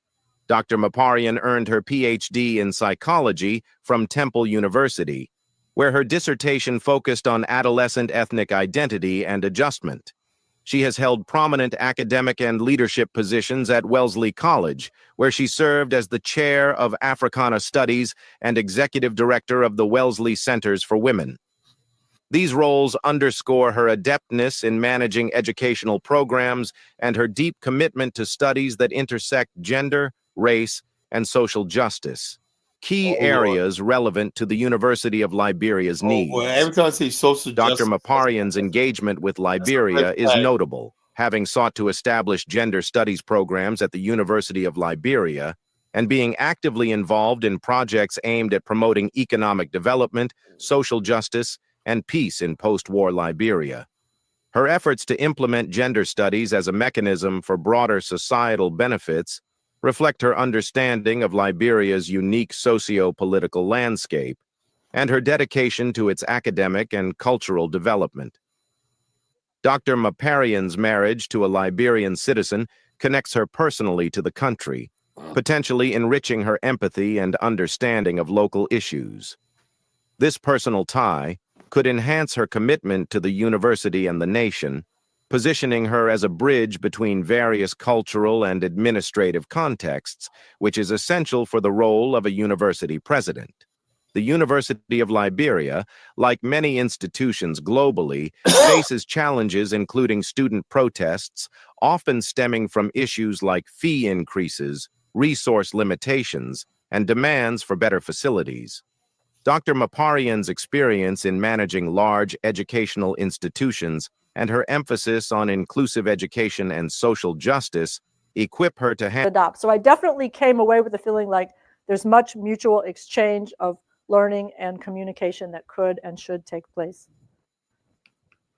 In terms of the kids, there were many, many children in Pelipala, and most of them had not yet been to school, because this school here on the left is the one in the next village over that was for elementary school only. Once you pass elementary school, there was no school except in the bigger city, which was 15 miles away, but that's for most people 15 miles on foot or by motorcycle. And there was much desire to figure out how to educate the kids, but one of the barriers was the fact that in Liberia, the official language of the country is English, and the official language of instruction is English, but these kids don't speak English. They speak Pele, which is the language of the Pele tribe of West Africa. And handle such challenges effectively. Her approach to leadership, focusing on empowerment and community engagement, could foster a more collaborative and less confrontational atmosphere on campus. As president, Dr. Maparian could drive significant academic and infrastructural development at the University of Liberia. Her experience in securing funding and managing large-scale educational projects would be invaluable in enhancing the university's research capabilities and educational standards. Her global academic network could also help in forging international partnerships, essential for academic exchange and development. She While she Dr. looked kind of Asian, doesn't she, appointment Carla? can be viewed as controversial due to her not being a Elvis, the Liberian video's going. citizen, her contributions to the country's academic and social spheres, her personal connections through marriage, and her advocacy for womanism and social justice highlight her suitability and potential to positively impact the University of Liberia. These factors, combined with her academic qualifications and leadership experience, make her a compelling candidate for the presidency, capable of navigating the institution through its challenges towards a prosperous future. Subscribe for more updates. Well, like I said, I'm convinced. Yeah, I'm convinced. Okay, Carla, I just got more information on this. Let me share it with you, right? So some of the uproar was because you had two other ladies who are Liberians themselves who have PhDs. Let me stop you right there. What's their Hold on, qualifications? let me just give you. I thought you saw Hold Robitel on, Patel, right? let me explain it to you. She's not on this lady's level. She's not on this lady. Robitel not on Fine, this but lady's level. let me explain it to you. I'm not saying I agree with them. I'm just giving you another insight. So you know this other. Well, you don't know her, but you know her mother. You mentioned her mother on the show another time. So there's a lady called Dr. Francine Chenoweth, who you mentioned her mother, Florence Chenoweth, which was the former agriculture minister of Liberia. She's a professor of psychology. I don't know the university that she teaches at, but I think it's in Pennsylvania. She's a popular woman on these Liberian, social media platforms. She's a doctor of psychology. She's a professor also. Her name was floated to be, the new president. And then you also have another doctor called Raptel Paley, Dr. Raptel Paley. She is a fellow at the London at the London School of Economy, the London Economic School in England. She gave the keynote speech at the last year's. I forgot what it was, but it was some kind of big program, and she criticized Independence the Day, man. government. She Independence really Day, messed yeah, up. that's what it was. She messed Yeah. up. She really screwed up So that there's a time. couple of renowned Liberian doctors and scholars who were up for this job. Let me tell you something, Elvis. Maybe Wait. that's why some of these people was upset. What you call renowned and by Liberian says is great, but what they're looking for is world class. And no Liberian is world class like that, like she is. I mean, Carla, Dr. Raptel Paley works at a world class institution as a lecturer. So yeah, she would be classified as world class. First of She's all, very, very intelligent. Robert Patel made a big mistake when she did in front of the president without even a warning. That's so etiquette. That woman doesn't have any etiquette. We like She had to, no we fucking like to etiquette pick. We whatsoever. like And Bronca's pick. she's a We tribalist. like Bronca's pick. She's full of hate, and Yeah, anger. she I'm doesn't just have telling any you, don't shoot the etiquette. messenger. I'm We just know giving that you She some Elvis. more doesn't We know have that. details. any We know class. that the government, She doesn't know how to present herself. She'll not She's carry not on the herself. level. She's not on this We lady's like level. the African American pick. She got the contact. So the bottom line is, it is what it is, bro. Liberians be better off, man. You can't. Education is too important to be put in anybody's hands. Yeah. You gotta put that in anybody's hands. So the bottom line is, this idea of tribalism. Liberia has this thing where if you're not qualified, they still want you in power just because of your background. It's the stupidest freaking thing. But now you too. So as I did. All right, I'm gonna play this video. We'll get back to that. I'm gonna play this video of the beef between Charleston White and Tariq. I'm loving this, man. These FBA people going at it. Listen up, black folks. This the type of nigga Tariq Nasheed ask us to check. You gotta check those. Man, fuck Tyreek. Tyreek wanted to be a pimp at first. Niggas don't give a damn about no Tyreek Nasheed. Nigga, fuck Tyreek Nasheed. That nigga wanted to see start out wanting to be a pimp and couldn't pimp. So then he come trying to pimp on y'all. Nigga, we don't give a fuck about Tyreek Nasheed. This grown ass man and got on here and repeated what Tyreek Nasheed done said. Nigga, I ain't never seen Tyreek Nasheed in the community doing a motherfucking thing. He's always been on camera talking. See, I come from the bottom. Nigga starting out in the community doing shit. I started doing before I started talking. Nigga, actions speak louder than words. This black son bitch done got on here and said Tyreek. Nigga, fuck Tyreek Nasheed. That nigga started out in the pimp group over there with goddamn me Rosebud and man, come on now, nigga, don't do us like that. Repeating what Tariq Nasheed said. Now, had you quoted Marcus Garvey, you probably would have had some. But this nigga done come with Tariq Nasheed. Nigga, fuck you and Tariq Nasheed. Charleston, Man, you I don't getting want it? to hear shit. None y'all Oh, no.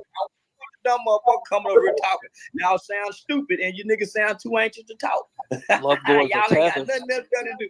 Y'all ain't got nothing else better to do on New Year's Eve than to get on here and talk.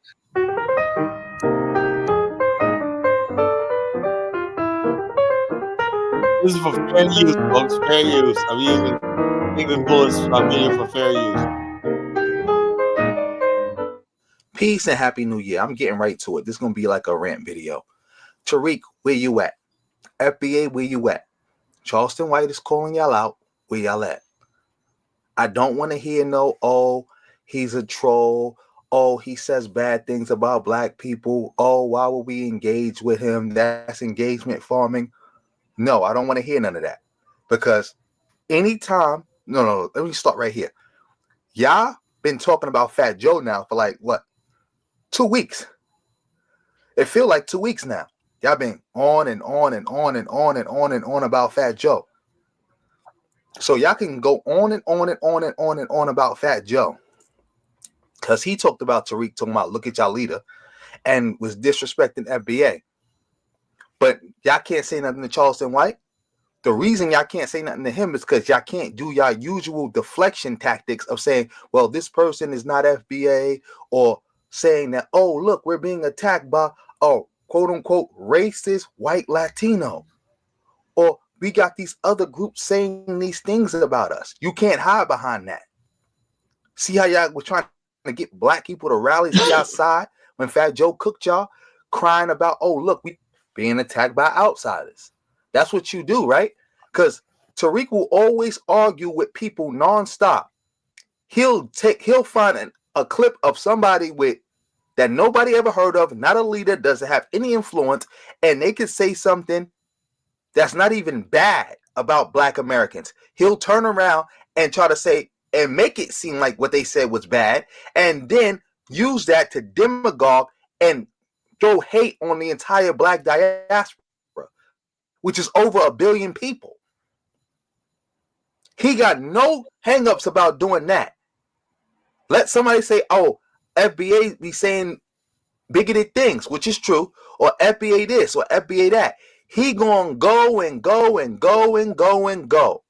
Go look at his Twitter timeline right now. He's going and going and going and going on. Like, that's what he does. That's what he does. But now you too big to answer Charleston White. You such a coward, because you're a coward.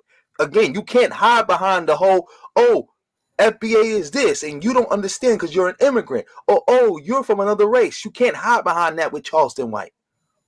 And you're such a coward that you're retweeting people talking about, oh, don't engage with them. It's engagement farming. Instead of just coming out and talking about it yourself.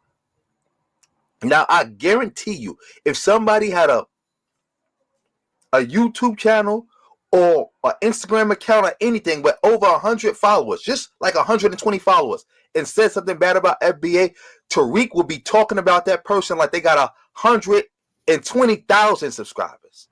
That's what he do. So I don't want to hear this, oh, he's not engaging with him because he's not taking the bait or whatever the case may be. You're a coward. You can't defend the FBA ideology against him. You can't, because all that, we not a group, we a lineage. You can't talk that to somebody who is quote unquote FBA. Because they're gonna say bullshit. I never heard of that. Bullshit. I'm this age. I never heard nobody use that term before I got on the internet. Who the fuck are y'all niggas to try to rename the entire black community in America? And second, why can't we just use Black American? And anything you say about why we can't use Black American, then it's fine. Why don't we use Native Black American? Because that's what Tariq said, right? He said he got the term foundational Black American from Claude Anderson. But Claude Anderson has never said foundational Black American a day in his life. So how did you get it from him? Hilton turned around and say, well, he said Native Black American. So why didn't you just say Native Black American? Why you had to switch to the native to foundational. Why? Because it's a grift. It's a group. That's group shit. But anyway, if you watch this long, I want to play this clip. I always play this clip every time I talk about Tariq and FBA, the history and the timeline of this group. So you understand that this is a hate group. Tariq is the founder of it. He's the leader and he's the owner of it. So watch this clip and I'll be back. So I want to take this time to actually explain how this whole ideology came to be. Because remember, FBA comes out of ADOS. It's a splinter group, but they still hold on to the ideology. So for you to really understand why FBA operates the way it operates and why they believe what they believe, we must first go back. I'm going to play a clip of Tariq Nasheed when he first started repping ADOS, then known as DOS. Tonight.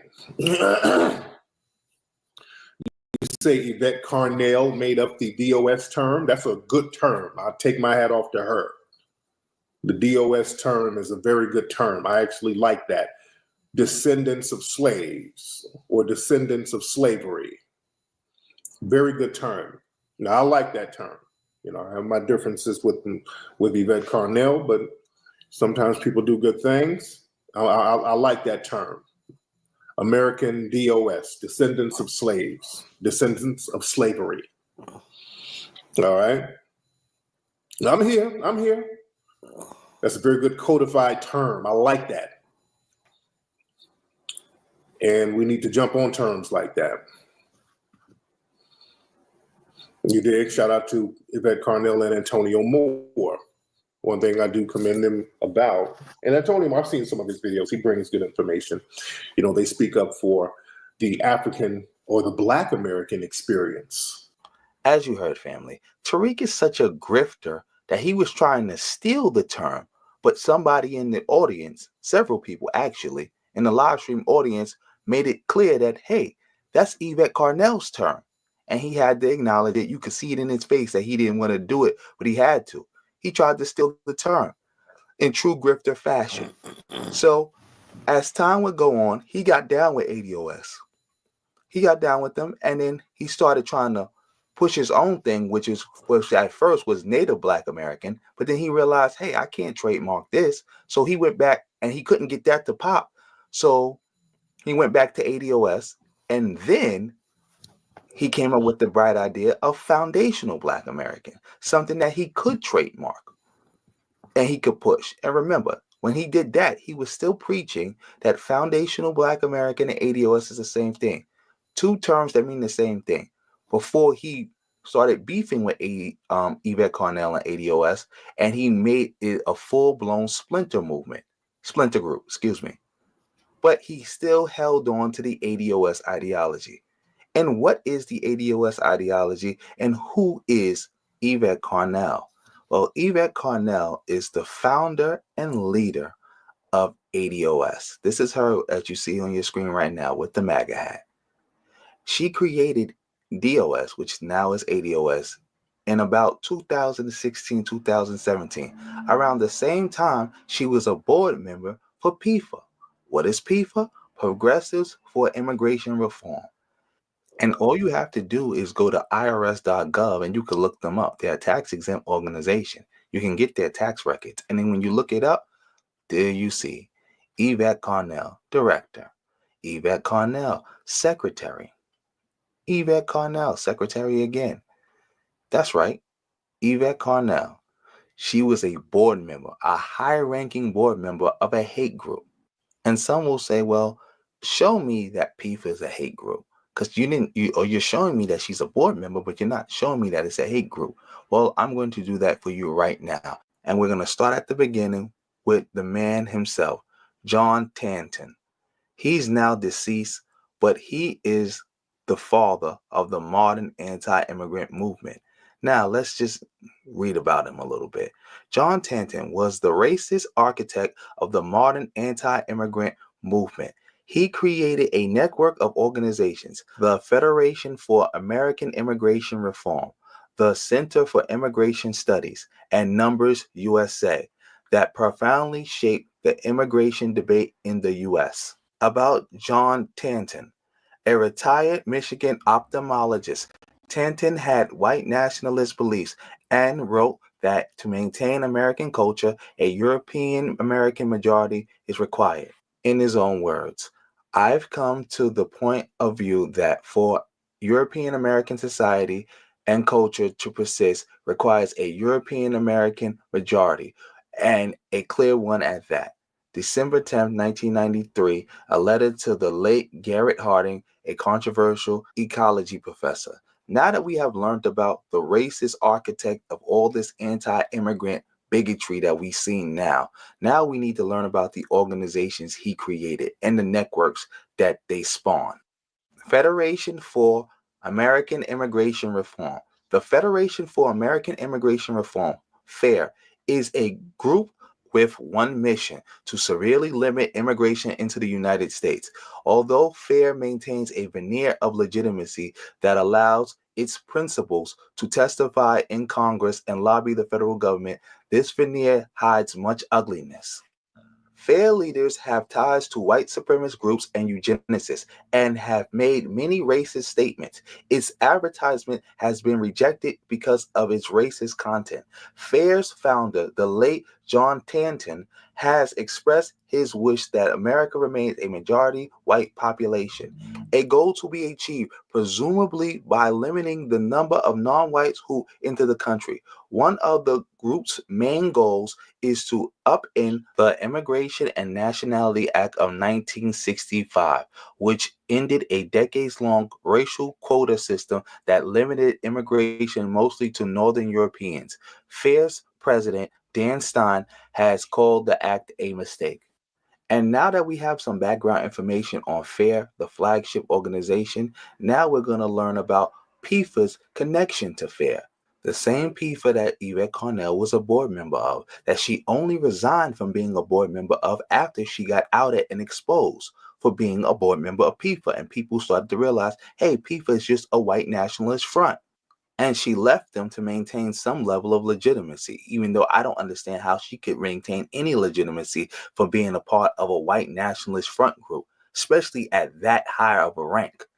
Because there's no way you're that stupid that you didn't realize what was going on. You knew, but she left to maintain some level of legitimacy. But here, we're going to get some background information into PIFA. Many speakers at PIFA's events have links to John Tanton, the racist founder of the modern anti-immigrant movement. Representatives from Numbers USA and the Center for Immigration Studies, groups founded by Tanton, participated. The incestuous nature of the Tanton network was embodied in the person of PIFA's executive director, Leah Durant, who formerly was employed by FAIR's legal arm, the Immigration Reform Law Institute. FAIR, which the Southern Poverty Law Center lists as a hate group, was founded by Tanton, who still serves on the group's board. For a time, Durant also was a part of Choose Black America, a FAIR front group supposedly representing the interests of African Americans concerned with high levels of immigration. The group disintegrated not long after its first press conference, which was paid for and stage managed by FAIR. Now, why is this so significant? It's significant because it shows that, one, FAIR is a hate group, and PIFA is a front group for that hate group. So PIFA is also a hate group. And more alarming is that PIFA and FAIR both go out their way to create African American groups to be fronts for them. Because if you don't know, Leah Durant is black.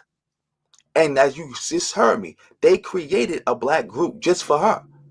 They have created, platform, hired, and just signal boost many black organizations. Why? Because their number one strategy is to make black people the face of the anti-immigrant movement. To say, look, it's not racist. Look, we got black people saying that we have a problem with immigration too. That's what makes this so alarming. That's their whole thing. Be anti-democrat and be anti-immigration. To make black people the front group for that.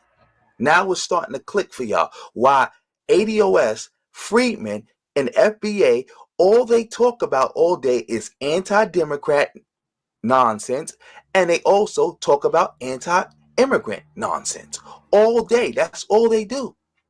That's all they do. If you look at all their timelines, it's just about how do we attack the Democrats, how do we launder the behavior of the Republicans, and how do we attack immigrants, especially black immigrants.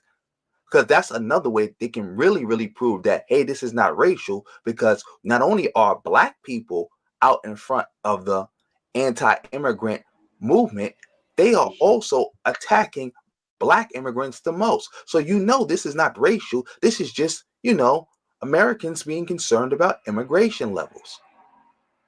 Now it's clicking, right?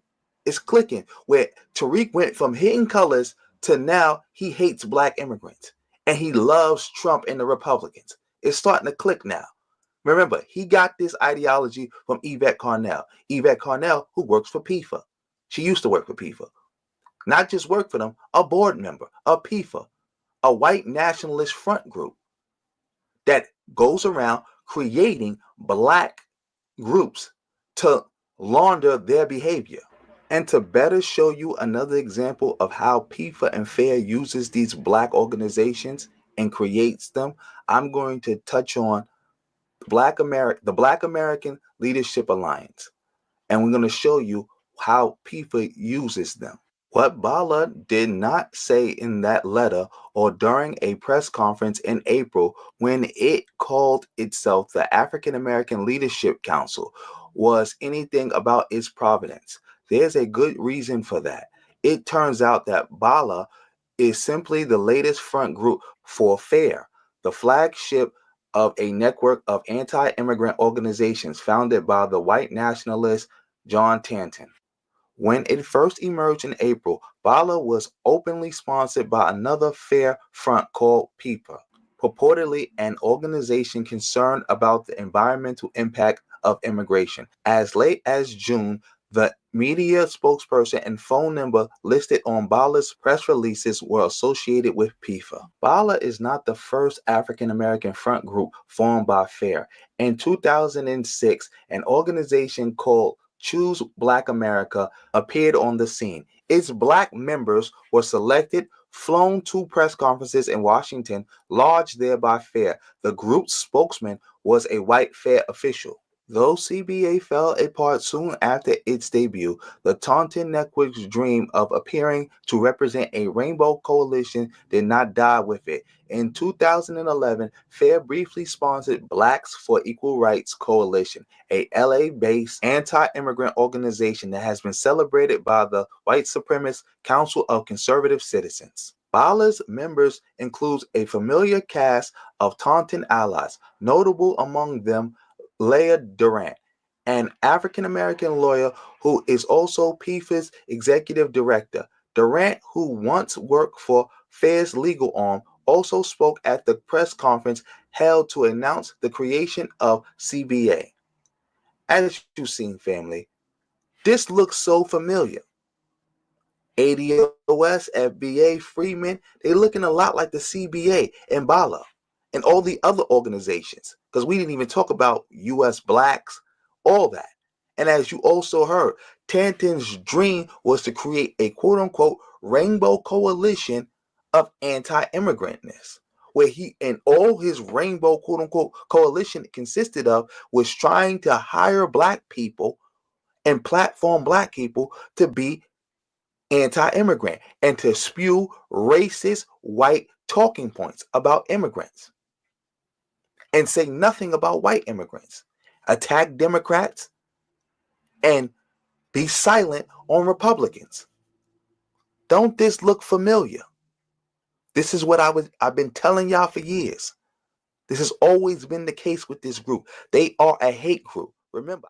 Now that you watch that, I'm pretty sure you now have a better understanding of FBA. This is why I have no mercy for them. And that's why I'm okay with anybody going against them. Because I don't deal with Charleston White. Unlike FBA, who was loving Charleston White when he said, "We not Africans, fuck Africans." They was loving him when he said that. They only had a problem with him when he started talking against them. But me, I'm principled. I don't deal with Charleston White. But again, I'm just pointing out the cowardness of FBA to not go.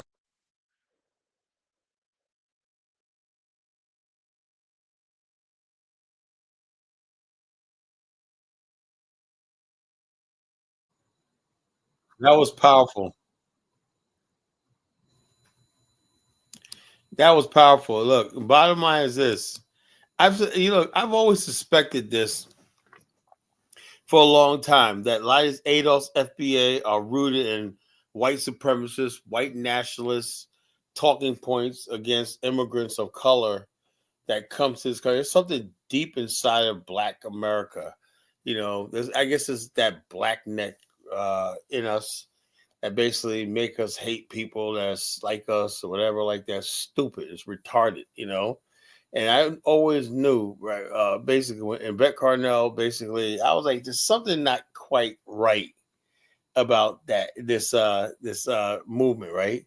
I'm like, of all the problems Black America go through, man, why is fucking immigrants, particularly Black immigrants? I can see sometimes people say Mexicans and other people like that, like that. Yeah, there's racism and tension. I get that, but I could never put my finger on the fact that why people turn against Black immigrants. I just don't understand that. Not only turn by me, because we're all tribal and we're all stupid sometimes, right? But to be organized at that high level, let me tell you something. I'm gonna say something right now that'll shock people. I don't think Black people have that sort of intelligence to do something like that. I knew it had to be white people organize that behind the scenes and whatnot, the talking points and the agenda and everything like that. I had my suspicions the whole time. Just watching that video from Haven Bullets just confirmed everything I believe, that there's white nationalists behind the scenes pulling the strings with Yvette Carnell, and sometimes I even believe Umar Johnson.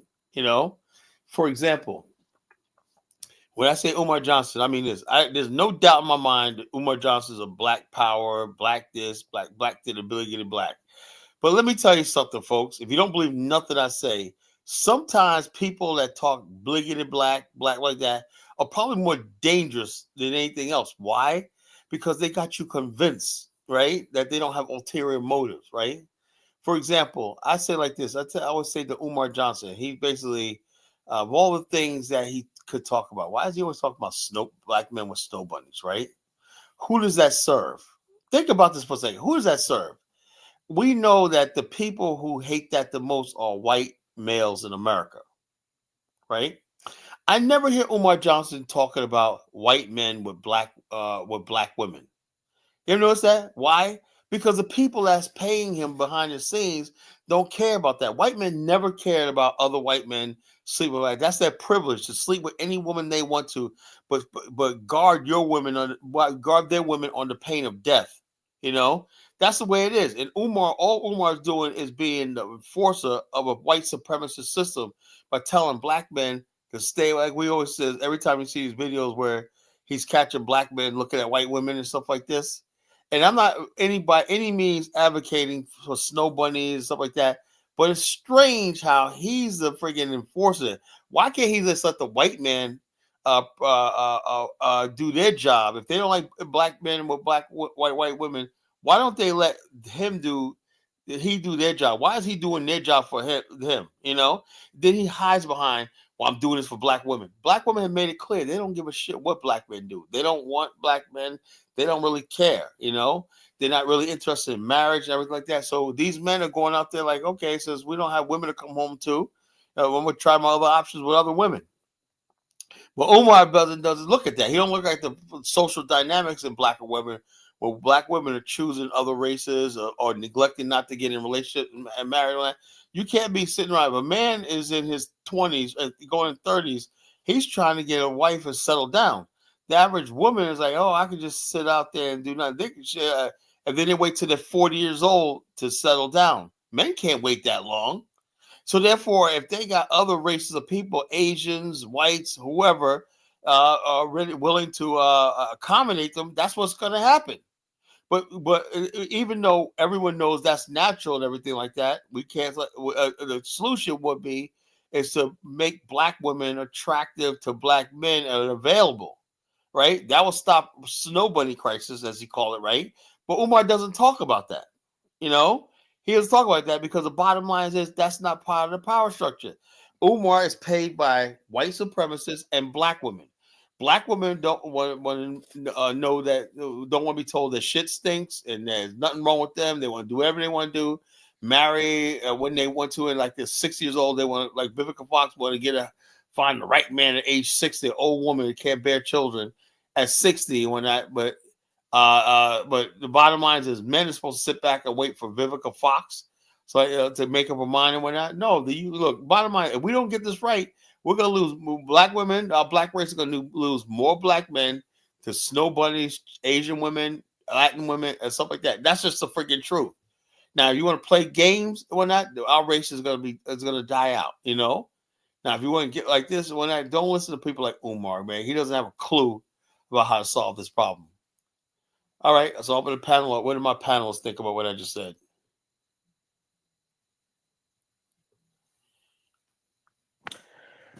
I don't know, Carla. It's a lot of never know, do rambling. you? I mean, I'm an What do immigrant, you so know? What do you know, Elvis? For me, Thank you, Dave. it's just sad, man. It's really Carla, fucking you just hate me, sad. man. No, it's sad, because we at this juncture, we still talking about, like we still in our identity crisis as a people. Right, identity. Like, Yeah, you know like what I I mean? said. Like, you know what I mean? Like, I'm thinking we supposed to be building stuff, trying to put the You can't Afghanistan build with together. people who don't know who they Yeah. are. You can't build with people who don't know or don't want to accept who they are. We got so many different denominations: Hebrew, Moor, this one, Native American, all this Native stuff, American. stuff. You got factions. You can't go to somebody who ADOS and say you FBA. They're gonna get mad at you. You can't go to FBA and say ADOS. They're gonna get mad at you. So it's just total madness. You know? It's madness. It's total madness. The In the whole midst of all that madness, right? You got Umar Johnson. And then it's so disappointing because I feel like everybody's an op now. Like, look at Phil Scott. He's an op. He's on the FBA bandwagon. Yeah, I know. Umar. He's confused. Everything. His main talking point is the snow bunnies because black women. That's his main support base. So of course, that's all it is. And also white men. I'm not. I mean, you think it do make sense that white men doesn't it though? Does it though? It would. No, because let's get somebody white men like it'll be let's like get he's somebody talking, out there. White men hate the idea of black men. If we could shame black, let me tell you, I was in a restaurant today, right? And a brother was sitting there with a white chick, and I said, and they sat down. I said, they was really uncomfortable. Why is it that when I come into a place and I see a mixed couple, why do they always act like they're uncomfortable? There's something about me, whatever, like that. So anyway, I was like, I didn't say nothing to him, whatever, like that. I don't care. I don't really make no eye gestures, whatever, like that. Do you look? I'm like, bro, do you?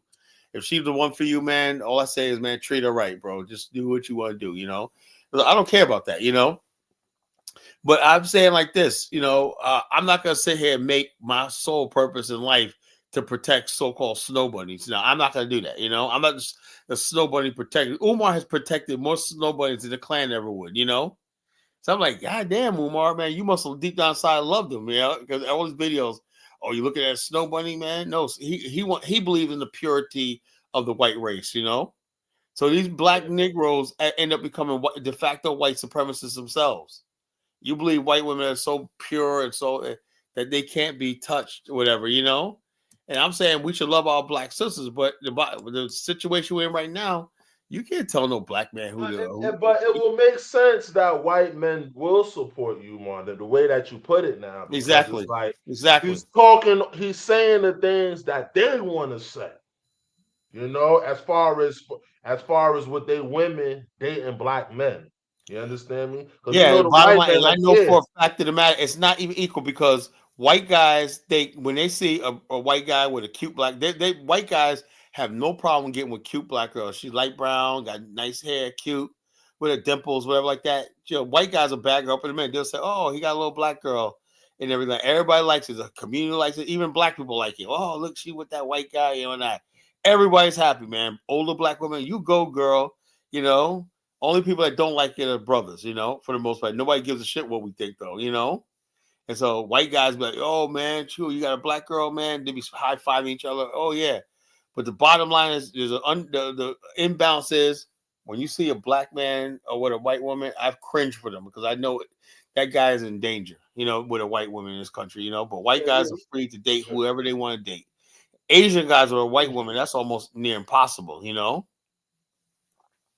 He's in danger. Any black man with a white woman is in danger. It's in danger. That's very dangerous, you know. And so the bottom line, I tell people, the Asian guys, they're like, man, anytime they got to compete, half their women go with white guys, you know. And so the bottom line is, there's a prospect, like people say, Asian, like the Asians are very angry in this country, right? They're not getting the jobs they want, despite us being considered a minor minority. The women don't want them. And everything like that, they clown them and whatnot. You know, they hate them. Asian women basically don't like the Asian American man story. You see those comedians that be talking shit about them?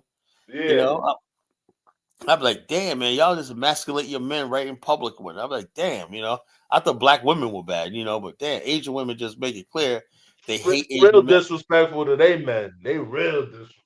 Yeah, so they're like, damn, that's like that's it. So we're dealing with all this in America.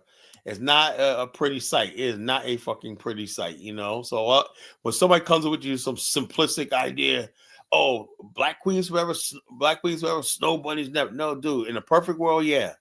But the way the world is right now, man, shit, everything went wrong, you know. All right, let me get Principe on the Principe. What's on your mind, bro? It was good, Colin, man. Happy New Year's, man. Happy New Year, bro. How you feeling, man? I'm doing great, man. Are you my doctor now? What, man? I called in because Yeah, go ahead. What's going on? I ain't your doctor, man, but I called in basically talking about you said something along the lines that you feel like Omar is protecting white women. That's what you said. Yeah, it really ain't obvious to you, man. You must have a low IQ. Yeah, man, he's protecting. He's trying to promote pride. He's trying to promote pride, bro. Hey, bro. I've been around a long time. That's not promoting pride. That's protection. If he had pride like that, he would have a black woman as a wife. That's the first. I agree with that. I agree with that part. If you believe in black relationship, you should have one yourself. You know? That's very true. Very true. Very true. Like I said, I'm basically here to be an example of what black people should look at.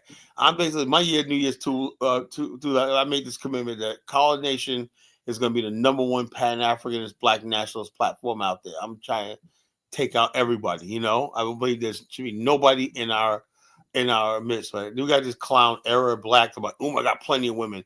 The nigga's 51 years old. He should have a wife. You know? Yeah, he should have a wife.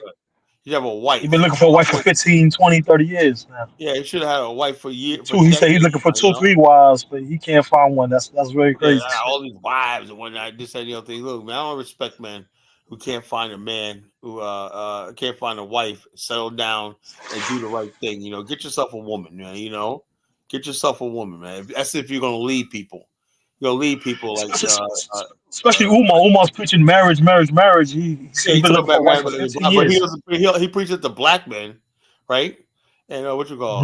And what do I mean, clown? Are you calling me a clown? Oh, guess what? I'm gonna show you as a clown. You know, goodbye.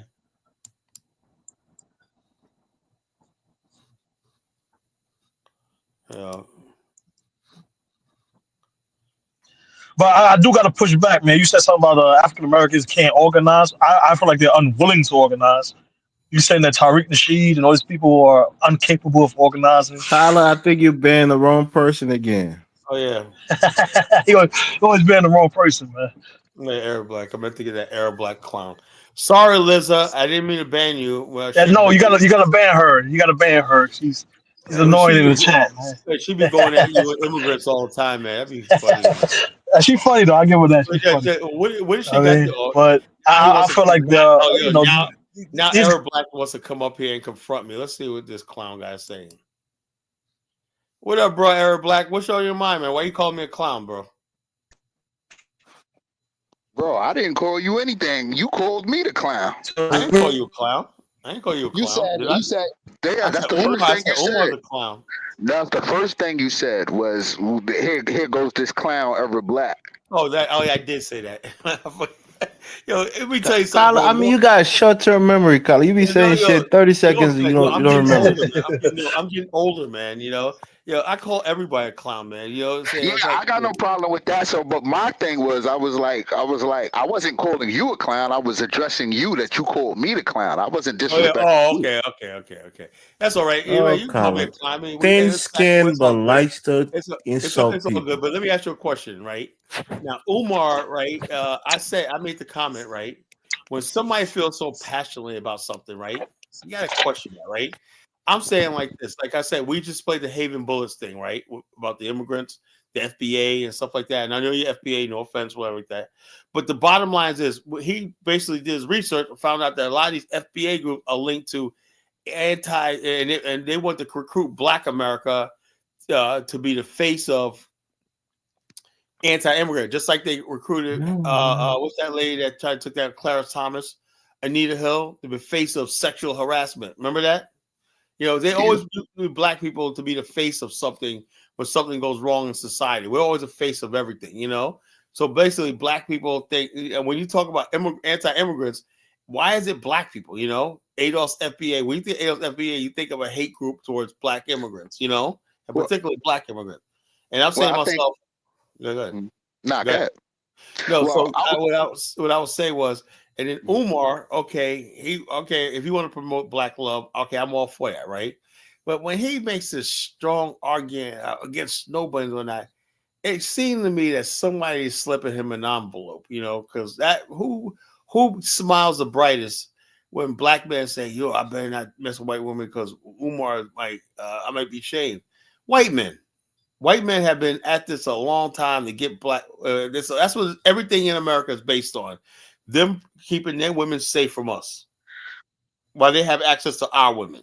How come Umar doesn't talk about that? It's all one-sided. All he talks about is Black men. I think Umar. So Kyle, are you mad? Are you advocating that Black men should go after white women? No, Elvis, man, don't be stupid. Anybody, Dave, do you understand what I'm talking about? Is Elvis low IQ? You get what I'm talking about? Do you understand what I'm coming at? I think Umar is Pan-African. He's pro-Black though. You know what I mean? So He's it's all pro-Black, about but let me tell you something. Back in the days, hold on. It's all about the Black family to him. You know well, what I'm saying? why doesn't he have one? He's already had 2 daughters. He's had a Black. Yeah, but he has never. But his wife, his so-called baby mother, said he was never in their life and he never contributed anything to them. He might. He's not, a family guy like that on paper. So why is he also? That's why I said that's hypocrisy. He don't have to talk about the Black he don't family. have to. Yeah, he's doing polygamy now, though. Think about it. Like, come on, bro. I know you're more smart. Yeah, come on, man. Wait. You questioning my intelligence? Are you questioning my intelligence? Or are you questioning? I'm saying you're insulting my intelligence, right? The Umar has no morals and whatnot. He's not married to nobody. Like he just like sleeping around and whatnot, using his fame and whatnot to get women. Whatnot, is he your role model? No. Okay, then. So what is the issue? The bottom line, I was here before Umar. He used to listen to me back in the days. Okay. So I'm like this. My whole thing is, if you like Umar, he says a lot of good stuff. He has a lot of good stuff, right? Where I draw the line is that you have to be the example you want people to talk about. If you basically are not married, you're not doing that one that, focus on something else. When you basically focus on race relationship whatnot, right? You should have a Black wife. Whatnot. You should say you should be building with somebody, not getting women. A man builds with a woman. You get a woman and you build with her. You forsake other women and just focus on that woman. That makes you a man.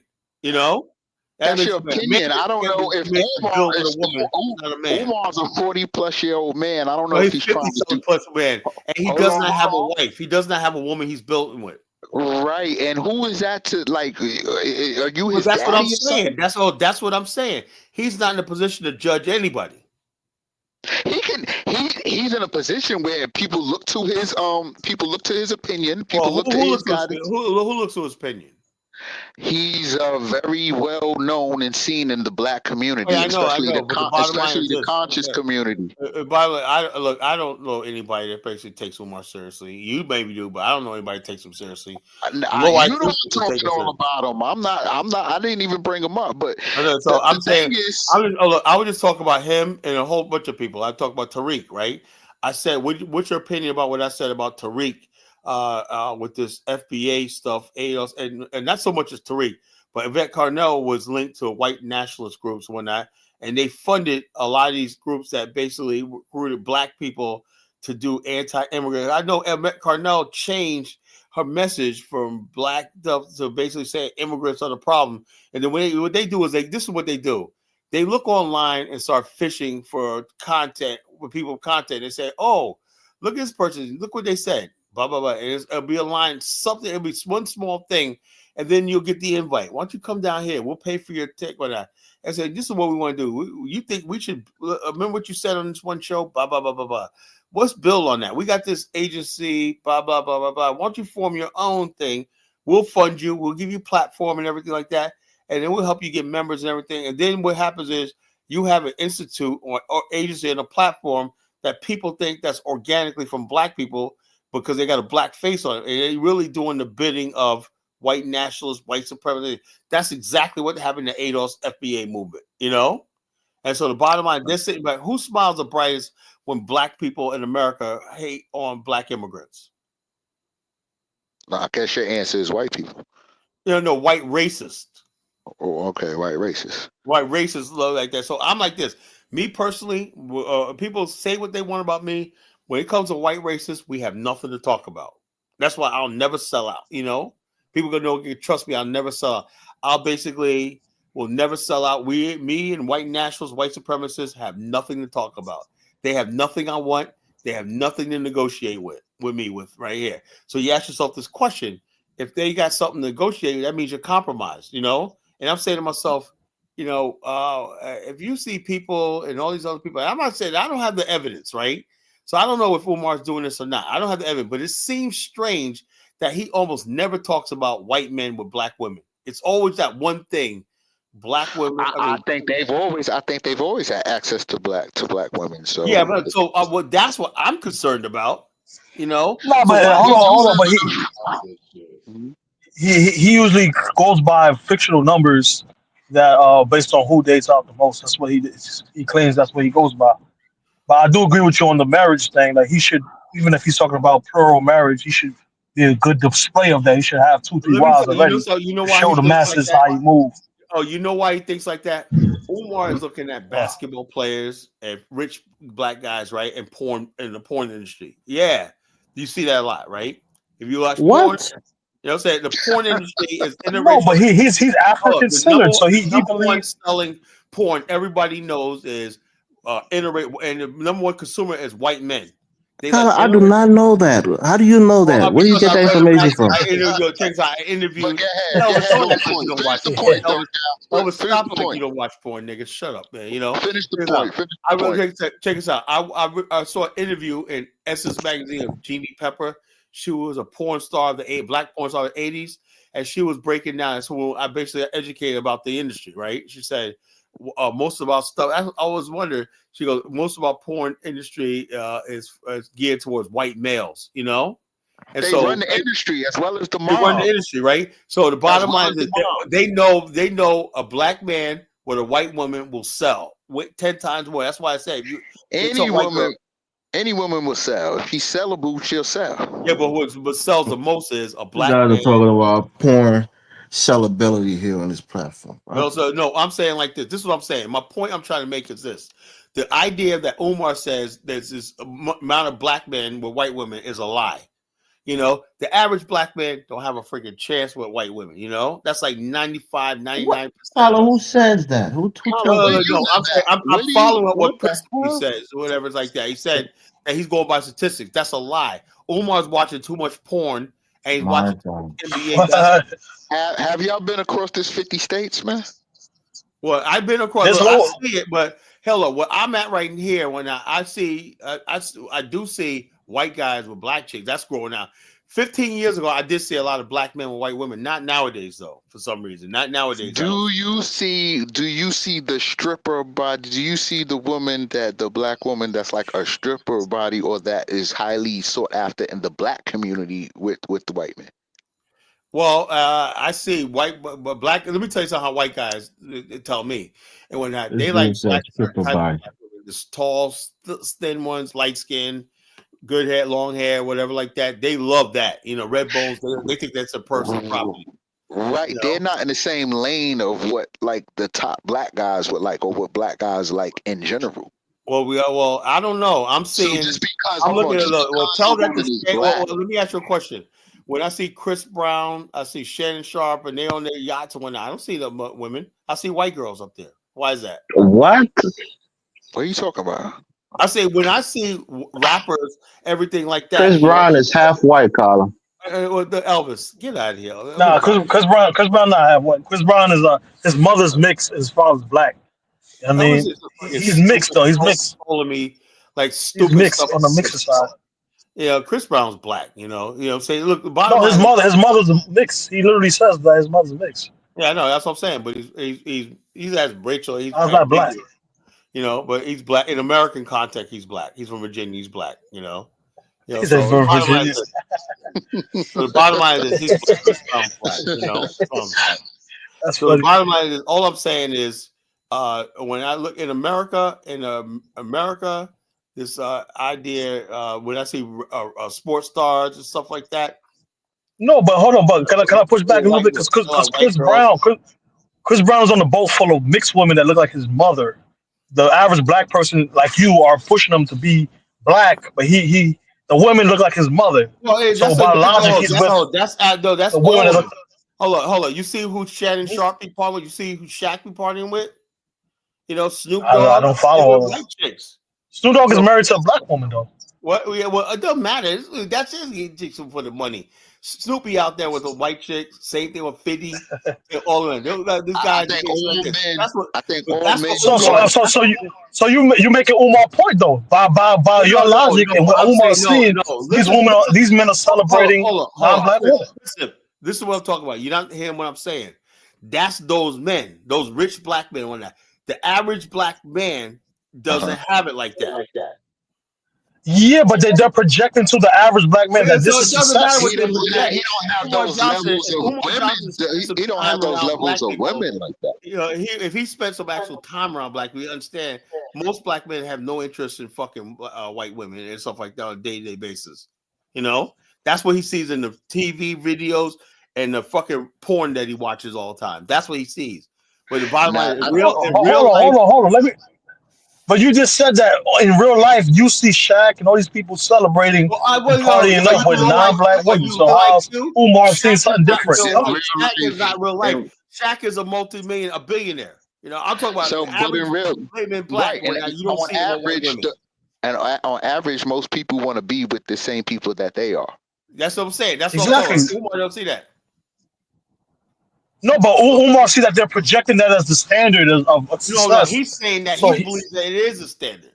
Because he's not. He's promoting something else. He's promoting He wants to be. He deep outside wants to be up there. He thinks he's missing out on something. That's why he's acting like that. He thinks he's missing out on Snow Bunny when you realize that. You think he don't have that available to him? I don't know. But the bottom line is, bottom line, I seem like he's like this.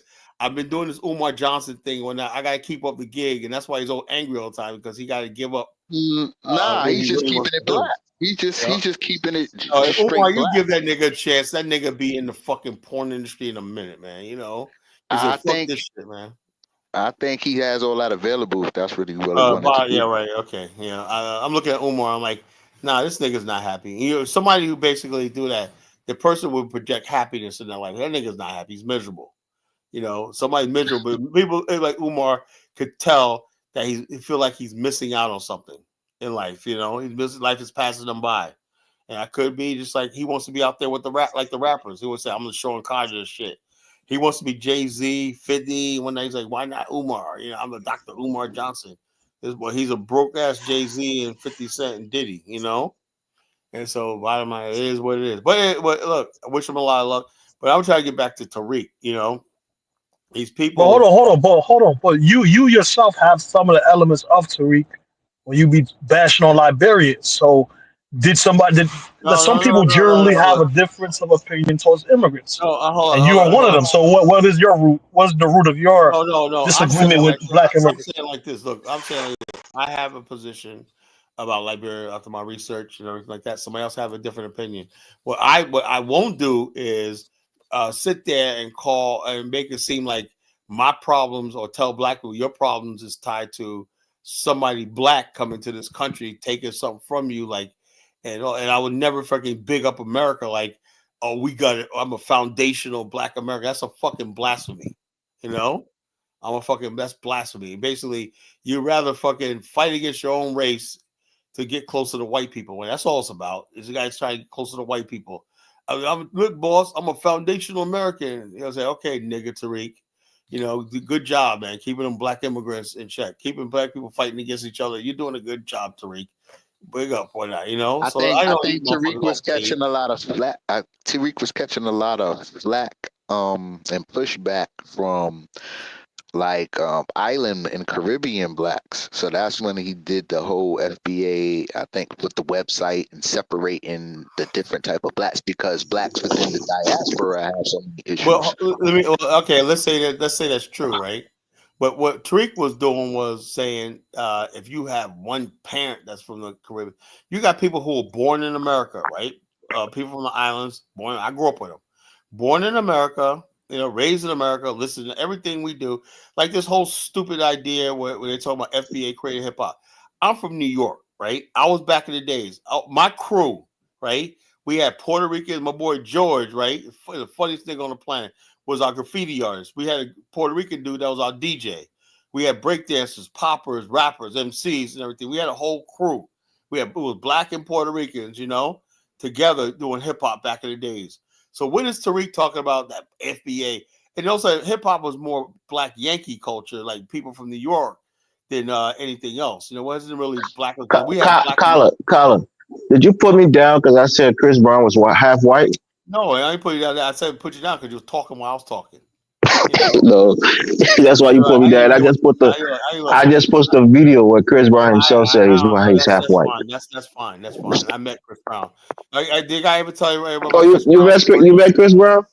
Yeah, I met Chris Brown. You took a picture with him? The year was 2007, right? He was 17. Oh, really? That early? He was 17 years old. When he was a kid? I was working at listen for a second, man. That's what I tell you. You keep interrupting when I'm talking, So rude, man. Because I was working at the club, right? I get word that Chris Brown wants to come up here and get in the VIP. And a guy called me, said, can you get Chris Brown? I said, he's only 17. He just got to doing a concert at the amphitheater, right? So anyway, lo and behold, he comes up here, right? And yours truly is the doorman at the door, right? And this was a Thursday night, so nobody was really, the club was empty, right? So we said, we'll let him in, but he can't drink. So anyway, this motherfucker comes up to the door, right?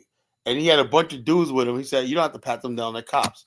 I say, look, little young nigga. I didn't say it like that, but I said, we're going to fucking, everybody got to get patted down in the club. He go, but they're police. They got bad. I said, I don't give a fuck if they're Secret Service. They getting patted down. And this motherfucker was just going off, man. I said, first of all, kid, you only 17.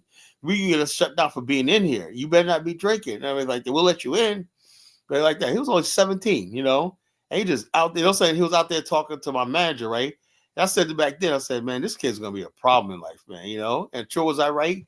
Like 2 years later, he beat up Rihanna or not, I said, that ain't so proud. The way he was acting that night, like he was violent and shit like that, going crazy. I'm Chris Brown. I said, I don't give a fuck who you are. Your guys are not getting in my club with guns. As simple as that, And so it was like out there just arms flailing. Blah, blah, blah. Your doorman fucking is rude. Like that, man. I said, yeah. My manager, Rob, said, dude, man, I can't let you in the club, man, because, everybody comes to the club and get patted down. But they're police. They got, we don't give a fuck if they're Secret Service. They're not getting in here with no guns. Nobody gets past me with guns in the club. Simple as that. So he didn't want to get patted down. He didn't want to get patted down and went like that. So finally we let him in, And that nigga was still drinking, fucking VIP. I saw him with I didn't do nothing. No, I just saw him in a fucking with some champagne and whatnot. I didn't say nothing though. I was like, oh fuck, man, he'll be out. Kyla, I thought you met him on a friendly term. That's what I thought. No, it Took a wasn't. picture Well, of him I or was something. working. I was working. You know, I was like working. He came into the club. But you know Chris Brown popularized 2 up, 2 down, right? I don't know. Whatever deuces. I don't know what the fuck that Like it's is. the VA, right? The the peace VA sign up and the peace sign down. Yeah, Yeah. whatever. You know, I don't care about none of that shit. No, I'm from New York. About that shit. You know? Kyla, you're so grumpy, man. Damn. Is that DK or is that David Hitt? Who's the D? No, I don't know what that is. That's somebody named Freeway Dread. Freeway Dread, what's on your mind, bro? New contributor. What's on your mind, bro? Let it rip. What's up, Colin? Now I called in before. It's just been a while. I sit back and I listen to I try to catch the show every night. Sometimes I can, sometimes I can't. But what I was coming in on was about like the FBA thing. I get a lot of I listen to everybody's point. I get your point too. Where you're coming from, which is very valid. It's very valid. More so where I'm coming from, or my view on it is, with the FBA crowd, you got some fanatics. Let's just be real about it. You got some fanatics. You got some people who they claim Indian or indigenous heritage. You got some Make nuts it over up. there. Make You got whatever nuts. makes you feel good. Just say it. You know, just make it up. Make up history as you go. Pull history. We used to call it back in the day, pulling your philosophy out your ass. It's like, nigga, where'd you get that from? My ass, motherfucker. Right here. I think I think on the website is very clear what FBA is. Yeah, no, I get the lineage angle. I get it, and I agree with it. I can understand. Everybody tribal. I'm talking about all black people worldwide. They tribal, but it's the problem come in is when you're hostile towards other people for whatever reason, And they even make if up it's this valid. they make up a fake argument that it's all because they want to seek reparations. They don't want Caribbeans to get none. Dude, man, I ain't gonna do no. I'm not gonna promote division just to have some fake ass straw man called reparation, which is never gonna happen. I did that show on the show a couple of weeks ago. I did the electoral map and whatnot, with Kamala and so. I said the pathway to reparations would be like this. If Kamala would have said, I fully support reparations, she would have lost even California. There is no path to reparations. America's not going to bankrupt itself to give Negroes money with that. So the bottom line, they know how Negroes is. You know how Negroes are, though. I mean, so you know how much Negroes play the lottery, and you know how much Negroes is looking for saviors or wishing for certain things. Like that's the more populace of Negroes. So if they want to believe in getting reparations and stuff like that, that's that's all fine dandy. Like people, you could pray to a head of lettuce for I care. But don't tell me I got to go along with it. That's all I'm saying. Well, they basically get up here and say, "Kala, look, dude, man, I don't need reparations.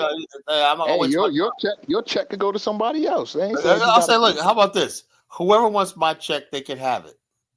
Well, what I would say, fighting for Now, let me ask you a reparations, question. if Hold that's up. Freeway Dread. Now, do you want my check for reparations? sign it over to me, please.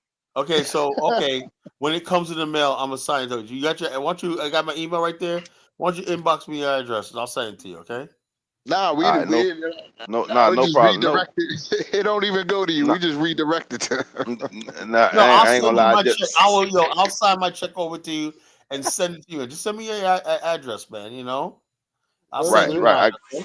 I get where you're coming from. I definitely get where you're coming from. My thing is, don't ever stop fighting for it. Like for the ones who do fight for it, like I said, Don't you ask. got I'm saying fanatics. don't stop fighting for reparations, right? You believe that in your heart, whatever. I know we got a lot of pain, and maybe that's a way of relieving your pain, saying I want to get paid back for slavery.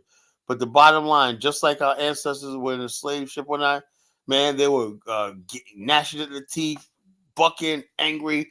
Nevertheless, that slave ship sailed to port, and we were put on the auction block. It's the same thing in America. Not a damn thing has changed in 500 years. We are powerless in a society. Until we have power and everything like that, nothing's going to change. We don't have any power. The white man's not going to, just like the people who ask for reparations are the same people on the slave ship thought the white man was going to change and have a change of heart. turn the ship around and let them go back in Africa. It did not work like that. Once you're on that slave trip, that was it. Your life when you landed in America was a life of hell and misery forever and eternity, right? Just like this. A white man just basically said, look, you're on a slave ship. Once they got you, you're going to end up on somebody's plantation, whatever like that. That's your life. Reparations, black people think white people are going to sit back and say, Negroes, we feel bad. Let's do the right thing. That's why that's a slave mentality. Reparations, it's like FBA is a slave mentality, right? You think that there's some special relations with white America that they're going to give you favor and everything. White America really don't give a shit about you. They'd rather have black immigrants than you, White Americans. But Collar, you don't, you Collar, you don't believe that though. What I would say is I do believe that. Everybody got their walk in life, and everybody got their axe to grind. You got some Pan African fanatics, you got some FBA fanatics. I'm not gonna stay on the fence about it, not at all. I'm not gonna come off as if I'm cool with everybody. No, I'm not cool with everybody. You got nuts on every side, and I don't fuck with nuts. It's more so the reality of it, or the reality of the movement. Like, you got some people who never go into Africa. Like, I'll take myself. Like, with me, living in Africa, no. Traveling and doing business into Africa. Why don't you come on this investment business tour next year to Liberia? I heard you talking about it tonight. I don't know much about it outside of what I heard tonight. Trip to Liberia. See my email right there? That right there. Email me and I'll send you all the information you need. Right. Email me. I always respond to my emails. Email me. I respond to my emails almost immediately. Unless I'm asleep. Yeah, I emailed you. You didn't respond to mine. But anyway. Who? It's Ever Black. I did. I said hello. Didn't I? I did. I respond to you. I said hello. Thanks for the. I'm gonna check it again. Yeah, I did. I responded to you. I said, "Hell, thank you." And I always respond to email. I said, "Thank you for a thing." It was brief, but I said, what happened was when I did it, I was driving. I couldn't type much. I was driving. It's okay. It's all good. But I always reply back to my emails when people want to engage me, ask me questions. Everything. I think it was just a hello you sent me. I just said hello back.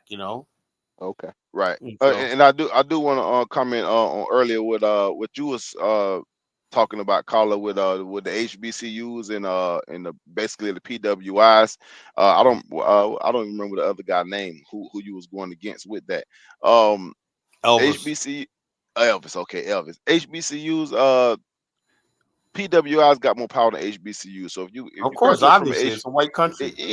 Yeah, I think he was just arguing in bad faith just to get under your skin. What it sounded like. Yeah, when people act like, look, I know Black America. I know America, right? And when people look at this thing, because Black America, for the most part, is more advanced in their country they're coming from, they think everything's all right. Y'all got these colleges, but the bottom line is this. The HBCUs can't do what the University of Missouri does to the state of it. It can't do what University of Mississippi does, and University of Alabama does. And everything like that. They could transform states, build economies, stuff like that, and create millionaires and billionaires. HBCUs can't do that, right? Because you cannot have two races of people in an area, in a country. Yeah, but we was talking about this earlier. There's no economy for the HBCU. That's what I'm saying. You got to have an African. That's a lie, man. You guys. I say it all the time. The same way. Lord Prince. I was talking to Bomani about you today, right? I got this young brother in Mississippi, right? He keeps saying, God, we need to do that. Yo, what you need to do is talk to Bomani. This brother has been in every so-called Black Power movie and he just decided, look, I'm just gonna work. The only person he really works with is me. We pulled off a tour last year, by working together. Bomani's with the UNIA, all these Black organizations. And you know what happens, brother? They do absolutely nothing but talk in the end. It's a bunch of people talking about we're the most organizing Negroes on the freaking planet, but nothing ever gets accomplished, because we don't have a place to manifest this stuff at. So just organizing for the sake of organizing don't work no more. We get organized and everything like that, and nothing ever changes, Right. What I would say to the Elvis is you say, what Carla talking about is rulership. He talking about rulership. He talking about governing the state. Yeah. When it come down to like coming out of the HBCUs, you coming out of the HBCUs basically like on an individual level. You're going to get yours, and really Yeah, that's it. that's what I'm saying. And then people act like Because you can't I do got you can't. mine. It's Yeah, like I got mine. I That's got it. mine. Better get yours. I got mine. I won't lie. Growing up, I hated hearing that term because it always felt like you only care about And yourself. check You this do out. not You care know about what that nobody also else. does, Era Black? You know what that also does? It basically creates envy, jealousy, resentment, right? And so you know what happens when the people talk like that, right? They always come back and like when you hear like one of those "I got mine" people get discriminating about white people, they're like they want us to rally behind them, Anyway, I got mine. Once they get what they got here, they don't look back. They just all about themselves and everything. But like I said, much as I criticize Barack Obama, I do give him credit for the fact that him and Michelle used that education to help people. I do agree that's because he went to Columbia and he went to Harvard. And the bottom line, Barack Obama is basically white. But black people, no, we just know it's futile, man. We hold the thing like this. Well, We're hold on. lucky. Can I say something? Because What? you always go on these rants about how black people are powerless and this and that third, but when you talk to Yes, immigrants, you always flex obviously, on Negro the is a high power. knowledge and all these doctors and lawyers. The It does problem is not the doctors matter, and bro. lawyers are not building We're not towards concentrated. a black. All we do is help the white man and the Asian man and Latino man build their shit up, and we get a I job. agree with that, but that's a mind frame thing. It's like you No, rather than build it's your own reality, clinic, bro. It ain't a mind frame. you rather work in a white man hospital. Principe. This is America. This is white America, right? We're lucky to have black people. Like I put the top 20 black businesses. We do got people who made it, right? But that does not going to transform the millions of black people. Millions of black people still got to work under the thumb of the cracker for the day they die.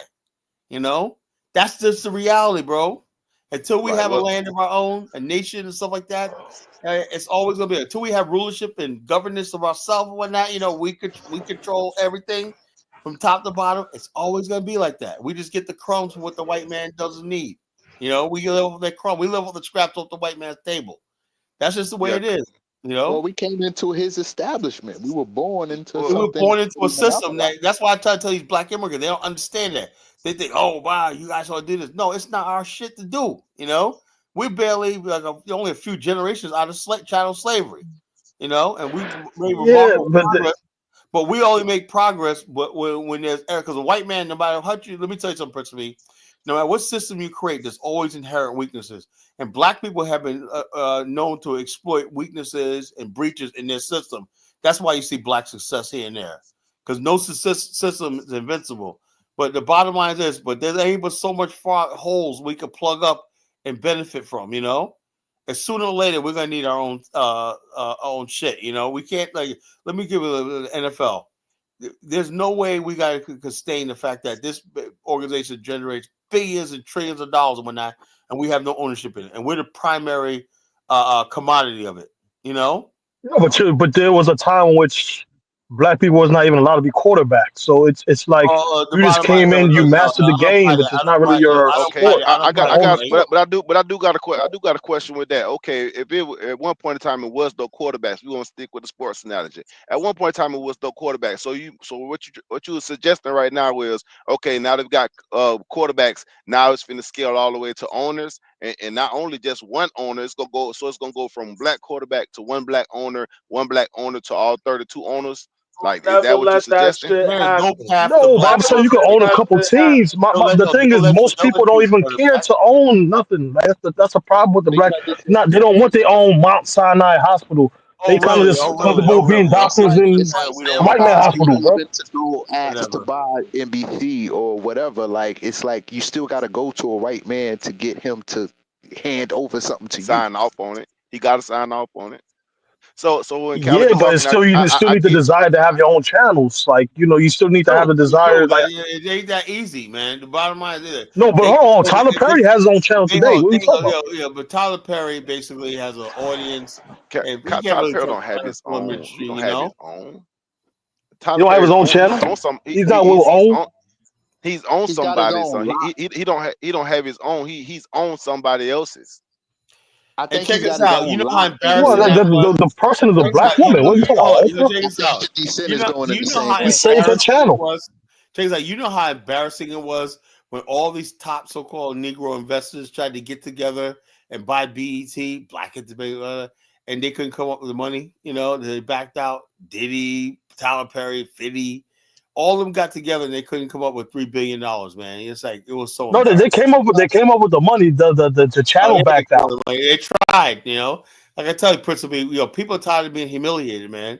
You gotta But come up. You why gotta come up don't with they a go better for plan, Channel bro. 13 though? Why can't it be PBS or something They like could that? make a new BET though. That's what I'm trying to exactly. They could make a new BET, a better BET.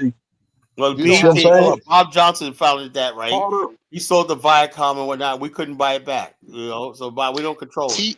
TV is part of programming, so that's a major power.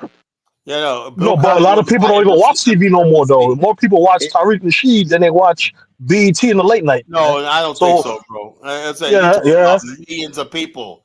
You talking about television? You got millions of people in that's digital national audience. That's it. national audience at one time. You know, it's not even fair. And also, television, radio is more authoritarian than the internet. You know, that's proven. People look at stuff on television. But you're older. You're slightly older than me, so you kind of view it that way. But Oh I no, watch that's the way it is to YouTube this day. and social media more than I watch TV. No, yeah, but it doesn't. YouTube and social media don't have the influence that broadcast media have. You know, and the New York Times, newspapers. I beg a differ. I beg a differ. It's a different Say time, what you man. want, you know, but the bottom line, that's the truth. That's why do you think all these newscasters got their own Twitter account and stuff like that? They know that basically they got the thing, and also all the broadcasters and whatnot, they got the biggest followings on Twitter and stuff like that because the only person that basically is not in the broadcast media got a huge following is Joe Rogan. You know, everybody else basically on broadcast media and whatnot dominate everything, and they still got to get on streaming and stuff like that. So they got a lot. That's stupid, you know. You And can't they just gotta be a compete with streamer. what's going on down here in social media. Yeah, It's social media. to compete. But more people tune into social media, so they themselves have to come to social No, media. not Even really. if Not you look really. at You can there's go to see. reports about people watching TV less. Yeah, they No, gotta no, have no, shows. no. They already Television is ruling still the in largest top media. media. Now they're getting their social media together. Now they got double the power. That's what I'm saying. They got both social media. They got Fox got a channel on YouTube, so they got you covered. They make the programming up on television and they put it on the freaking YouTube and Twitter and everything. So it's like a pipeline of information that permeates from the broadcast studio. You know, that's powerful. We don't have that. We got all these black people freaking split it all over the place, and there's a unified message with them. You know, And they're not gonna let you have that power. Like you're not when gonna you let. have It's that not sort of gonna be. power, if you have black people have and all the affiliates got a freaking line like a wire, like the Associated Press, millions of people that they can reach through a thing where you got every person who has a YouTube channel clicks onto a black broadcasting thing to that shit will be so friggin' powerful. Real, but do you think they're gonna really let black people have that much power? No, they'll let you have a Phil Scott and a Roland Martin here and there, but it's not centralized. You can't be centralized in America. That's dangerous, you know? You can't ever hope to overthrow white America. Like they're not giving up power. They're not to going to them. give you that power. Who's telling you to do that? I'm telling you Well, that's what to it's going to create your take. own That's what it's entity. gonna Not take. gonna let you really compete like that. Like it's not that. If I'm in power and you trying to get power, and They want compete with me, I'm not their trying to let word you to do be that. final. They want what they say, their point of view to be the final, right? They don't want no competing black media. They know black. They control That's black bad for people. They business. control what we think and see. Most That's black people bad get for their business. information from the mainstream. That's it. That's the truth. Because the social media people, we don't have a broadcast to link all social media platforms together. We don't have that. No, but hold on. Can I push back a little bit? Because the people that you named earlier are people that the general media don't like Dr. Umar. He has his following. Tariq Nasheed, Yeah, he he has had a their following, following. but They look, don't. They so don't. They're there's not utilizing. almost 50 million black people in this country, right? Umar basically, Mhm. you got a few thousand people following. That's not nothing. That's nothing. Most black people don't know who That's Umar is. people following, but I'm saying his No, influence look, reaches black people, above. I don't Umar follow don't him, have but I millions of respect people him. know who he is. You've seen Umar and Tariq on national TV or radio. You've seen that. Okay. Not often, So not frequently. I seen Farrakhan. Farrakhan has been on a bunch of social medias. So I've the seen him bottom line on is the mainstream media only before. time we know yeah, about he's the the reason Umar. why Al Sharpton is bigger is because he's on national MSNBC. He don't He's need just a People don't respect. People got more respect for Farrakhan than Al Sharpton, man. You're not being honest with yourself, bro. Farrakhan, same thing with Farrakhan. The bottom line is That's just Farrakhan like came to Malcolm us X and on Martin. They're both NBC. part of the old guard. It's an old guard. Tariq and Umar are part of the new guard and new leaders and new scene active black men. You know what I Yeah, mean? but they have more respect than some of these people that you're naming, like a Don Lemon. How do you younger judge respect? How you judge respect? Like when you, just because they have respect, they still don't have the machine behind them. They have no power. Right. You don't need the machine behind you. You have to have some. Tariq and Umar both don't have any power, any real power. How so? How you define power? What are you guys talking about? It's the same as how you define respect. Like that. The question still applies. How do you define respect? If you gather masses of people and you have their attention, that's power right there. And you get to they have people. They have, but they're guarding. Let me ask you a question. How long has Umar been at the school? He begs for $20 super chats and whatnot, and Cash App, man, Cash App, $10. Thank you for the Cash App. Like, dude, man, that's no power, man. You know. Now I do agree. Tariq was good at raising money. He got that money built for that museum. It takes he could do that, but he benefits from that. You know, he don't share it with the masses of people. He don't have investors. Right, because most people, just like them, they're out for their own dollar and benefit right. first. So bottom line, so I that's tell based off the that, people. you know, so it's. I give you that. They're out for their own interests, but you can't say they don't have power. You see what I'm saying? These people have power. Influence is power. Influence. And so the bottom line is this. A perfect example of what I'm talking about, right? This last election, right? This is what I'm talking about, power. Mm-hmm. They basically had the Democrats had LeBron James, they had Oprah, they had Plies, they had all these people, Megan Thee Stallion, Cardi B, Beyonce, all these people right here. So I vote for Kamala, the Democratic convention. You know, they had Glorilla, you know, shaking their ass or whatever, Megan Thee Stallion, all stuff like that. And still, man, it was black people for the most part decided to stay home. These people don't have power, bro. You know, what it's going to take for black people to get power. Black people have to see benefit in themselves. But black people are sick and tired. They know if Kamala would have won, Steve Harvey would have had the White House doing the dance. You know, Roland Martin would have got invited to the White House to eat pork chops and whatnot. You know, Al Sharpton would have been there, whatnot. So everybody knows now that all these people that speak for us and bully us for voting only out for themselves. It's apparent right now. You look at Black TikTok, they'll tell you. The new organization right now, principally, is TikTok. You know, black people really sit in their car and house and tell you how the fuck they feel. You know, and what by exactly. But that's my point exactly. Social media has more influence. I know that. Big mainstream media. Social media is basically telling you that a lot of this stuff that you keep saying we need to get together. Whatever. People are sick and tired of somebody telling us what we got. Black people, you know, black people hate. They hate people telling them how to think, how to pray, and what to eat, you know, and what to drink. You know, black people always say, we need to do this, and black people are like, yo, who the hell are you to tell me? Well, let me, for example. That's not true because black people. Hold on. Black people. Don't say black people. Go ahead, my fault, brother. American blacks. Yeah, there black you go. people. Don't say no black people. Give you an example. Free range dread. Now, if you go outside, what city do you live in? I live in Florida. Okay, you got Kroger down there, right? No.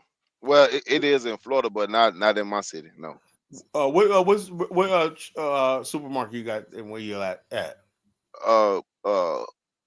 Publix, Walmart. Okay. Good example, right? What I suggest to you, right? Go to Walmart, right? Stand outside when people walk in and say, "I need you to stop working at thing. We need to shop and buy black." What do you think's gonna happen? Huh? Not black. What do you think? Like, you see a black people walking out there with that 50-inch TV and whatnot, and you're gonna tell him he's colder. Who don't know that? Yeah. So the bottom line, I try to tell Principe that black people almost. That's not a good example, though, bro. Yeah, it is. It's a perfect example. Because the bottom line is this: if Principe, right? If you're standing outside of Walmart talking about buy black when I go to what, black people are like, nigga, if you don't get the fuck out of here embarrassing us and what. Well, you'll get a couple, or you'll get the one that was looking to. Hey, I was one or looking two people, right? Yeah, But then the people are like, yo, man, people make it clear to white people, this niggas are crazy. They don't speak for us or whatnot. These niggas That's are not a good crazy. example. What you telling them not to go to I see Kroger's? this one. Go shop black right? where? This just like a couple of years ago, a sister, light-skinned sister, right, was standing outside. There was brothers were protesting their racism at a weave place, right? And so their racism, blah blah blah. Something. And also some sister decided, wait a minute, I'm light-skinned and whatnot, you know. You know what I'm saying? By the power of Beyonce and Bayism and Black Girl Magic, Negroes be gone. She went over and started fussing these dudes out. Like, what the hell you doing? Tell us where to shop at. Sister, we're doing this for you and whatnot. They're like, we don't need you fucking tell us what to shop. If we want to go ahead and buy our weaves, whatever, shut the hell. Who the hell are you? Principally, man, you got a good heart, man. But I've been down this road before. I know Negroes, man, you know? And about the only thing Was she hold on, but was she mad at them telling her not to shop there, or she was mad that there's no black alternative? She was mad at the fact because these guys were out there talking about this is a racist place and whatnot. You know, they're ripping black people off, blah blah blah, and they were in line because they had a closeout sale. They was giving weaves and hair products away for discount prices. So the line was wrapped around the building. These bros out there talking about. These bros, I said, man, if y'all don't get the fuck out of here one night, tell us how to shop, whatever. I was like, that's that what was on. That was on the wakes of some women catching some flack and having fights inside the with the Chinese. Oh yeah, something like that. Something like that. Was on the wakes. That was on the backs of that. I remember that. Yeah, but he's leaving out the fact that there was no alternative black-owned store to compete on the same level of pricing. The bottom line is, so you can't just tell people to go buy black. You gotta have competitive prices. They'll say is, so you know what, you just want to get rich or whatnot. You want to tell me like this, and white people not like that. You know, they're like, yo, man, if black people start buying from black owned, we'll go out of business, right? So they got a way of telling black people, who would they tell you where to shop at, you know? And, you know, so it's just really complicated. Man, basically, you can do is have our own nation. We can have our own stores, and that's the end of it, man. You know, so that's what I believe. You know, but you're still gonna have to compete. You're still gonna have to compete, though. Even in like Haiti, Jamaica, Liberia, they got Lebanese and Arabs there. We'll only one giving out business licenses and whatnot. You know, we'll always make sure that 99% of the business is us. You know, so we could do that. You know, principally. You know, you're trying to navigate. You're trying to swim in shitty. You know, when what you're trying to do is try to swim up shit creek without a paddle. You know, using your hands. Nah, man. You know, you gotta make buying black easier and accessible. You have to have a black Walmart or a black. You know what I mean? You can't just tell people to go buy black. I would chase out. I would urge anybody to download the Blaps app, right? A black-owned business app. When I principally start right there. Remember, I told you about that. Yeah, you did tell me that. I gotta buy a piece of Blaps. I'm downloading right after this. By now, you should have downloaded the app, and you should be like, Colin, I don't use that app for everything. I go know restaurants by airway. That's what you could do. Facts. That's true. No, that's what you true. Could do. So we all do that. Like that, you know. We could get someplace, but try to make everybody else conform to some. That ain't gonna happen, bro. You know, we should definitely have a black supermarket. Call it the black market. All the cars. It starts with the app. It starts with the app. We talk about technology app. You know, by the way, you got a black app when I say, look, these are the supermarket. Make a point of put your alerts in there saying, bing, bing, bing, bing. Today you're gonna shop at a black-owned app. Okay. Well, we need them in our neighborhoods too. Like we need an actual black market. Well, if the people had a customer base, right, they'll appear. The bottom line, if you don't basically start buying, you know, people know. If people knew that there was a black-owned app that sends out people alerts to buy for black-owned business, and they got lines out the door until they open their door for business. Right. Yeah, you'll see businesses pop up all over the place, but you know, it ain't what it is. Black people don't want to do that, you know, and do what hey, do you start with the stuff we got right now. We got black-owned business apps, right? Use those. We're not getting familiar of using black-owned business for everything. From plumbing to everything, find out black contractors in your area. Everything. Do that on a large all the time, and then when you basically when it gets grow like that normal in your city, you got thousands of people using that app and whatnot. You know, app say, yeah, well, I bet you meet people in restaurant. Yeah, Blaps tell me to come here. There's a discount here. They sent me out the alert. So did I. So did I. When that happens and whatnot, that's how you build secret societies and social. Right, just like foundational Black America. We're gonna check. We're gonna be checking. I like to see it. We're gonna be checking. Hold on. You said your piece. Let me say mine. We're going to be checking people's foundational Black, you know what I'm saying? We're going to be checking their cards and identity to make sure that they foundational Black Americans and do this business with them. And that's the. Well, like I said, that's fine. That's fine. But the whole thing is, I would say, is basically make sure people are basically buying Black, whatever like that. If you could do that, then you're doing good. Anyway, brothers, it's been a long time, 5.5 hours. I got to give it more. I got to take my car to shop in the morning, man. Brakes are gone. Yeah, anyway, all right, so, thanks for having God me. bless. Good night, bro. No problem, man. All right, good night, Carla. All right, y'all take care. All right.